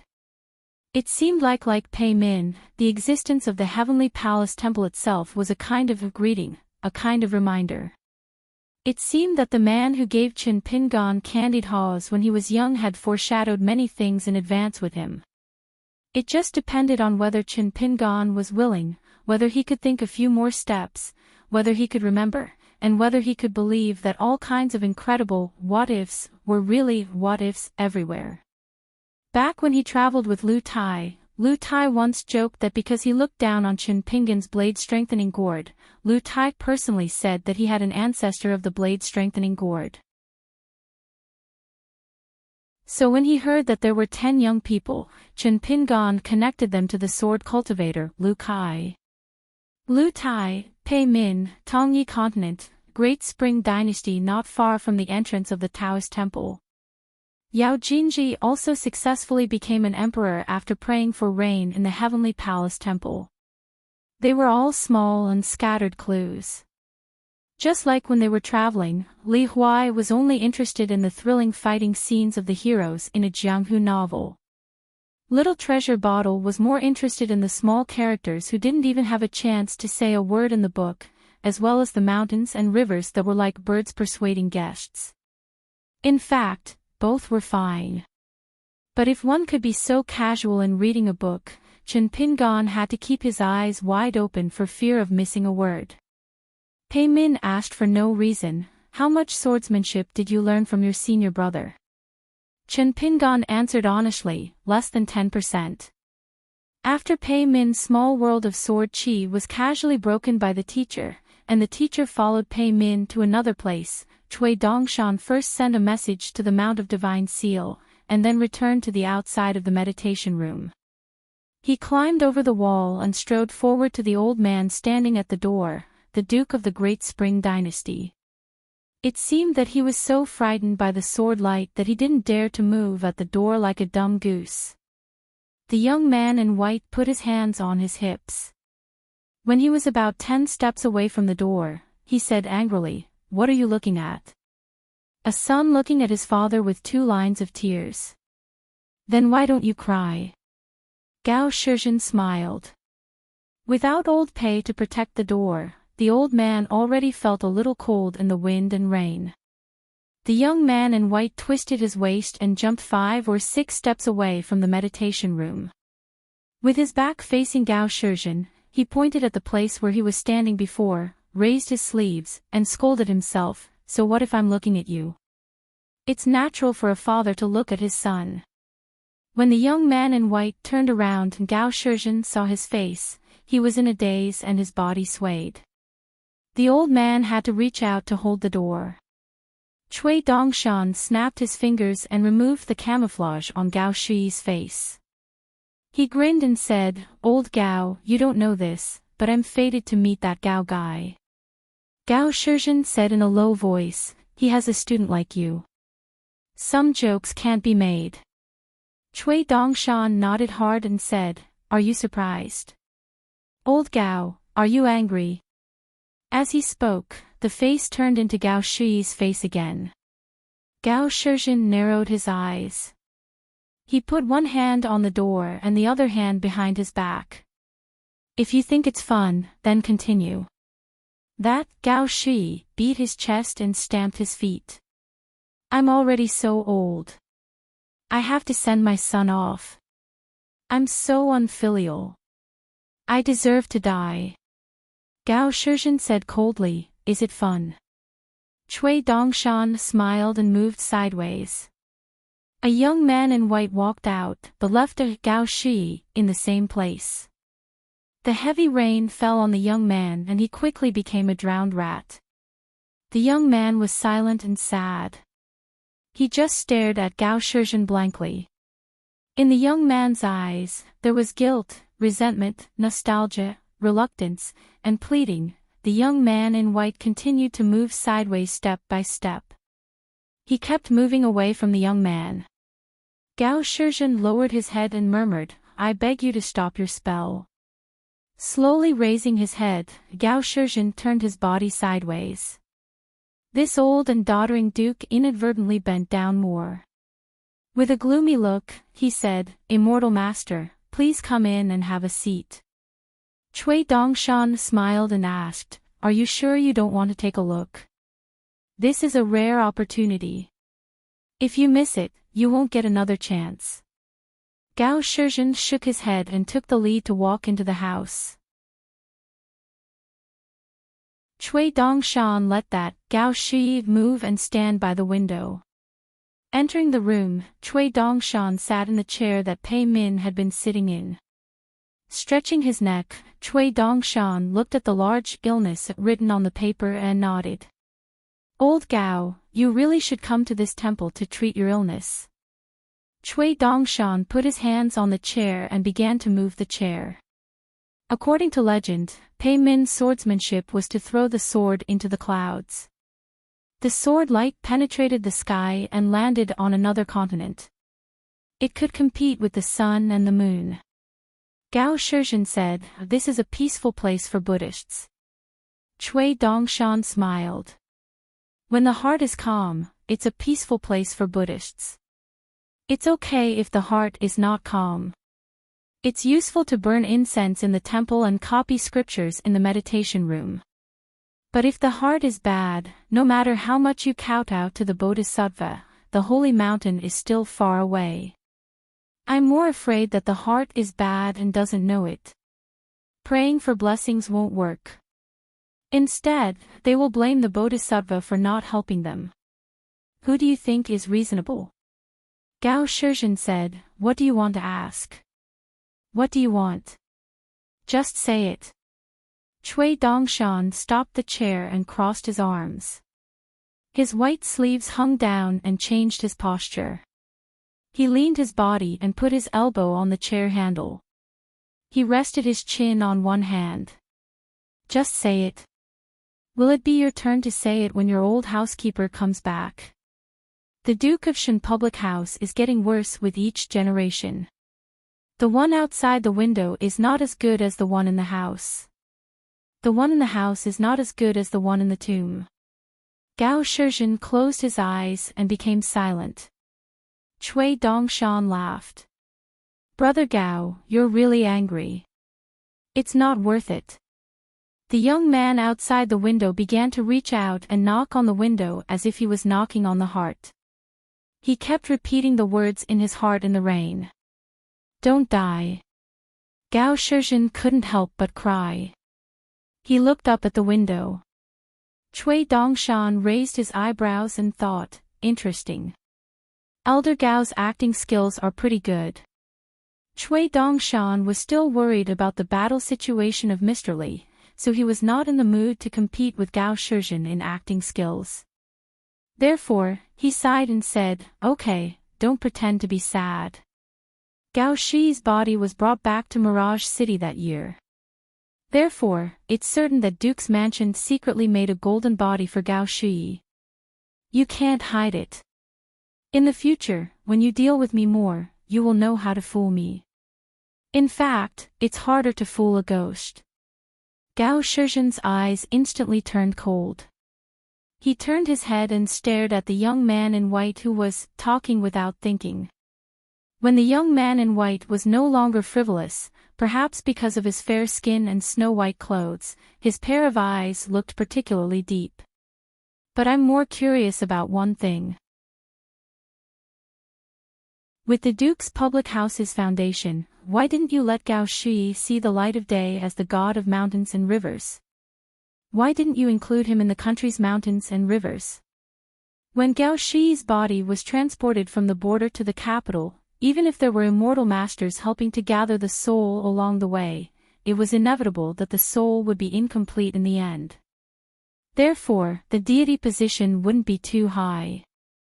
A second-class river god or the mountain god excellency of the Crown Prince's mountain would be good choices." Gao Shizhen actually had something to say, but he definitely couldn't say it. This was because on the rainy night on the hill, the young sword deity once said something that made Gao Shizhen extremely afraid. I hope that a person like Gao Shi won't meet me in his next life. Otherwise, I'll kill him again. Just in case, Gao Shizhen didn't dare to let the remnant of Gao Shi's soul build a golden body, build a temple and enjoy the incense.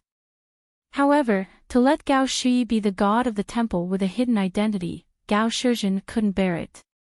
He was even more afraid that Qin Pingan would visit the old place one day and follow the clues to break Gao Shi's golden body. Then, it would really be equivalent to killing him again in his next life. Cui Dongshan gently twirled his fingers and looked at Gao Shizhen with a pitiful face. The other party's mind was like flowing water, but in fact, he was immersed in it like a celestial. Gao Shizhen was still in a daze and didn't realize it. However, Cui Dongshan was a little dissatisfied with his teacher. Back then, he didn't even tell him about such a magnificent feat and such bold words. Why did he hide it from him?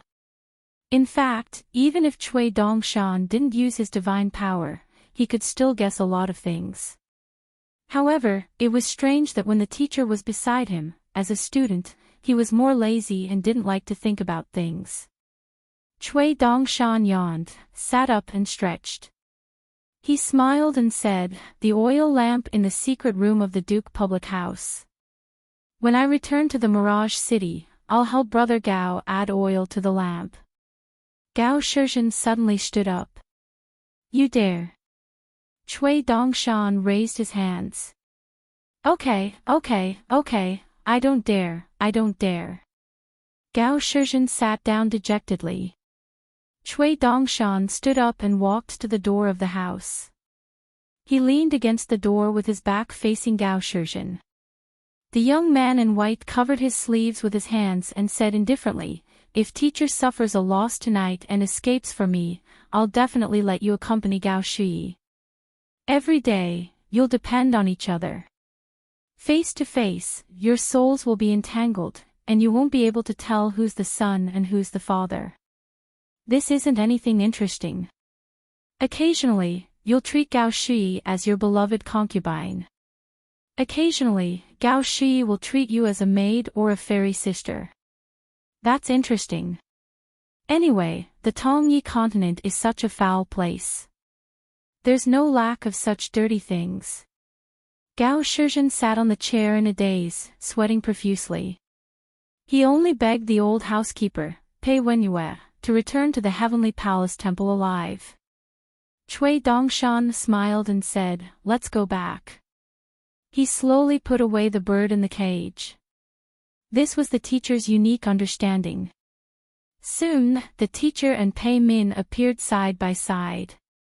However, the teacher stayed at the mountain gate of the Heavenly Palace Temple, while Pei Min appeared directly in the courtyard outside the meditation room. Cui Dongshan turned his head and said with a bright smile, "Brother Gao, see you later." Cui Dongshan walked out of the meditation room and stepped outside the temple. Chen Pingan's face was pale, but he smiled and said, "I'm fine.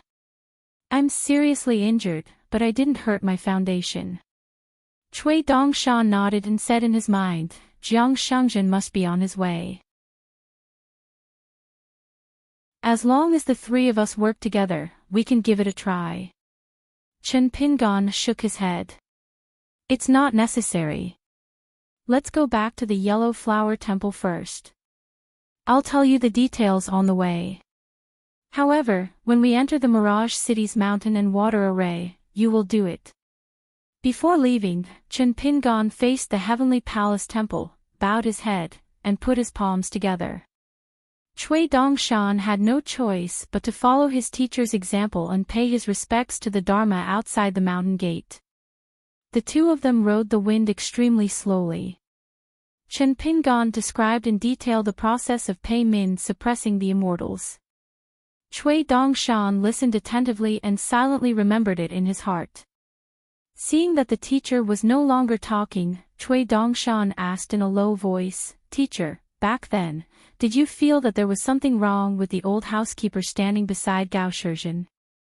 Chen Pingan shook his head. I couldn't see the depth, so I didn't pay too much attention. Back then, Chen Pingon was not a sword cultivator, and his martial arts realm was not high enough. He only remembered an old man standing beside Duke Shen with an umbrella. He had a calm aura, so he mistook him for a martial arts master who lived in seclusion. Cui Dongshan sighed. Teacher, you still like to treat people with courtesy. If it were me, given my temper, I would have already given that old Pei a good beating. In the pugilistic world, a young man can beat an old master to death with his fists. Even if I couldn't beat him to death, I would have scared him to death. Chen Pingon couldn't help but say, now, even if you join me in Jiangshangzhen to deal with Pei Min, the chance of winning is still very small. If the three of us can escape without dying, we will win. There is a way to exchange lives, and there is a way to escape. Cui Dongshan nodded and then shook his head. He crossed his arms and snorted. It's like this today, but at most in 100 years, it will still be just the three of us. If two of us join forces, one of us only needs to guard the array from afar, and we can beat Pei Min until he has nowhere to run. He can only kneel on the ground and shout, I am not a sword cultivator, and I am not that damned Pei Min. I don't know him at all, so you must have found the wrong person. Chen Pingon said helplessly, be careful with your words. Cui Dongshan grunted and turned to clap his hands in praise. Regardless, for Pei Min to be willing to use all his flying swords in Q Sword tonight, it shows how good his sword arts are and how much more insightful he is. Especially that water immortal that is even more cunning than a water ghost. Pei Min definitely wouldn't use it easily. Although the one with the greatest lethality is still the realm breaker that Pei Min used to kill sword cultivators on the mountain, he still used water immortal the fewest times. What a far-sighted Pei Min. What a good plan.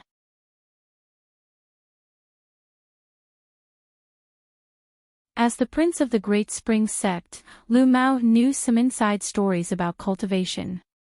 The first thing Lu Mao did after getting up was to go to the bookshelf and carefully adjust the subtle position of each book.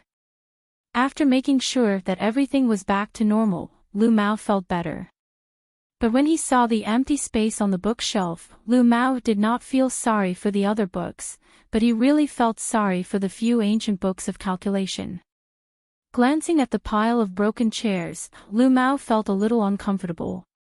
However, the broom and dustpan were in the room of the two disciples. As for where they were placed, he did not pay attention to it. For no reason, he remembered that Chen Pingon would pay attention to the bamboo pole to dry clothes. Lu Mao was a little disappointed by this comparison. It was reasonable to lose to this person and fall into the trap set by the other party step by step. He had schemed and worked hard to be a person full of evil tricks, but in the end, he was not as smart as a good person. This kind of thing was quite helpless. Lu Mao had never been so dispirited before. This state of mind was not due to mental exhaustion. Even when his nominal father Lu Zhen, who was actually his elder brother, kicked him to the curb and banished him to a deserted yellow flower temple, Lu Mao had never been so dispirited. He even thought that his elder brother would remember his usefulness one day after he secured his position on the throne. Later on, his elder brother, who had only changed his clothes for a few years, secretly emptied the national treasury and ran away. The reason why he did not take Yao Jinji with him, according to Firen, seemed to be that his elder brother and Yao Jinji were a match made in heaven, but in fact, they were fated to clash. Then, who was the one who tampered with and concealed the divination back then? It became very interesting. The master of the Yao family. Lu Tsong. Duke Shengao Shizhen. Lu Mao did not care whether the flying sword understood or not. He said, "Don't worry, I won't run." Then, he pushed open the window and shouted, "Magistrate, there is wine in the main room. Bring a few jugs over and let's talk." Yao Xianji stood up and walked to the door of the main room. "Where is Mr. Qin?" Lu Mao said, he is busy and told you to wait for him. If you are worried about your situation and think that Mr. Chen has been killed by me, you can go back first. I won't stop you. Yao Xianji sneered. It is a waste that the third prince is not setting up a stall under the bridge to tell stories. Yao Xianji hesitated, then turned to rummage through the cabinets in the side room and found wine. He carried 2 jugs of wine and quickly walked down the steps to the side room. He entered the room and glanced at the bloodstains on the wall. Without batting an eyelid, he threw a jug of wine to Lu Mao. Lu Mao took the jug and smiled. You didn't fight to the death with me, nor did you call people in. Magistrate, you're much calmer than I thought.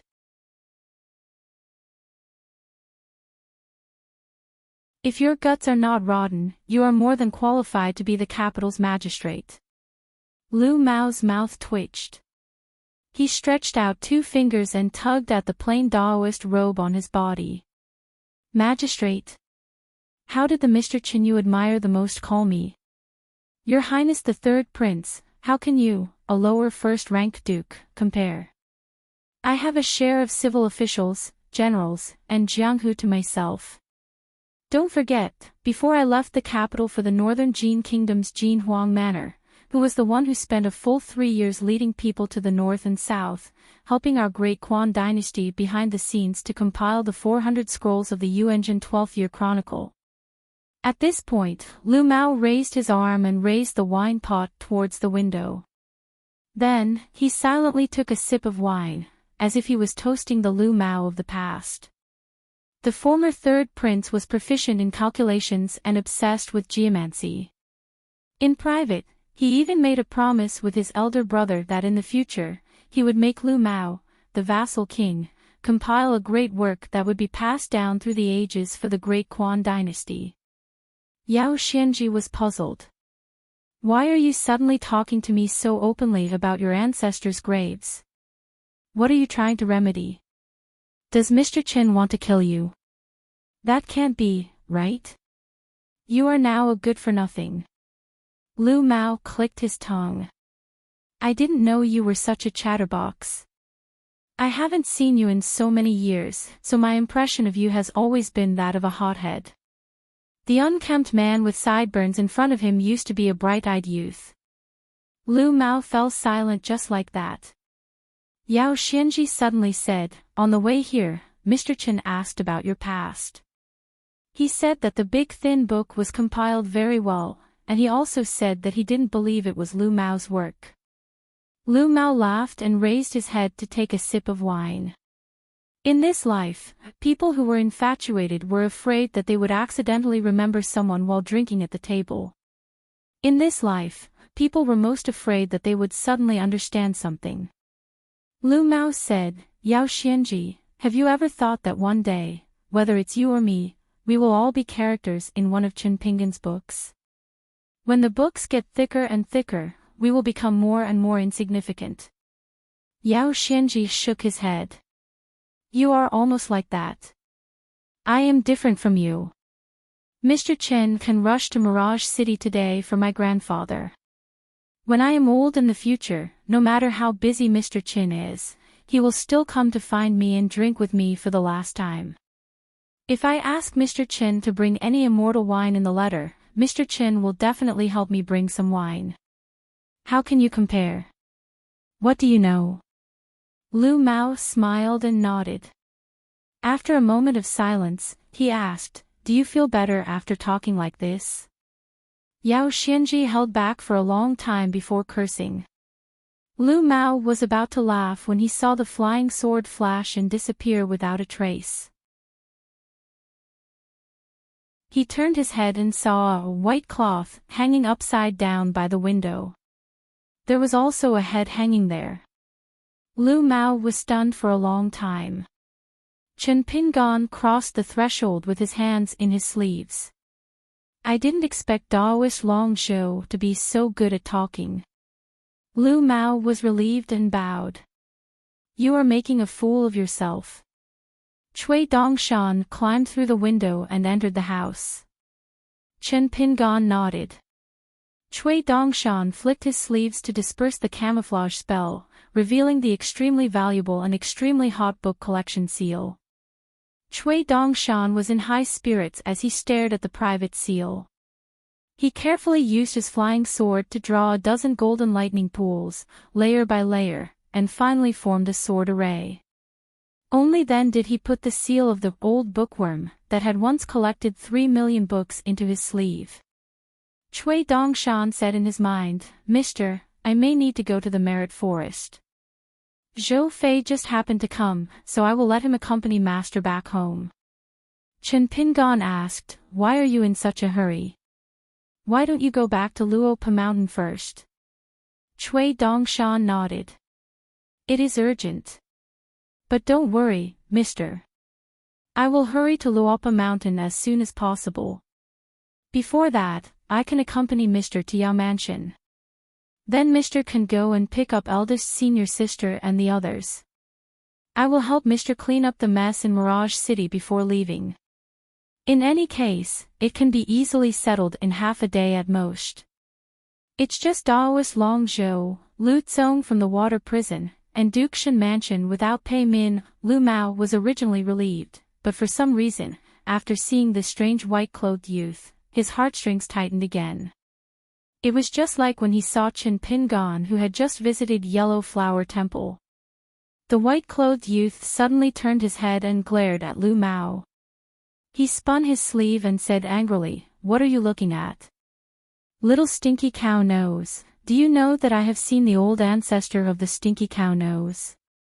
He and I call each other brothers, we're good brothers of the same generation.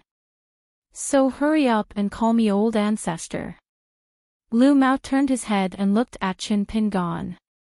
Chen Pingon actually directly brought Yao Xianji away, leaving behind a sentence, "You finish this conversation first, I will follow the prefectural magistrate back to the Yao residence, you can catch up later."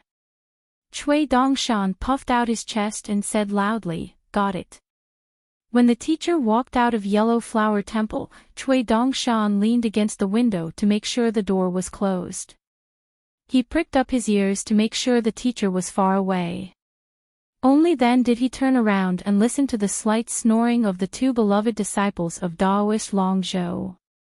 He nodded lightly and took out a spider from his sleeve. It was emerald green in color and exuded the light of spring. With a flick of his finger, the small spider the size of a fingernail shot out like an arrow. It lay on the window and quickly weaved a large web. Lu Mao glanced at it and his forehead immediately broke out in sweat. Within the spider web, there was a vague image of a graceful woman who was over an inch tall. They wore red dresses and ribbons, and their figures were faintly discernible in the clouds. They were graceful and charming, but their eyes were blurred. In the end, they turned into wisps of green smoke and seeped through the window, entering the dreams of the two people who were sleeping soundly. The white-clothed youth grabbed Daoist Long Zhou's arm again and said with a smile, "I'll send you into the dream just like that." Although Lu Mao didn't know what would happen once he entered the dreamland and was entangled by the spring dream spider's web, he was still covered in cold sweat. He braced himself and said, "Immortal Master, please ask. Lu Mao will tell you everything I know." Cui Dongshan's mouth twitched. With a light tug, he pulled Lu Mao's soul out of the leather bag. Lu Mao said telepathically, "Don't involve them. Immortal Master, please use another method."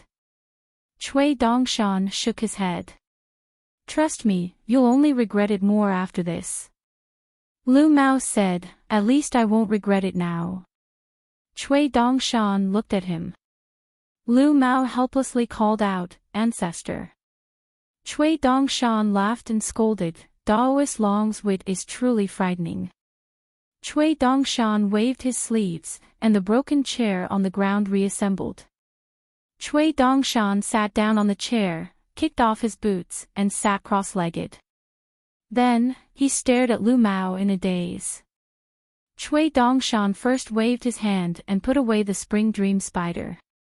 After a long silence, he suddenly asked, "Do you know that I know that you don't know that I know that you don't know that I don't know that I don't know?" Lu Mao was dumbfounded. Outside Yellow Flower Temple, on the way back, Yao Xianji borrowed 2 umbrellas from the spy hidden near Yellow Flower Temple since Mr. Qin seemed to want to take a walk back. The 2 of them walked side by side with umbrellas. Just as they reached the main entrance of the Yao residence, the white-clothed youth had already appeared beside Chen Pingan. He laughed in his heart, "Mister, I've finally met that Firin. There are so many details that even Lu Mao himself doesn't remember them clearly. He really has the memory of the left guardian of Riding Dragon Alley. Then I went to the water dungeon and met that Lu Kang. When I used the camouflage technique in the corridor outside the dungeon, I flirted and flirted while letting out a series of loud farts." Lu Tsong's dog eyes almost popped out of their sockets. "I reckon that in the future, when he meets a girl he likes, his admiration and love will be greatly reduced. What a pity. I've caused the world to lose half of its infatuated lover." Of course, I didn't dare delay official business. I obtained the Imperial Jade Seal from Lu Tsong and secretly placed it somewhere in Yellow Flower Temple. Chen Pingan rubbed his forehead. Other than the pain from the wound, he also had a headache over Cui Dongshan's actions. He asked, "Are they both crazy?" Cui Dongshan giggled and said, "How is that possible? Your student cured their insanity. When Sir leaves Yao Manor, I'll go to each side and strike while the iron is hot." Yao Xianji secretly sized up the strange white-clothed youth. Cui Dongshan suddenly leaned forward, bent down, and raised his head. His eyes were full of resentment as he said, "Magistrate, don't be like this.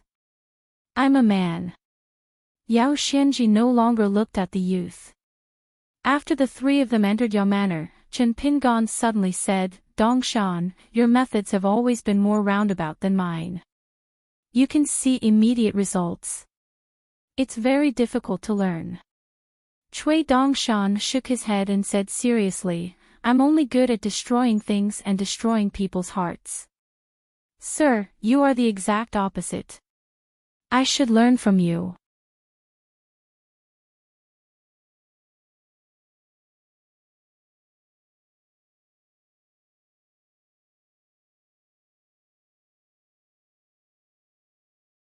Chen Lingjun kept the melon seeds and walked to Xiaomi's side. "Then I will accompany you." The black-clothed girl shook her head happily and shouted, "Jing Qing, Jing Qing, Jing Qing." In the night, Chen Lingjun accompanied Xiaomi all the way to the bamboo house. Xiaomi placed the green bamboo staff and the golden carrying pole on the table and sat cross-legged. She asked softly, "Are we still going together tomorrow?" The black-clothed girl scratched her head and laughed. She probably thought Jing Qing would not agree. Chen Lingju nodded, "I like to sleep in. Tomorrow, go to the door and wake me up. Remember to call me a few more times." Xiaomi called out Jing Qing's name repeatedly. Then, she laid on the stone table and frowned. She mumbled, "Good person, is it because the mountain chieftain thinks that our right guardian is useless and embarrassing? Is that why he doesn't want to go home? I've thought about it over and over again. The good mountain chieftain likes all of you. Jing Qing, if you accompany me for a few more days and you are still useless, I will go to the Mute Lake. Maybe when I go home, the good guardian will follow me home, right?" A gust of wind blew across Luopa Mountain. Then a warm voice sounded behind Xiaomi, "I think something is wrong."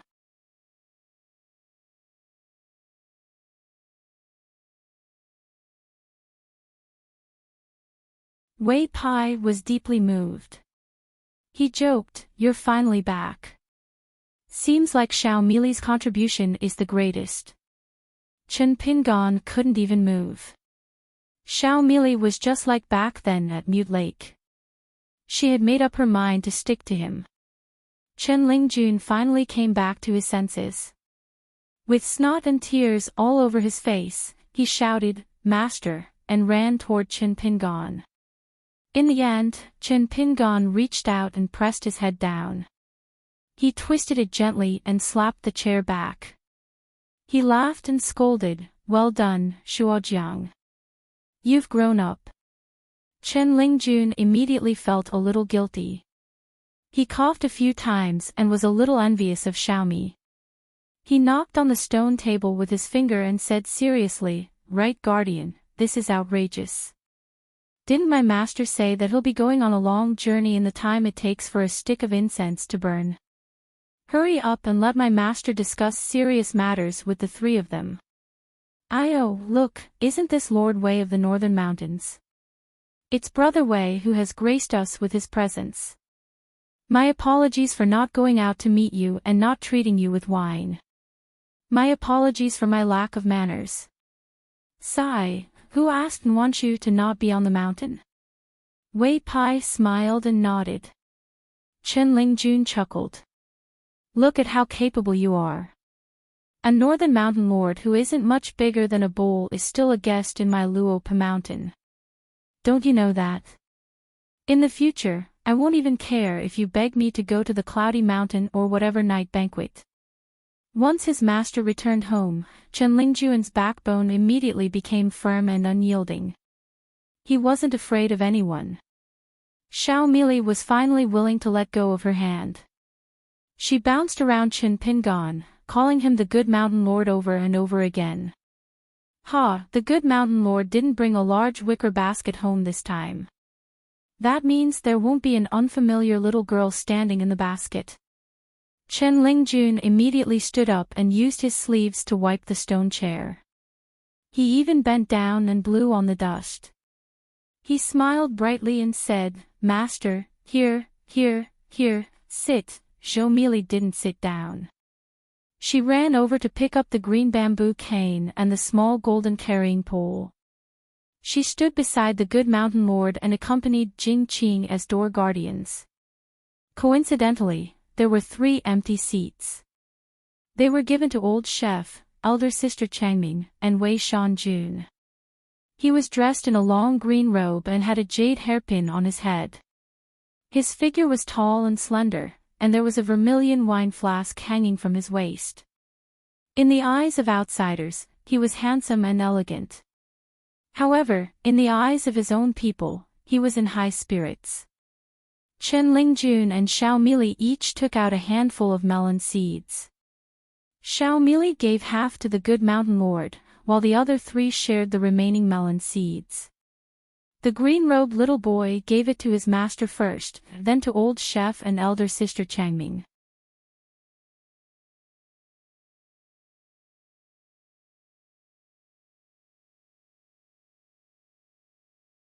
Nine Marquises of the 3 Mountains. Li Shixing wrote more and more notes towards the end of the authentic alchemy works. The intricacies and taboos of the mountains and rivers were explained very clearly and thoroughly. After Cui Dongshan posted the 3 talismans in the Yao residence, he mentioned that the pages of the authentic alchemy works were excellent talisman papers. In the end, he was reprimanded by his teacher. Cui Dongshan took a step back and said that his teacher could refine the words. The words to be refined were, of course, Li Shixing's personal notes. When Cui Dongshan flipped through the pages, he saw that there were more than 1,200 words. It was enough to support a heavenly grand ritual that worshipped 1,200 deities. Chen Pingon did not comment on this. He would ask Li Shixing about this in the future. If the 1,200 words were to create a mountain-protecting array for Luopa Mountain out of thin air, Chen Pingon had no reason to hesitate. However, Chen Pingon had an idea. He hoped that when Taiping Mountain was rebuilt in the future, there would be such a mountain formation. This involved the inheritance of the orthodoxy. The old heavenly monarch of Taiping Mountain, the female Taoist Wang Ting, and Li Shixing. Chen Pingon was just a matchmaker. Therefore, Chen Pingon had to ask Li Shixing first. Pei Qian's eyes lit up. He nodded and said, "Then I'll hurry up and try not to let my teacher wait too long." Chen Pingan wanted to say something but stopped. Forget it, there was no point in chatting. For ordinary martial artists, if they wanted to break through from the peak realm to the end realm, would it be useful to hurry up? Just like Chen Pingan himself. After wandering around the Great Wall of Sword Chi for so many years, he still did not feel that he could reach the 10th realm in this lifetime. In fact, this was indeed the case. He had reached the 9th realm early on. When he left the Great Wall of Sword Chi and found his footing in the Tongya continent, he relied on his true name and luckily reached the 10th realm. It had been too many years. This was also the longest time that Chen Pingan had stagnated in a certain realm of the martial way. When he was at Yunding Peak, Cui Dongshan had a private chat with his teacher, Chen Pingan. Teacher, senior sister has created her own fist technique. It is very imposing and is even more famous. That's good. 3 moves at the Lei Gong Temple in the Jadeite continent. Lu Suiyu comprehended 1 move at the 8th realm and the 9th realm. He is very imposing. In the battlefield near the capital of the Aquarius continent, his second move is very lethal. He killed a nascent soul realm soldier cultivator with 1 punch. After practicing the one fist with Chao Ci, he comprehended another move. The fist theory is very high. These are all recognized on the mountain.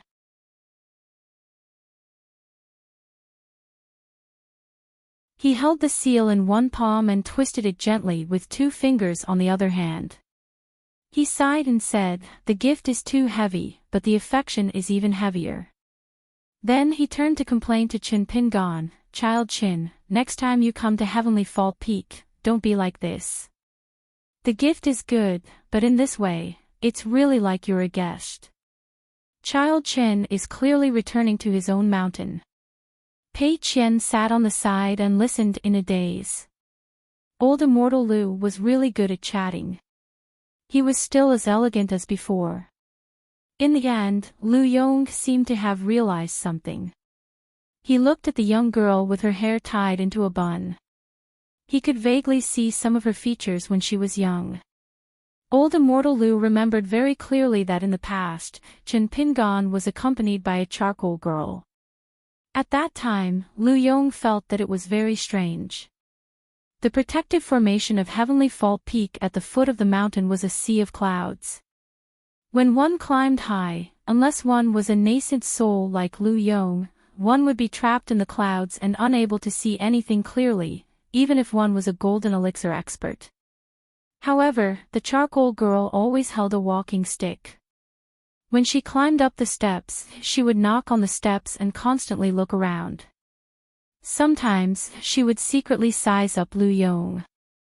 Every time Lu Yong turned his head or was about to turn his head, the girl would immediately turn her head. At that time, Lu Yong was sure that the mischievous girl was a good seedling for cultivation. The problem was not only this. The more Lu Yong looked at her, the more familiar she looked.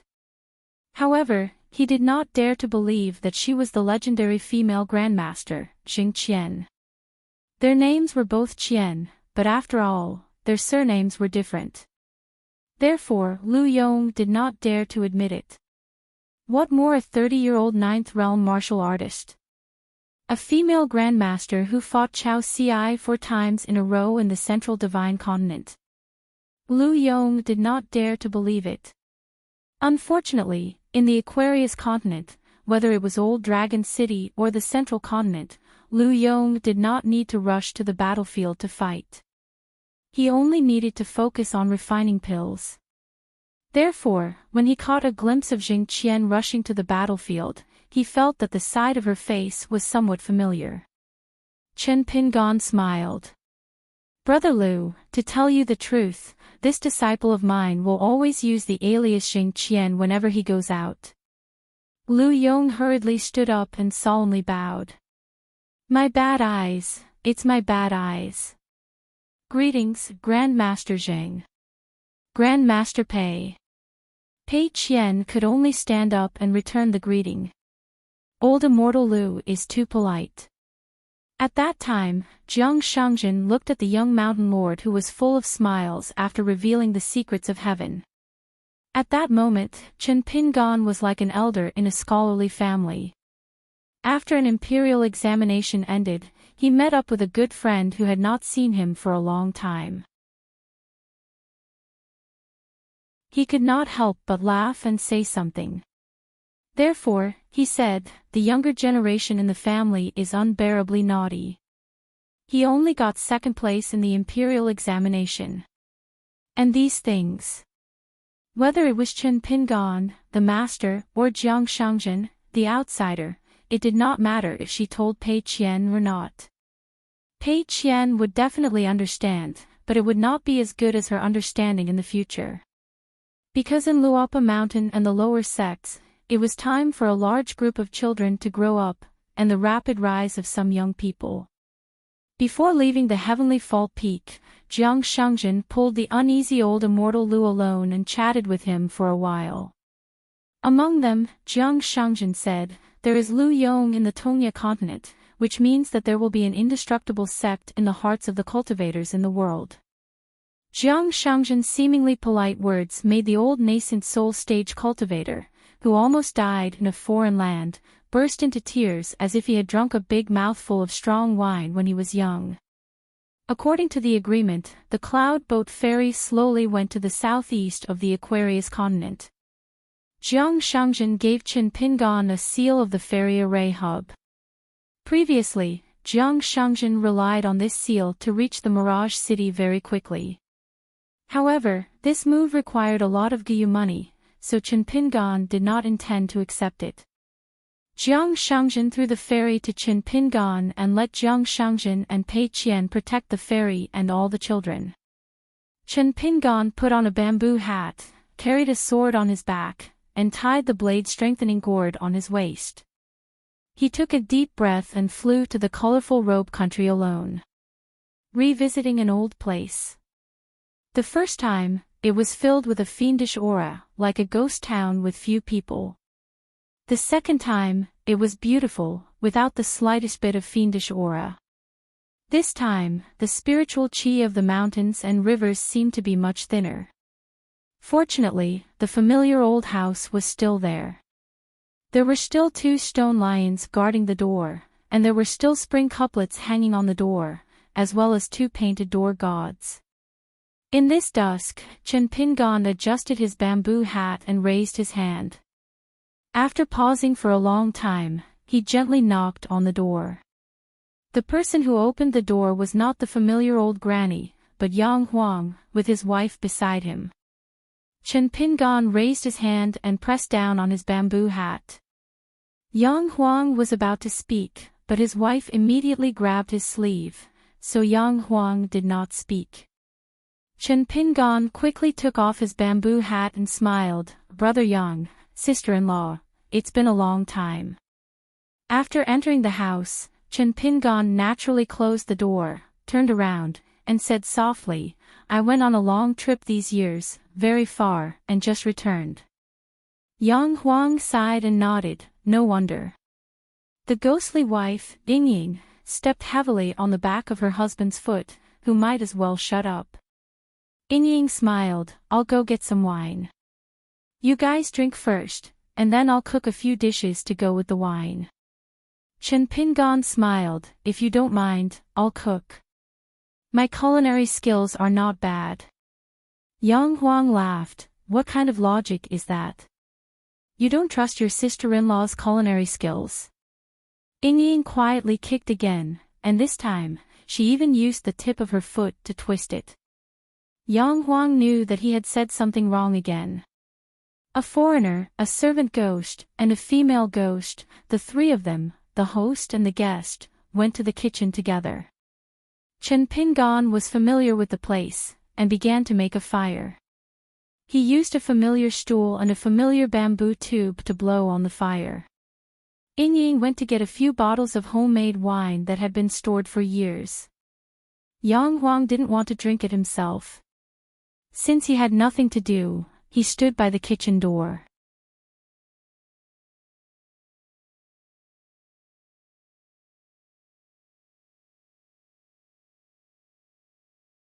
Chen Pingan shook his head and said, "Forget it, I'm just passing by. I won't disturb your mountain god Wei's peaceful cultivation." Wei must have borrowed something from the county god temple. The county god temple had begged many times, but he was rejected. He had no choice but to beg the governor's city god temple of the underworld. The tall lady was about to cry. "If Sword Celestial Senior leaves just like this and does not ask us to stay, my sister and I will definitely be punished by my master." Chen Pingan asked, "How did you deal with the statue left behind in the temple?" She was stunned and said, "Sword Celestial, my goddess has carefully collected it. She said that it would be easy to swindle in the future. She requested a big pilgrim in her own mountain god temple to spend money to renovate a new temple." Chen Pingan nodded and smiled, "Thank you for your kindness." Swindle. Chen Pingan could tell that this was Wei's style of doing things. Therefore, the matter of collecting the broken Buddha statue was most likely true. Chen Pingan walked slowly. He walked to a long stone bench under a pine tree outside the temple and sat down. He took off his bamboo hat and sat on one end of the green stone bench. He smiled and said, "Let's sit down and talk." The tall lady hurriedly bowed, "I don't dare." "Sword Celestial, please take a rest." Beautiful and whatnot. She and her master had suffered twice at the hands of this Sword Celestial. It was fortunate that Her Highness would flip through that travel book every now and then. Every time, she would be overjoyed. In any case, she and the other goddess who served in the ancestral temple did not even dare to look at the travel book. The two of them always felt a chill. If they were not careful, a flying sword would sweep out from the book. With a flash of the sword, their heads would roll. Chen Pingan did not plan to wait for Wei to rush back to the temple. He thought for a while and said slowly, "I think the two people who burned incense earlier were scholars from Shui country who passed by here. Your place is the border between the two countries. The official road is in the temple's boundary. Many merchants pass by. The scenery of the mountains and rivers is also beautiful. There are also many strange stories of mountains and rivers. Now that the world is peaceful, logically speaking, there should be many people in the martial arts world and tourists with bulging money bags. The incense at the temple should not be so bad. Fame in the imperial examinations, literary luck in the officialdom, martial luck in Jianghu, rolling in money, beautiful marriage, praying for blessings and peace, dispelling illness and disaster, having a continuous line of descendants, having a land full of mountains and rivers deities, and manifesting spirits, there were no more than these few things. The woman had an awkward expression on her face. She carefully considered her words before replying in a trembling voice, "My lady has secretly nurtured a few young heroes of the Jianghu. Many of them have lost their martial arts manuals, but none of them have been able to make a name for themselves. As for literary luck, marriage, and so on, our Shanshan temple doesn't seem to have many of them. That's why my lady always says that even the cleverest housewives can't cook without rice. As for those merchants, my goddess despises them for being stingy with money. Most importantly, every time they enter the temple to burn incense, those men's eyes. Anyway, my goddess does not care about them." Chen Pingan smiled and said, "Then I have a small suggestion. Rather than asking those city gods to temporarily borrow incense to stabilize the destiny of the mountains and rivers, in the end, it's just treating the symptoms and not the root of the problem. It's not a long-term solution."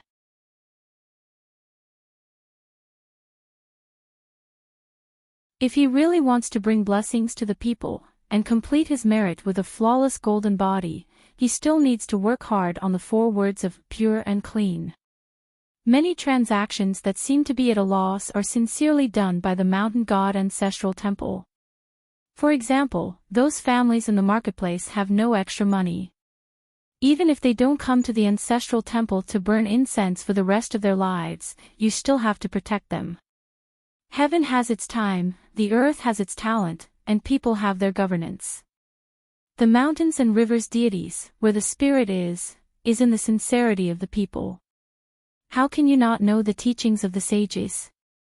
She curtsied and said gratefully, I will remember the Sword Immortal Senior's teachings. Chen Pingon hesitated for a moment, but he could not hold it in and corrected her, sincere teachings, sincere and diligent. Read more books in the future.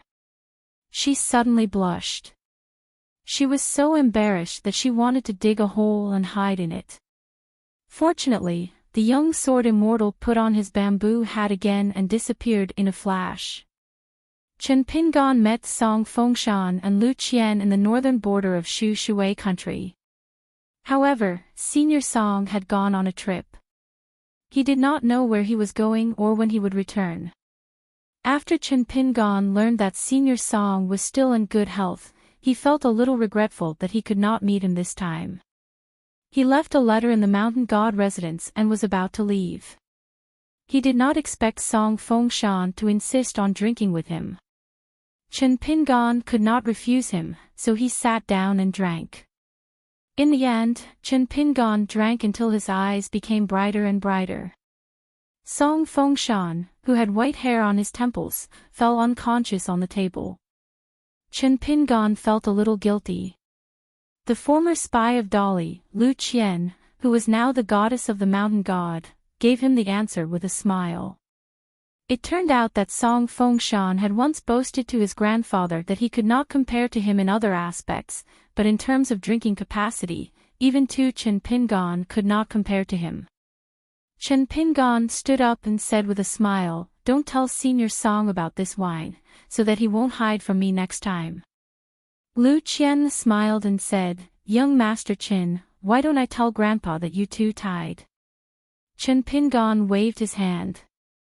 No, brothers should settle accounts at the table. Lu Qian suddenly said, Young Master Chen, as long as Grandpa returns home, we will definitely immediately send a message to Luopa Mountain. Chen Pingon nodded and said, I will immediately rush over. Lu Qian said softly, Grandpa has gone out several times in the past few years without a sword. It seems that he just went out to relax. Chen Pingon was a little puzzled. Lu Qian wanted to say something but hesitated. Chen Pingon said, There's nothing that can't be said. Lu Qian said telepathically, Grandpa never believed that young Master Chen would disappear from the beginning and end of the battle, so Grandpa was very worried that you had an accident. Chen Pingon was stunned and said with a smile, I know. Senior Song must be worried about me and scolding me a lot. Chen Pingon touched his bamboo hat and said telepathically, When Senior Song returns home, tell him that swordsman Chen Pingon is the last hidden official of the Great Wall of Sword Qi. Lu Qian was speechless. Even her husband, Song Fengshan, had only heard of the inverted hanging mountain and the Great Wall of Sword Qi, but did not know what the hidden official of the Great Wall of Sword Qi meant. And because she was a Dolly loyalist, she knew about this. And because of her identity, she could not easily say this. Lu Qian asked, Young Master Qin, then, hidden official Qin Shi. Chen Pingon smiled and nodded. The one at the bottom. Lu Qian thought and asked, I'll wake Fengshan up. How many pots do you want to drink? Chen Pingon said helplessly, The rest is fine. In the end, Lu Qian looked at the swordsman striding away. She had forgotten to send him off. She only thought that when her grandfather returned home and learned about this, he would brag about his foresight. For so many years, her grandfather had been worried and sad. Because to her grandfather, he was no longer in Jianghu. But as long as that young man was in Jianghu, Jianghu was still Jianghu. In Jianghu, one would look at the old almanac, follow the old rules, and understand the old. In such an old Jianghu, there would always be a young man who the old man had high hopes for. Once, her grandfather had invited Fengshan and her to eat hot pot. Her grandfather had only eaten a few mouthfuls of food before he was drunk. He said that as long as that brat was alive, he had nothing to be angry about. Therefore, he had better not be afraid to drink and eat hot pot. It was nothing to be scolded by an old man. At the entrance of a martial arts school in a remote country, a man in green knocked on the door in the middle of the night. A young man who was a direct disciple of the schoolmaster opened the door with sleepy eyes and said in a bad mood, "Who are you looking for?" Nowadays, Dolly's official language was actually the official language of a continent. The swordsman smiled and said, "I'm looking for a bearded ranger. His surname is Su." The young man rolled his eyes. "There are no bearded rangers in the martial arts school. My schoolmaster's surname is Su." "Is this the Q-seeking fist? If you want to spar, come back tomorrow. There are no such Jianghu rules in the middle of the night. Also, let's make it clear. My schoolmaster has already retired. If you want to talk about martial arts, you have to look for my master. Also, I advise you not to be impulsive. My master is famous for his heavy fists, especially his whip kicks. With one kick, he can break a hardwood as thick as a bowl. Don't think that you're so great just because you have a sword. Oh right, what is this sword made of? How much did you buy it for? Can you let me take a look?" The man shook his head and said, "I'm looking for Big Brother Su for a drink." The young man was furious. First it's the bearded man, then it's Big Brother Su. Who are you looking for? Fortunately, his schoolmaster was a well-educated person. The dozens of people in the martial arts school were all influenced by what they saw and heard. Otherwise, he wouldn't know what the bearded man was talking about. The man smiled and said, "I'm looking for Su Yuanxia." The young martial artist blocked the door. "Who are you?" "I already said that my schoolmaster has already retired from the Jianghu. He had no choice. He heard from his master in private that when his schoolmaster had just started, he had only won a few rounds in the Q-seeking fist. Therefore, the only thing he had obtained in his early years was the nickname Su Yuanxia, the destined loser in every fist.